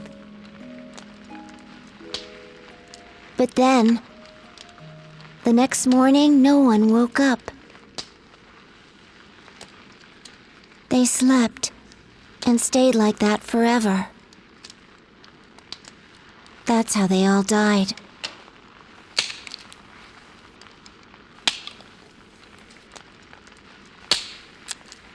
And you think it's happening again?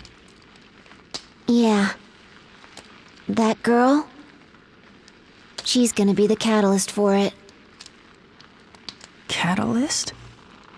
Her heart will make the connection and connect with everybody else on Earth. If it succeeds. What if it doesn't work?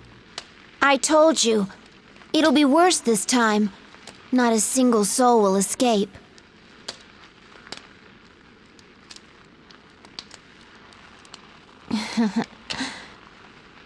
And guess what?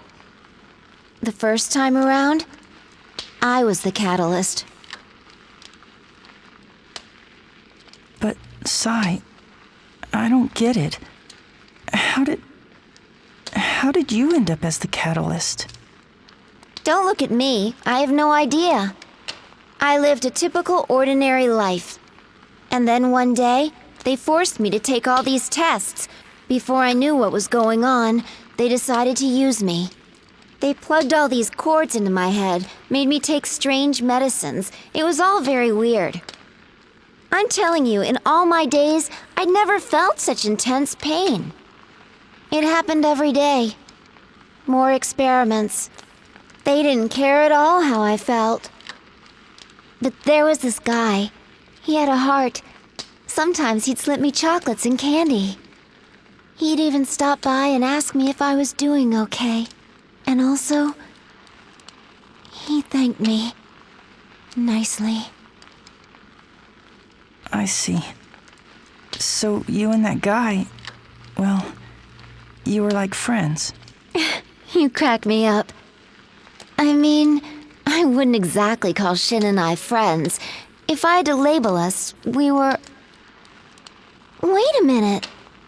How'd that cat get in here? The door's still locked shut. And the exit is blocked with rubble. Quick! After him! He might lead us to a way out!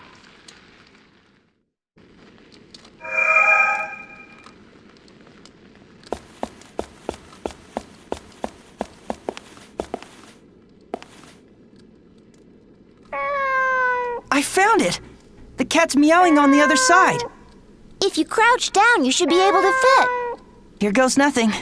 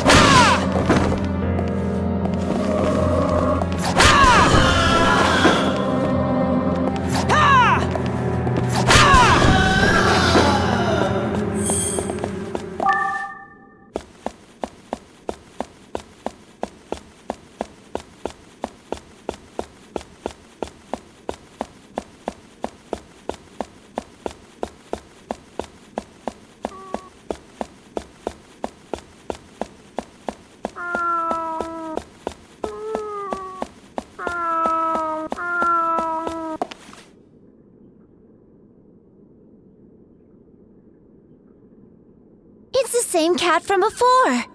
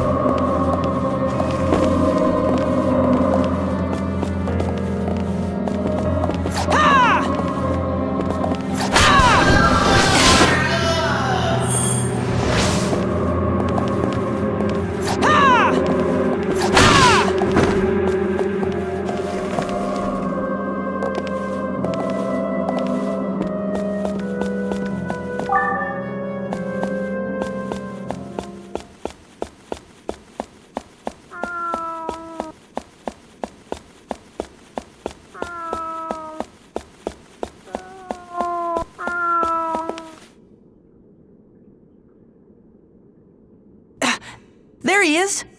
How did he get here in the first place? Wait!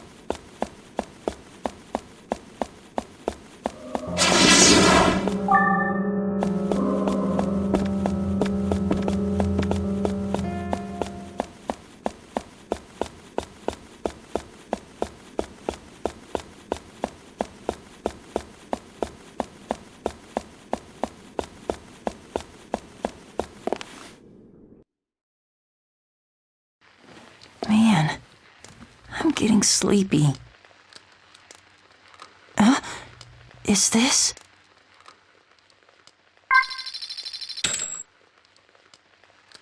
Though you're still so small, you'll soon be born. So this message is for you. There may come a day when you'll curse being born into this world. You'll wonder what you did to deserve this. And you'll probably have plenty of bitter words to tell me. But I don't think I'll be around by then to listen to your complaints. I want you to know how truly sorry I am. I just want you to believe this. No matter what happens, all we wanted was for you to be happy.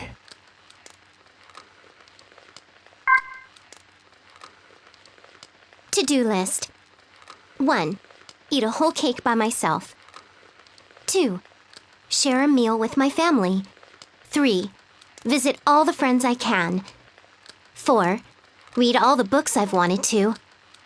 5. Buy the clothes I always dreamed of. 6. Make up with that certain somebody.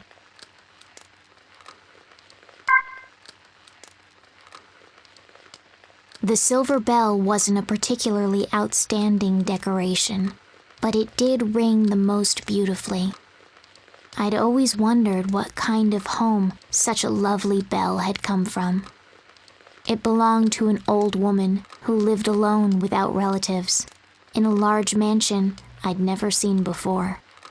Madam, it's time for supper. Thank you, dear. Madam, the lilies in the garden have bloomed. I've put them in this vase. What a lovely scent. Madam, it started raining. Allow me to close the windows. Yes, and draw the curtains too. The old woman was waited on hand and foot by her servants.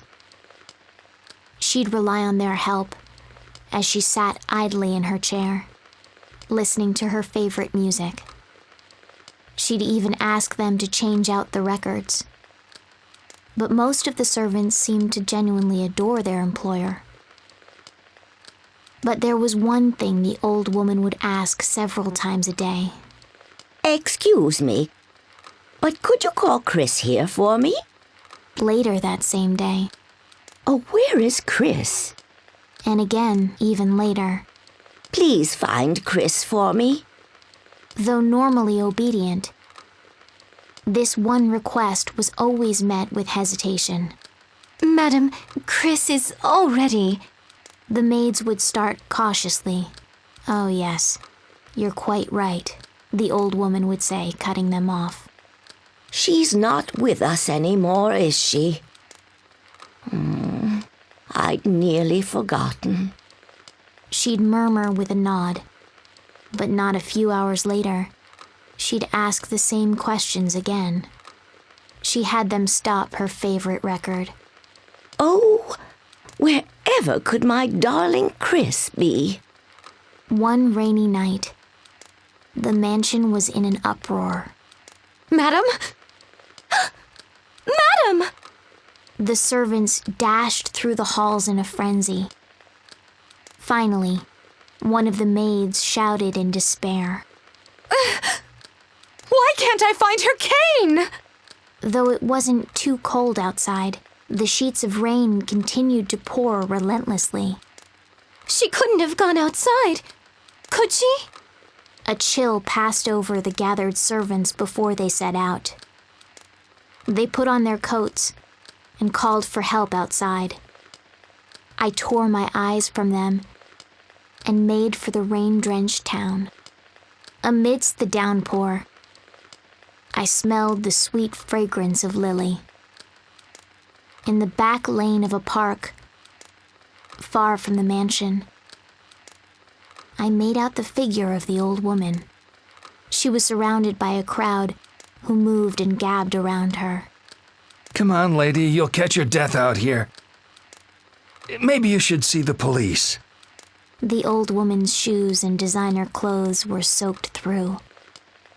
A man tried taking her by the hand, but the old woman refused to budge, her face adamant. Fed up with her antics, the men finally left, leaving her behind. I cautiously stepped just into her field of vision, and without saying a word, rang my silver bell. It rang clear through the rain. The old woman raised her head sharply in surprise, her blurry eyes looking at me. Chris? The old lady rasped. I rang the bell again in a nod, and then turned around. Chris, wait! Wait for me! Her cane clicked as she followed me. I may not be able to carry her all the way to the mansion, but it'd be enough to bring her to her servants. I stopped often to look over my shoulder, to make sure I didn't lose her. The sound of that beautiful bell was a beacon. At last, one of the servants noticed the old woman and shouted, "Madam." As she ran towards her, the old woman bent down to scoop me up and held me, trembling. The servants weren't able to hide their surprise, seeing how much the late Chris had changed upon her return. Not one of them said that I wasn't Chris, because the old woman called me so. The maids nodded in obedience, just glad that their beloved employer had returned home safe. I am Chris. Chris with her silver bell. I'm the tiny, adorable Chris, loved by her grandmother in this grand mansion.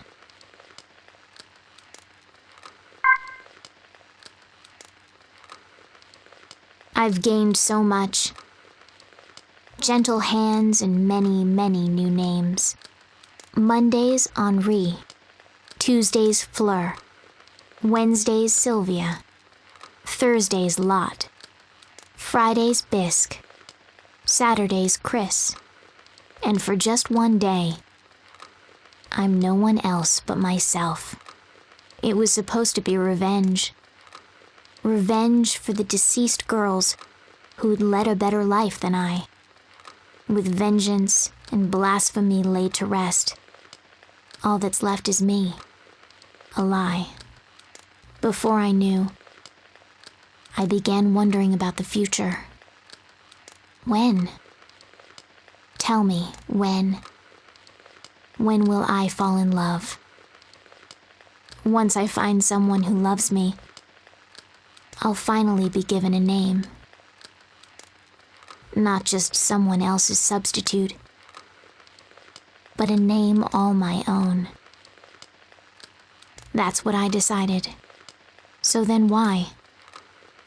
Why did I have to meet him? He lived on a cliff face that looked down on the town. His features were considered striking, his posture regal. But those weren't the only things that made me stop in my tracks. I didn't really need a reason, because to him, it didn't matter what bell I put on.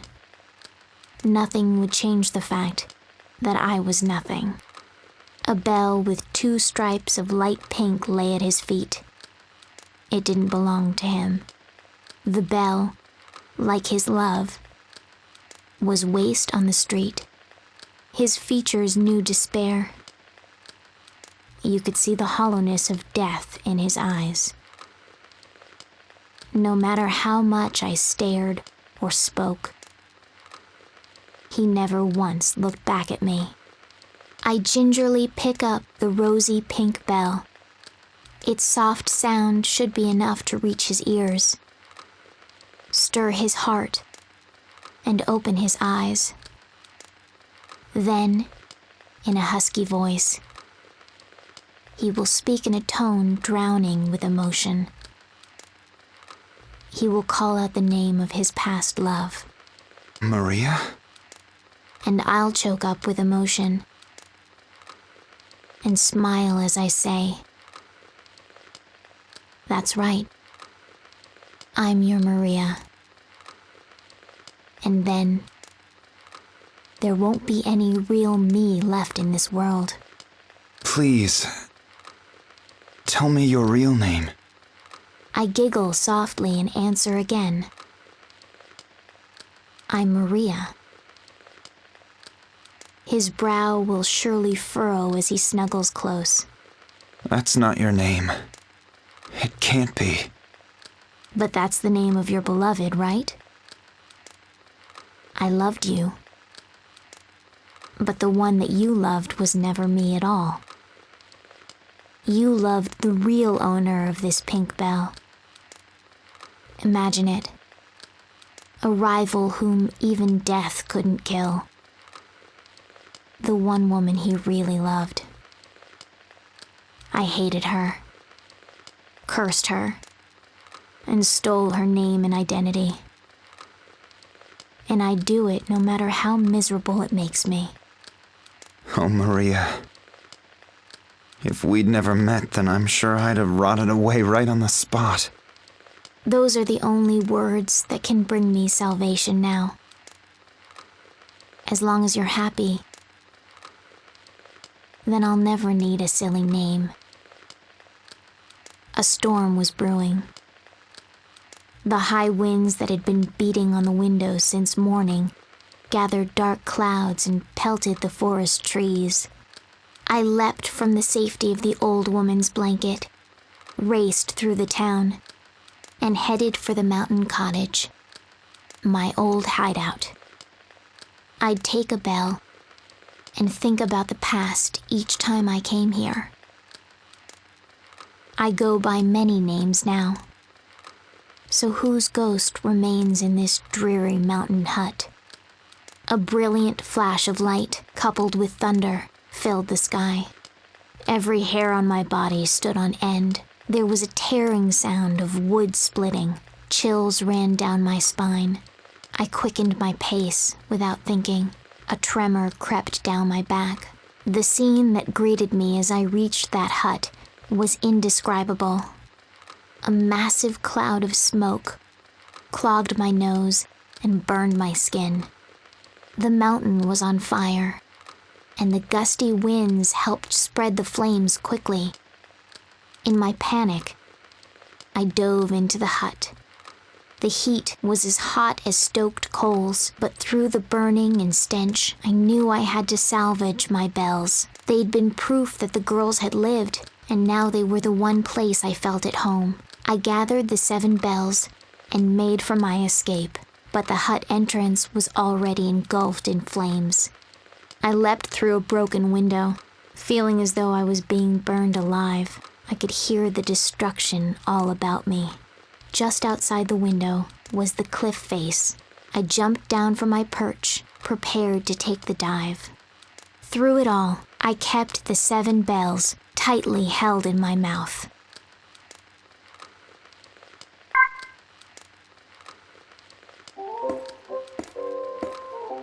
Ah, it is you. The pleasure is mine.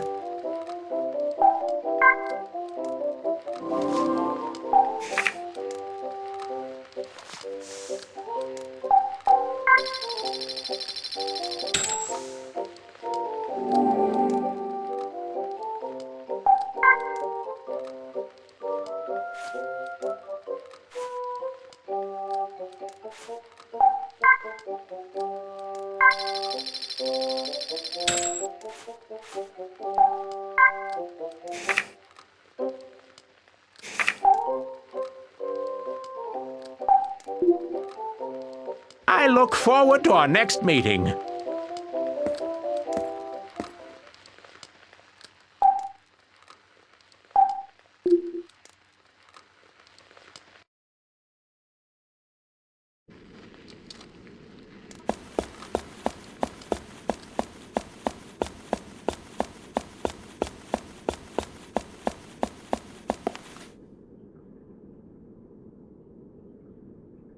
I never expected a weakling like you to make it this far.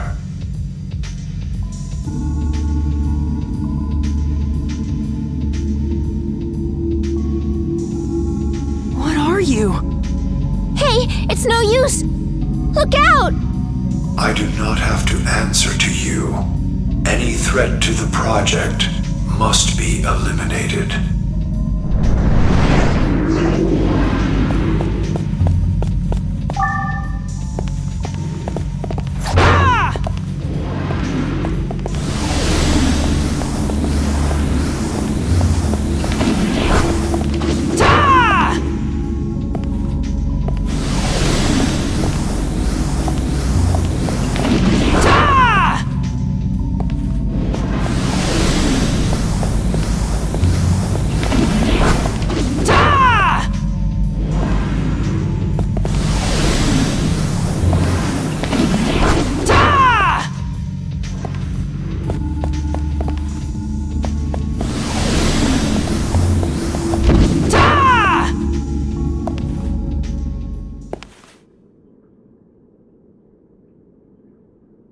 Fool.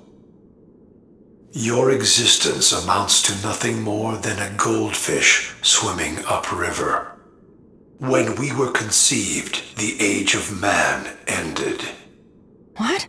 What are you talking about? Our plan is on schedule. Make the most of the little time you have left. We have to act fast! Right.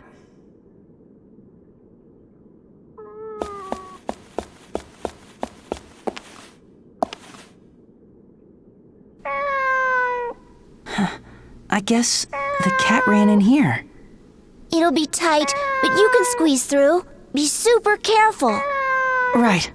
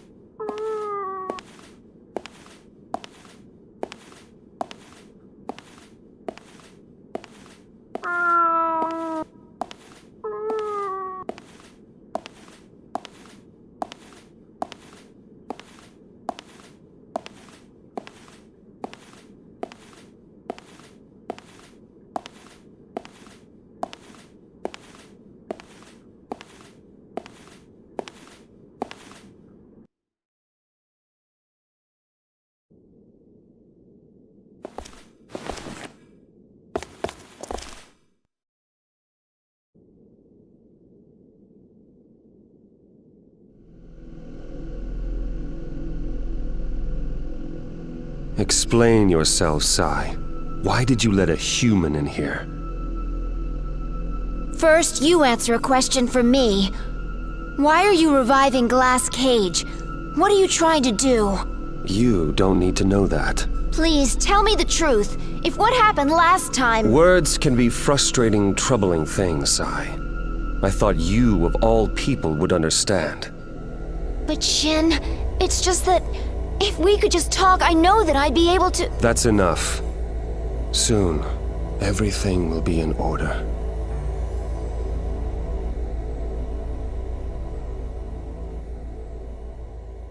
Why can't he...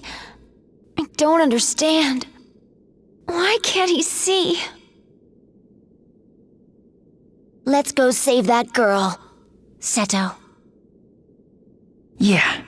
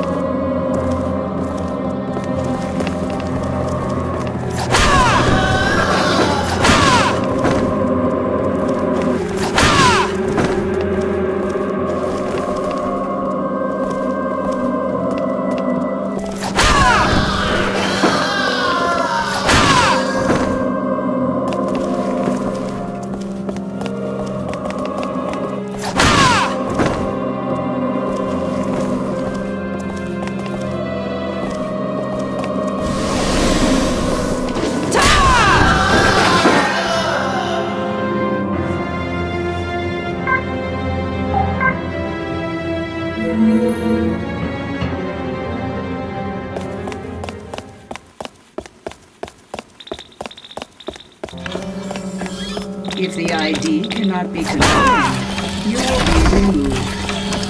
If the ID cannot be confirmed, you will be removed.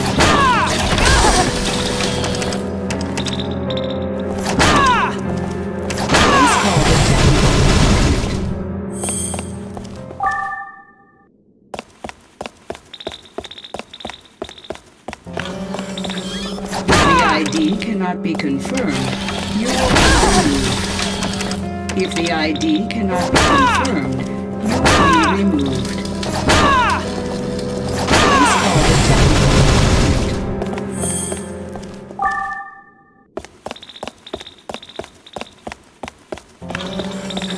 If the ID cannot be confirmed, you will be removed. If the ID cannot be confirmed, you will be removed. Please call the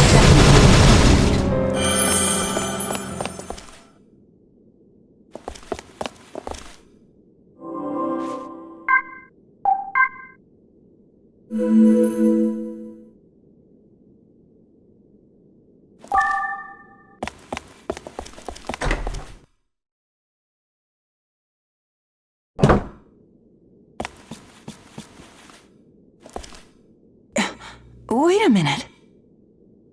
You think this might be me? I don't know. Doesn't really do you justice. I wonder if that girl drew it.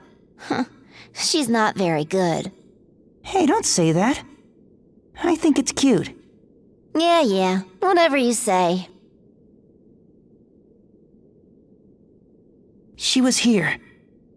I just know it. Maybe so. But she's not anymore.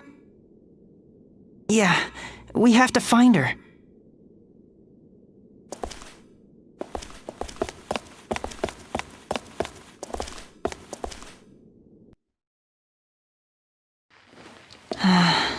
This is so soothing.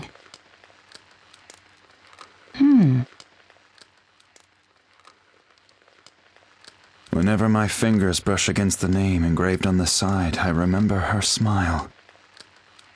You always need a pen, so this isn't another piece of clutter, she told me when she gave it to me. And it's true. I've never stopped using it. whether I'm writing the truth or otherwise. Perhaps the end will come while I'm in the middle of writing. I'll be lucky to leave something behind, but that doesn't even matter to me anymore.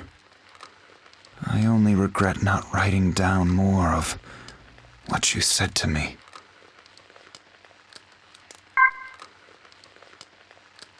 Here you are. Thanks. Smells great. I swear, you brew a mean cup of joe. You can thank the coffee maker for that. No, it's more than that.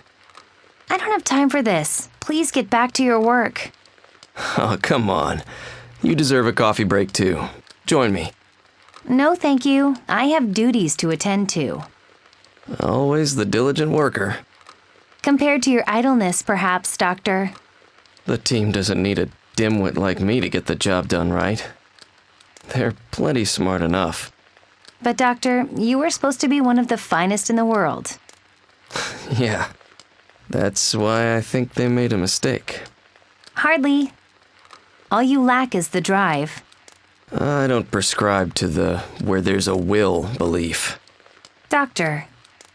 I know. I've still got a job to do, so I'll do it. In that case, would you please get on with it?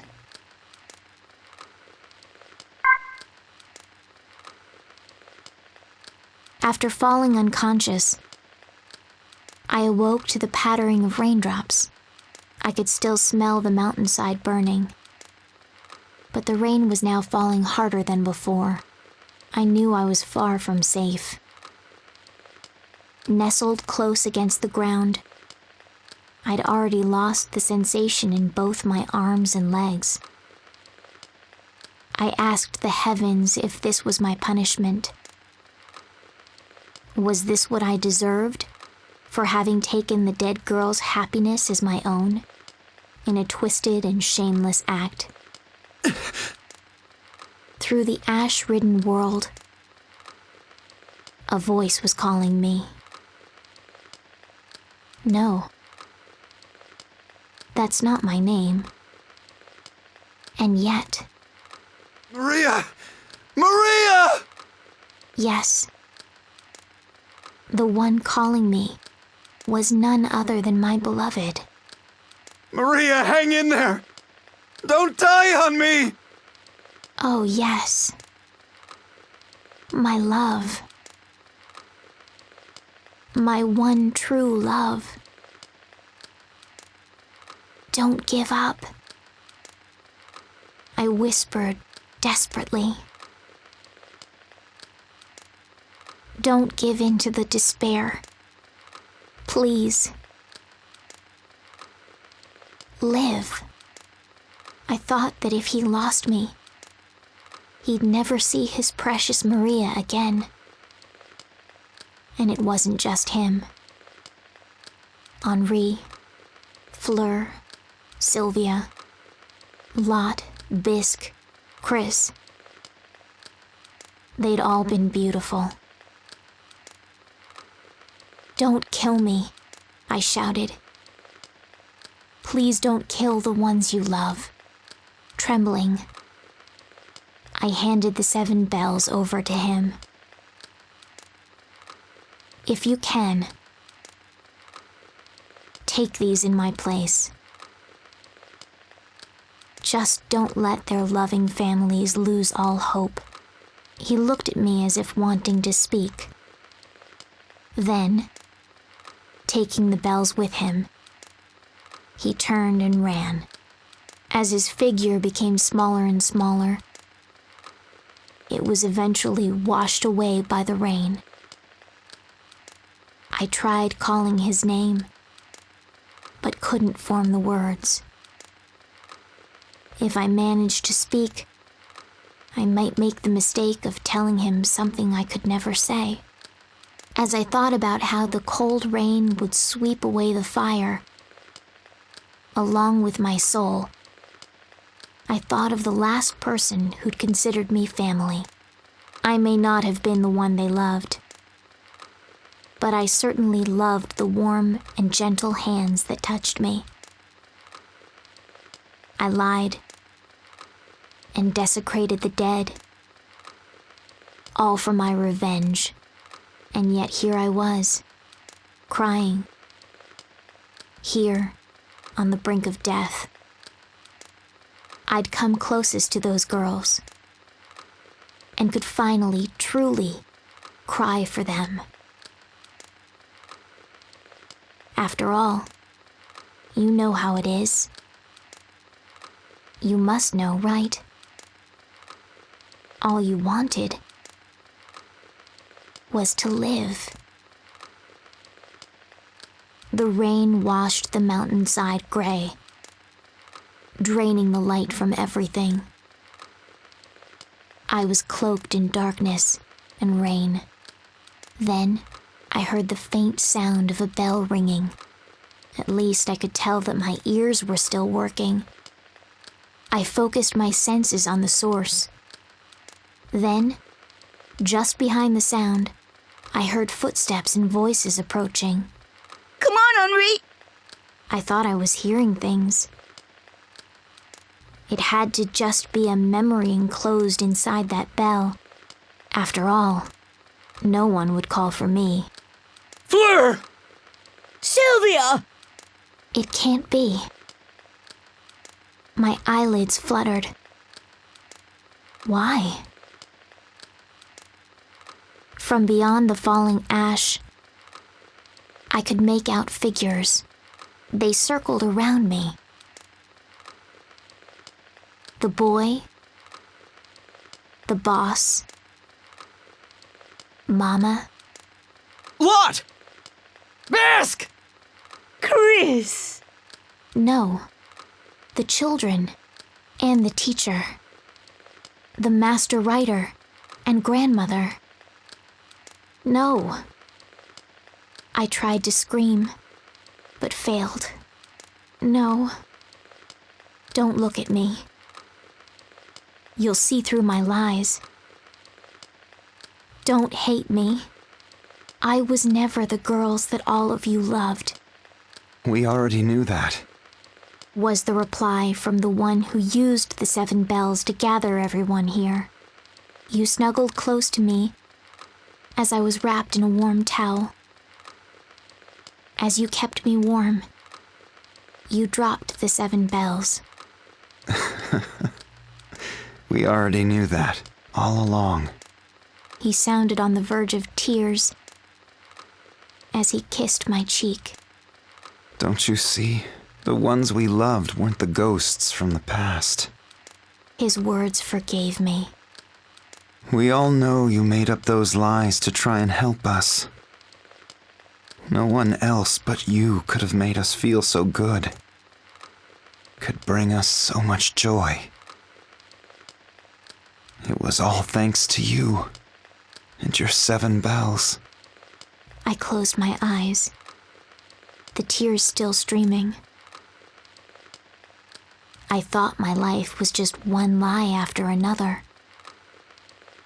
But no longer. I finally understood it now. My name will be the 7-colored bell. A name given to me by my loving family and friends. I am Belle, carrying my 7 colors. I was the most loved in town. I am Belle, and I was the luckiest cat in the world for having 7 names.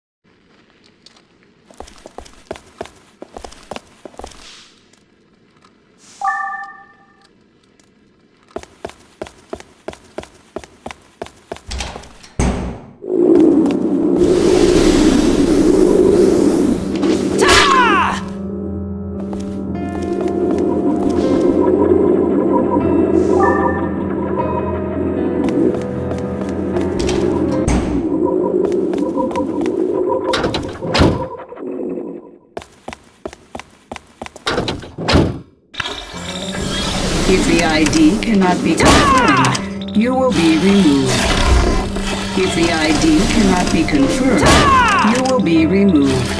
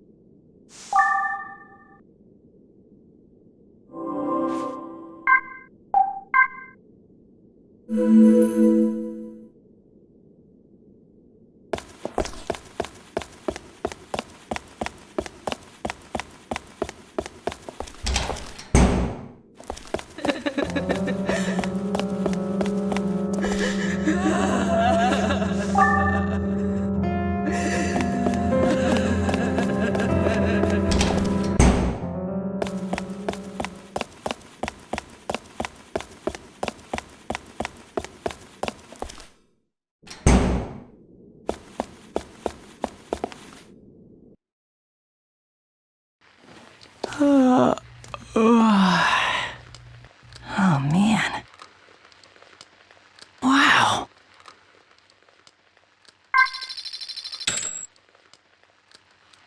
August 2nd. Today was just like any other. Quiet, uneventful, which I couldn't be more thankful for. Even so, the speed at which this research is progressing leaves me astonished. People think it's that geniuses work. But from my standpoint, I think we're moving too fast on this. There's something not right about it. The scientist in me wants more proof. In fact, I don't feel that there's any need to rush something like this. She could stand to take it easier, too. Of course, she'd chew me out if I ever told her that. My assistant is a little too diligent. She won't let me get away with slacking. Oh well. Anything looks like slacking compared to her work. I haven't a doubt that working under a more promising researcher would guarantee her a brighter future. I've found plenty of opportunities for her to relocate, but she's more stubborn than I thought. Either way, I more than welcome the idea of drinking her coffee every day. Just writing about coffee has me craving some now. Hey, another cup, please?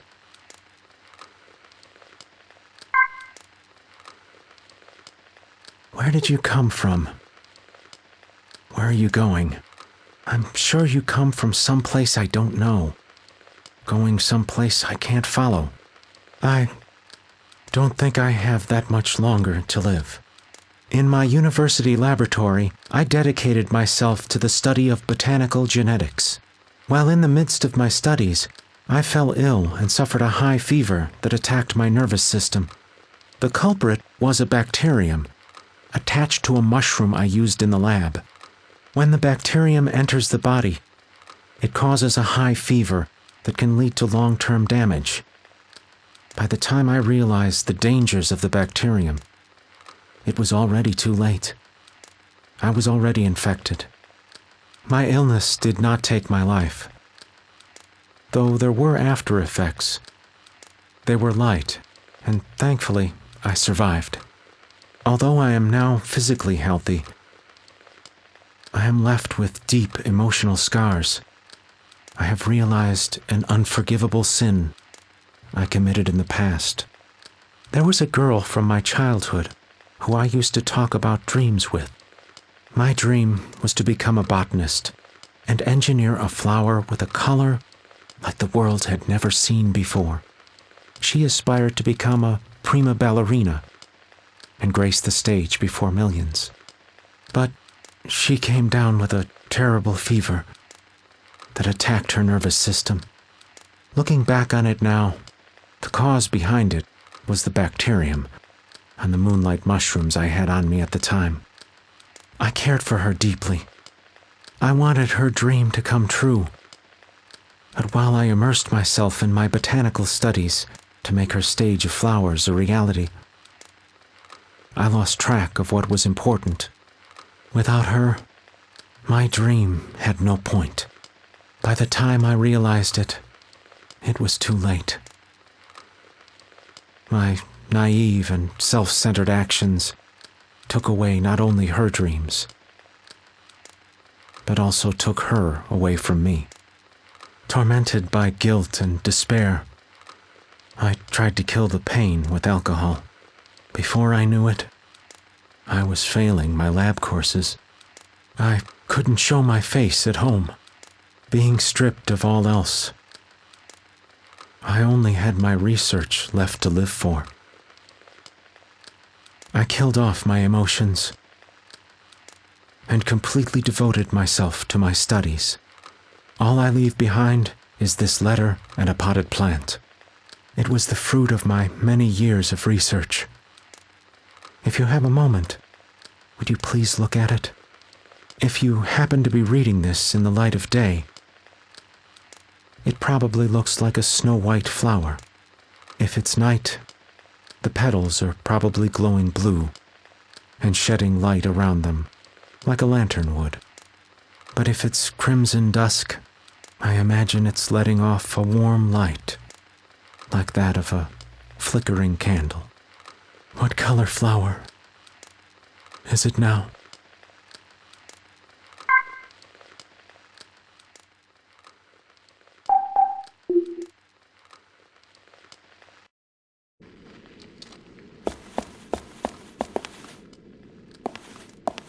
Glass cage launch preparations complete. We're running out of time! Hurry! Right. First, some advice.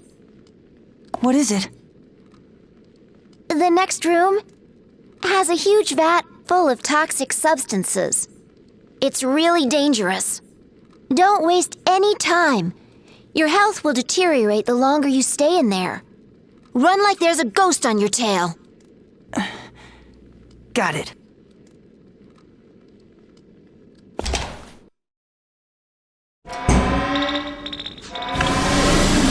If the ID cannot be confirmed, you will be removed.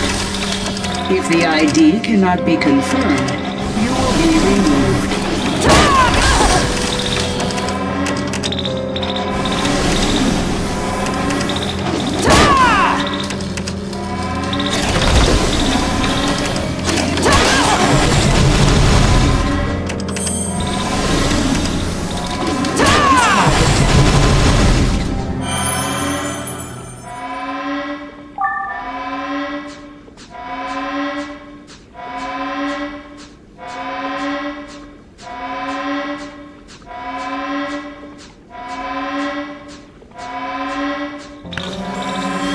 If the ID cannot be confirmed, you will be removed.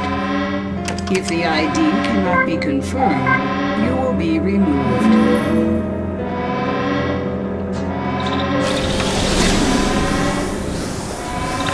If the ID cannot be confirmed, if the ID cannot be confirmed, ID cannot be confirmed, you will be removed. If the ID cannot be confirmed, you will be removed.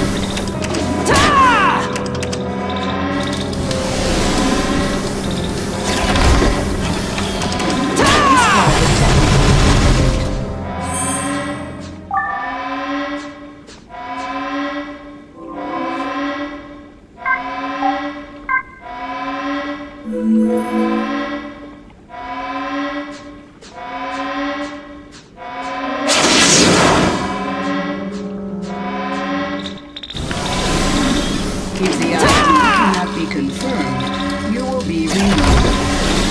If the ID cannot be confirmed, you will be removed.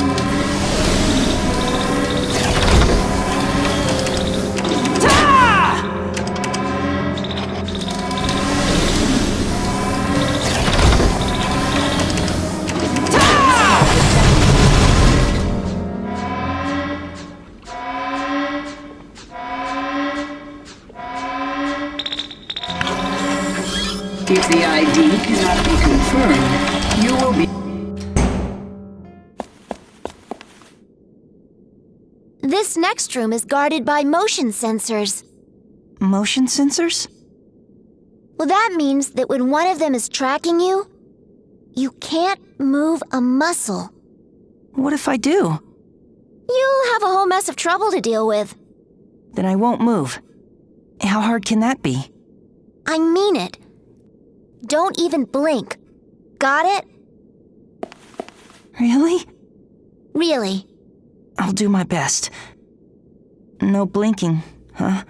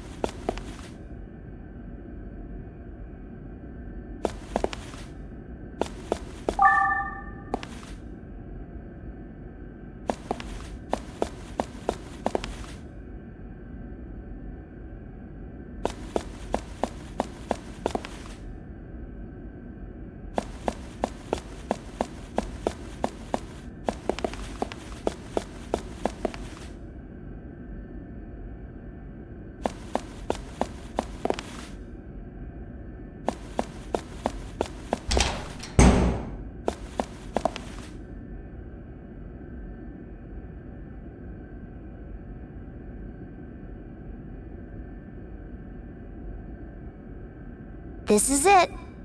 Beyond this door is the girl you're looking for. Finally.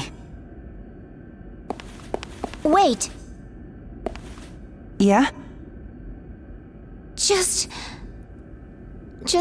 be careful. You hear me? I will. And thanks, Sai.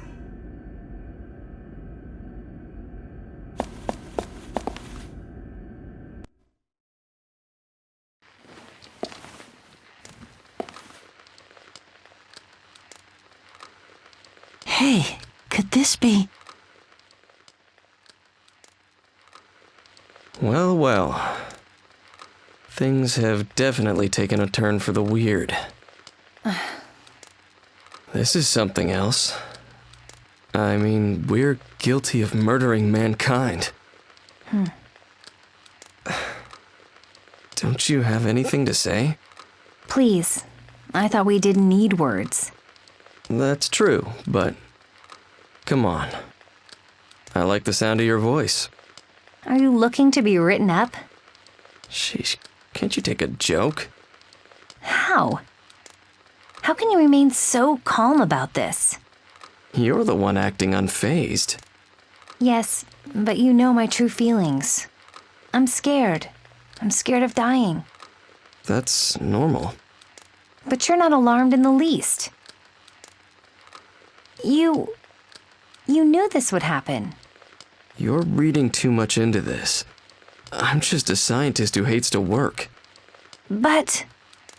You know what I could use? A nice cup of coffee. You want coffee at a time like this?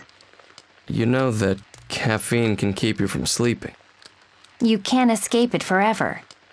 Yeah, so can't you do me this one favor? There's nothing else I'd rather have as my last drink. Fine then. I don't take milk with it, and for sugar... 2 spoonfuls. I know how you like it, Doctor. Good. Thank you. Excuse me, but... Yeah? Can I join you? Of course.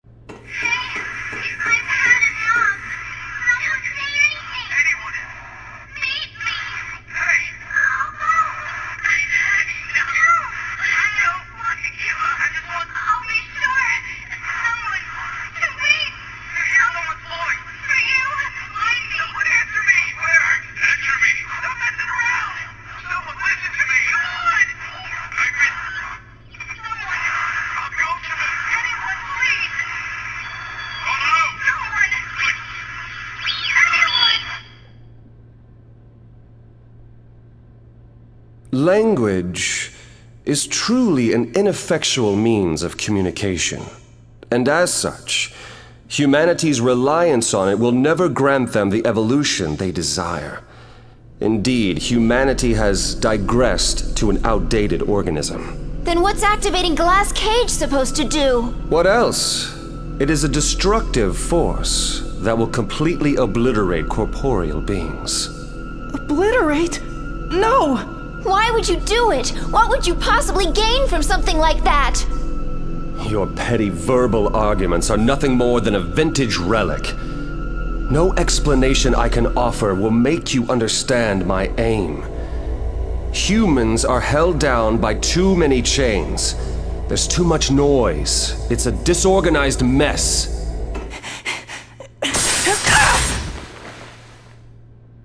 Now is the advent of our era. Humanity's reign is over. Anyone who threatens the project must be eliminated.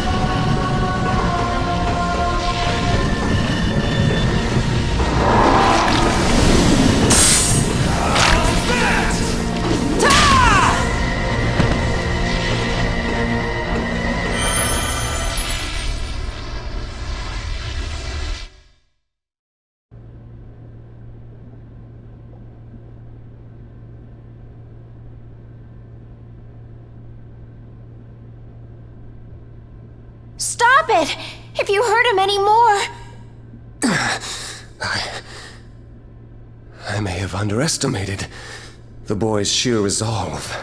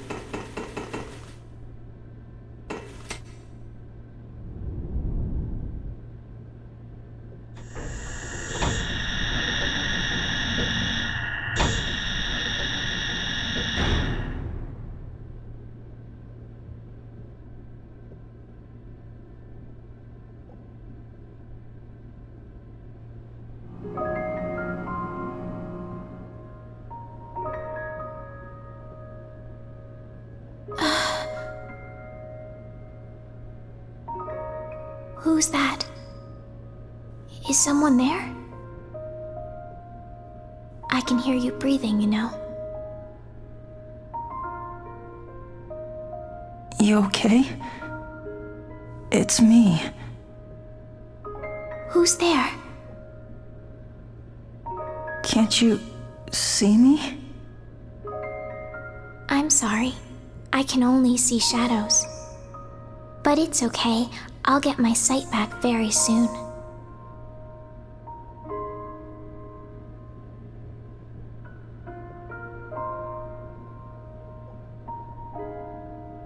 touched me. Yeah, I touched you.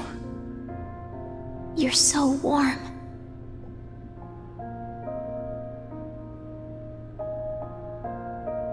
Who are you? Tell me. It's me, Seto.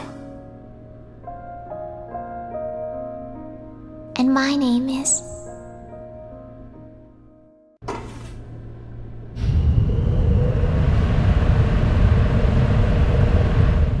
That's the backup system. It's finished copying her psyche to the AI. It looks like Glass Cage will still go live. And this time everyone will die. What do we do? I don't know about this backup system, but I think I know where Shin escaped to. We have to go there. It's our only hope. Let's hurry. Are you okay? Yeah, I'm okay. All right, let's go.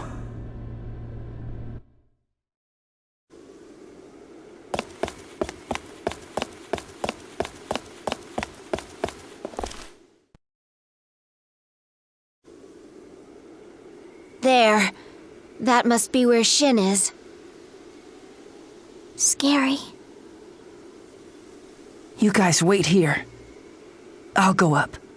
No, I'm coming with you. I'll be fine. Just stay put. I'll be back real soon. Do you promise? Okay. Sure, I promise. Listen, Sai. I have to do this alone. I want you to look after her for me. Well then, somebody sure has gotten used to ordering me around, huh? But I understand. You just don't want her to be alone while you're off. Wait a second. What? Right there. You've got a scratch on your forehead. Here, I'll put a bandage on it. Stay still. Okay.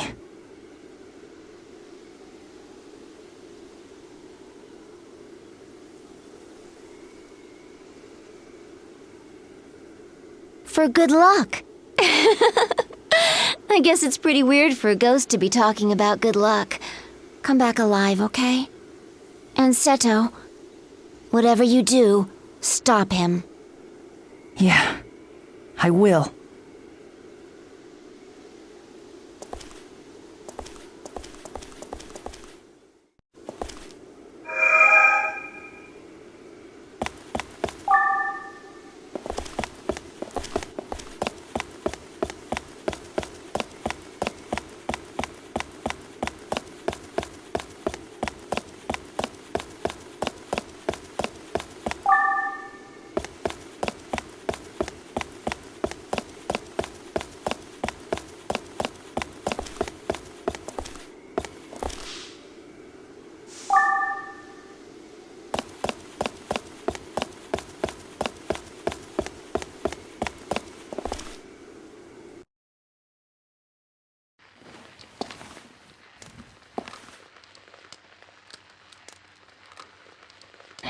I see. Every day, time passes like normal. People wake up and go about their lives like normal. Night comes like normal, and everybody sleeps like normal. I can't do things like normal. So, I guess that makes me a little weird. I don't remember how I got to be like this. I'm not sure when it started. But one day, I finally realized that the nights seemed to last forever. At first, it didn't really bother me. It wasn't anything to worry about. But I think I'm losing my mind. The medicine the doctor gave me is starting to wear off. I finally understood what they meant when they said that trying too hard to sleep only ends up making it more difficult. So, after endless futile attempts, I just gave up trying to sleep altogether. But walking around town in the dark doesn't seem to be helping much either.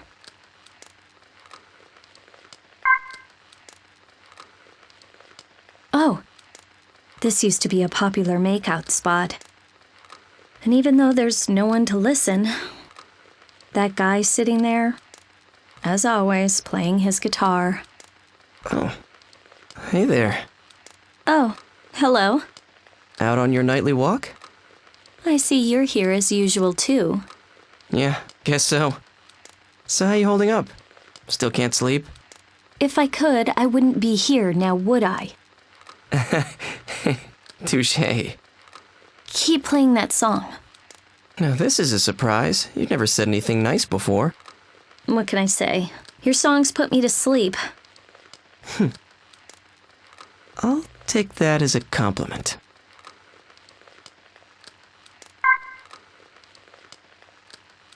Yo. Well, this is a surprise. I didn't expect to see you here. Guess not even a worldwide calamity can shake you from your spot. Right back at you. Point taken. You want me to spare your ears tonight? Why? 'Cause you don't want to sleep? No, actually. Put me to sleep. Interesting. And just why do you want that? I just don't want my insomnia to make me the last person on Earth. I see. It's just that my dad, my mom, all my friends, they all fell asleep and... I know. Hey now. You already asleep? You'll catch a cold out here. Here. Borrow my jacket. I, don't feel like dozing off just yet. See? Now you don't have to worry about being the last one.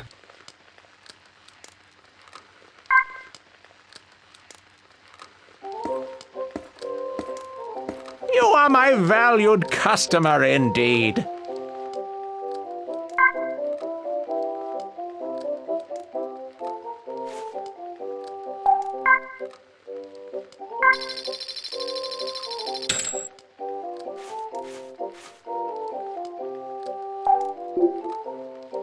Well then, this is goodbye.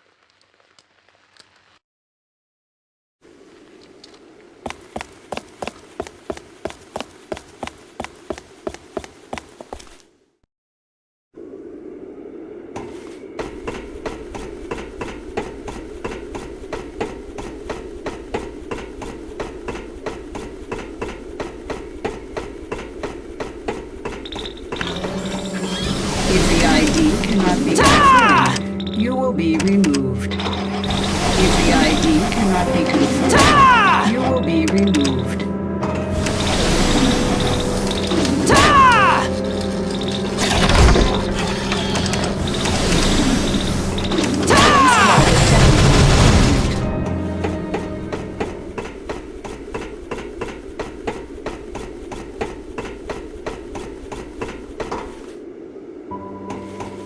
I am happy you made it this far.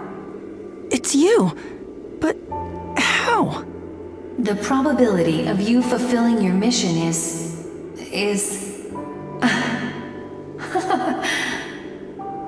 I suppose that is irrelevant. Knowing you will be successful to the very end. I am by your side, always watching over you. Good luck.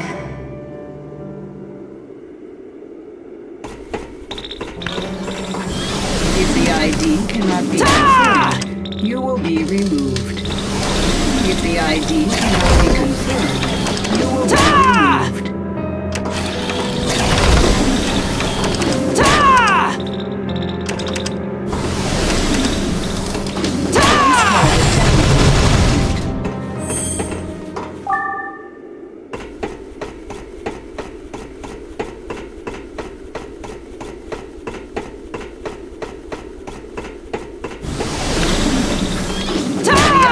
ID cannot be confirmed, you will be removed. If the ID cannot be confirmed, you will be removed.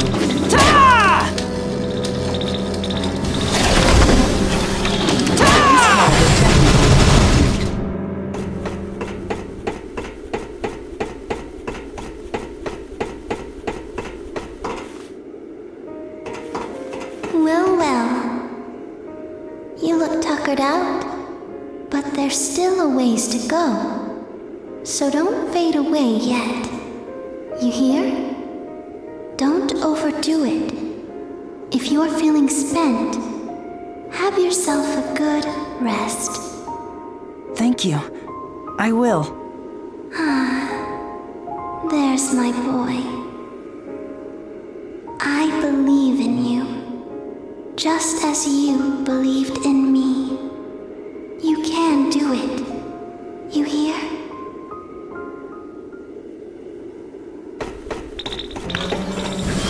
If the ID cannot be confirmed, you will be removed. If the ID cannot be confirmed, you will be removed.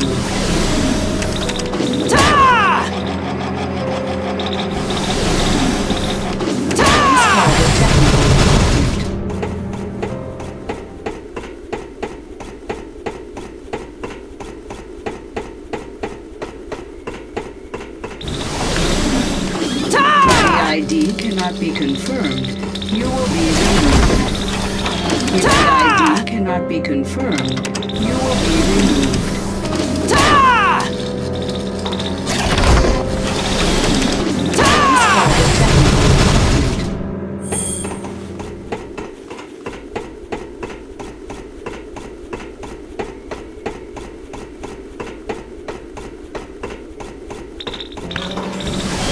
If the ID cannot be confirmed, you will be removed. If the ID cannot be confirmed, you will be removed.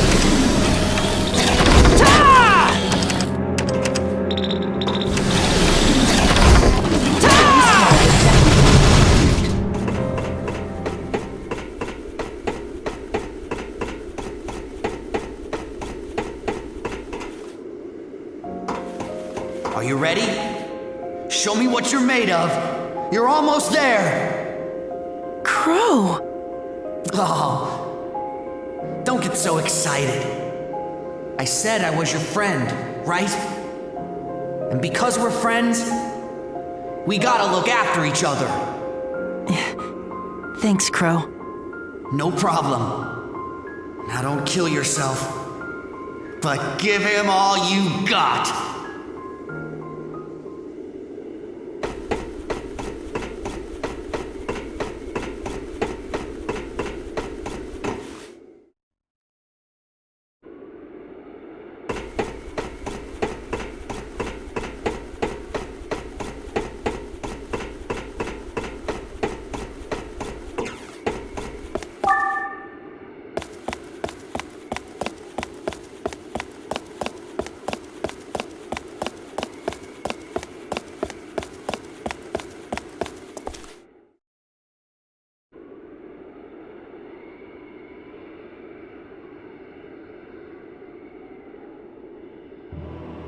Why do you fight me?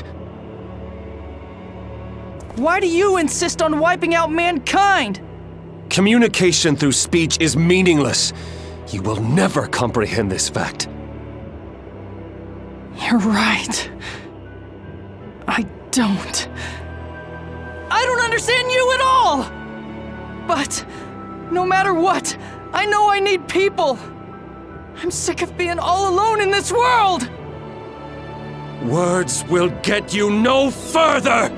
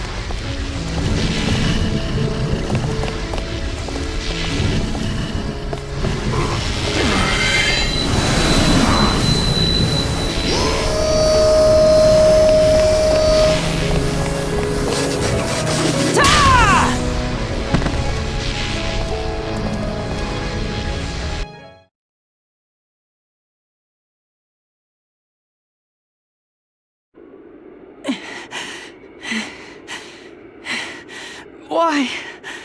Why are you trying to destroy the world?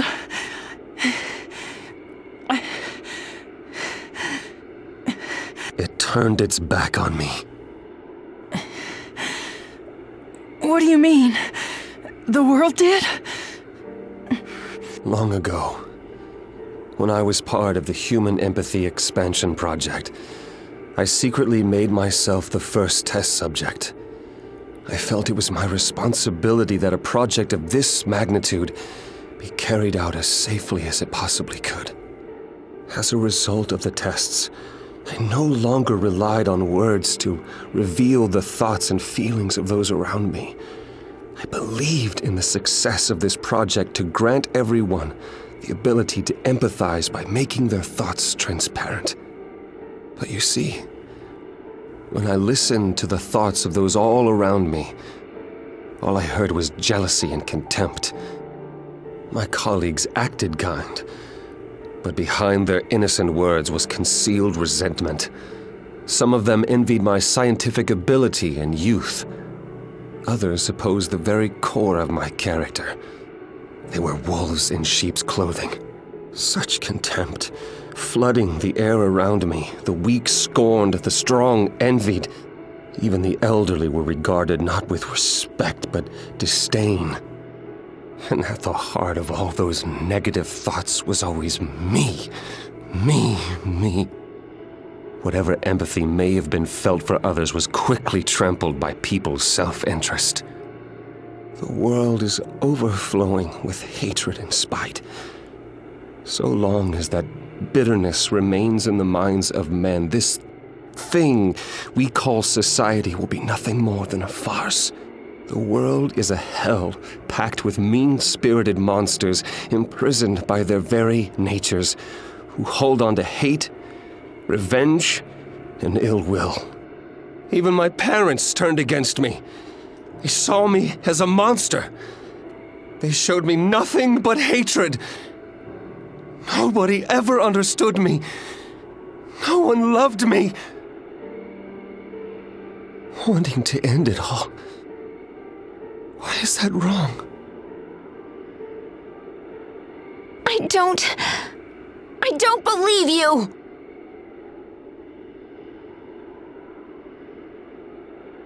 You?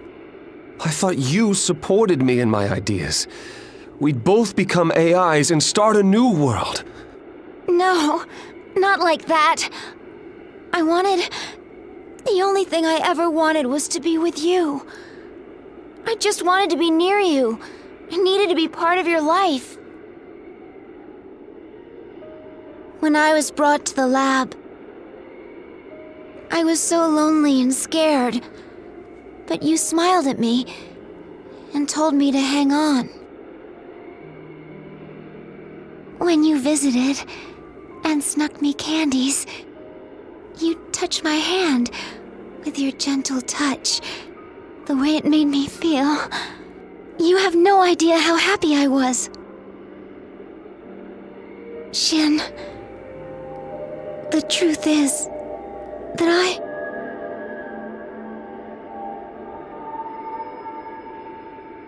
I love you.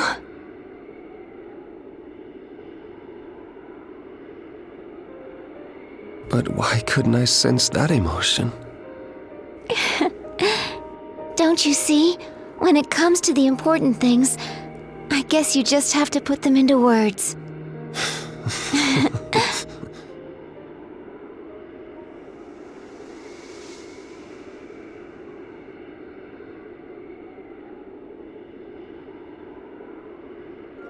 So there it goes. The AI mainframe in its crystal form. We will soon disappear now. Then Glass Cage will never be able to be reactivated. Fool. You choose such an uncertain, intangible thing as love. Thank you for everything you've done, Seto. Thank you.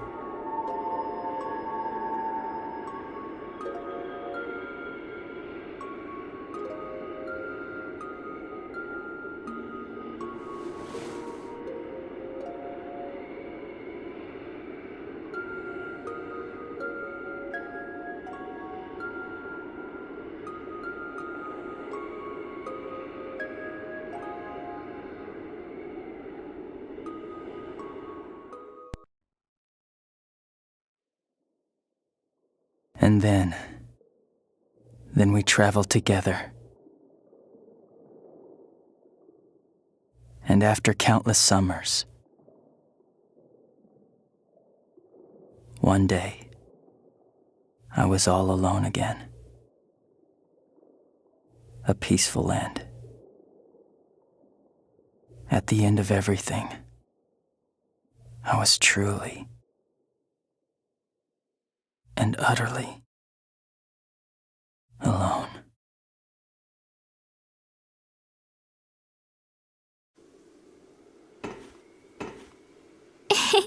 Oh wow, look, the moon is so full.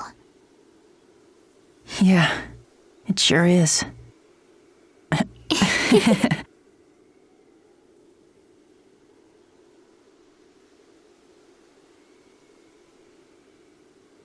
Oh, hey, listen. In all this time, I don't think I ever got your name. Ren. Ren. Seto. Yeah.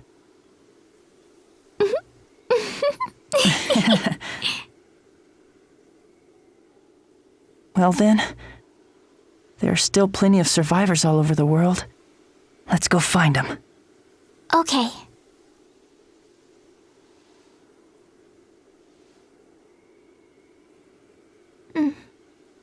What is it?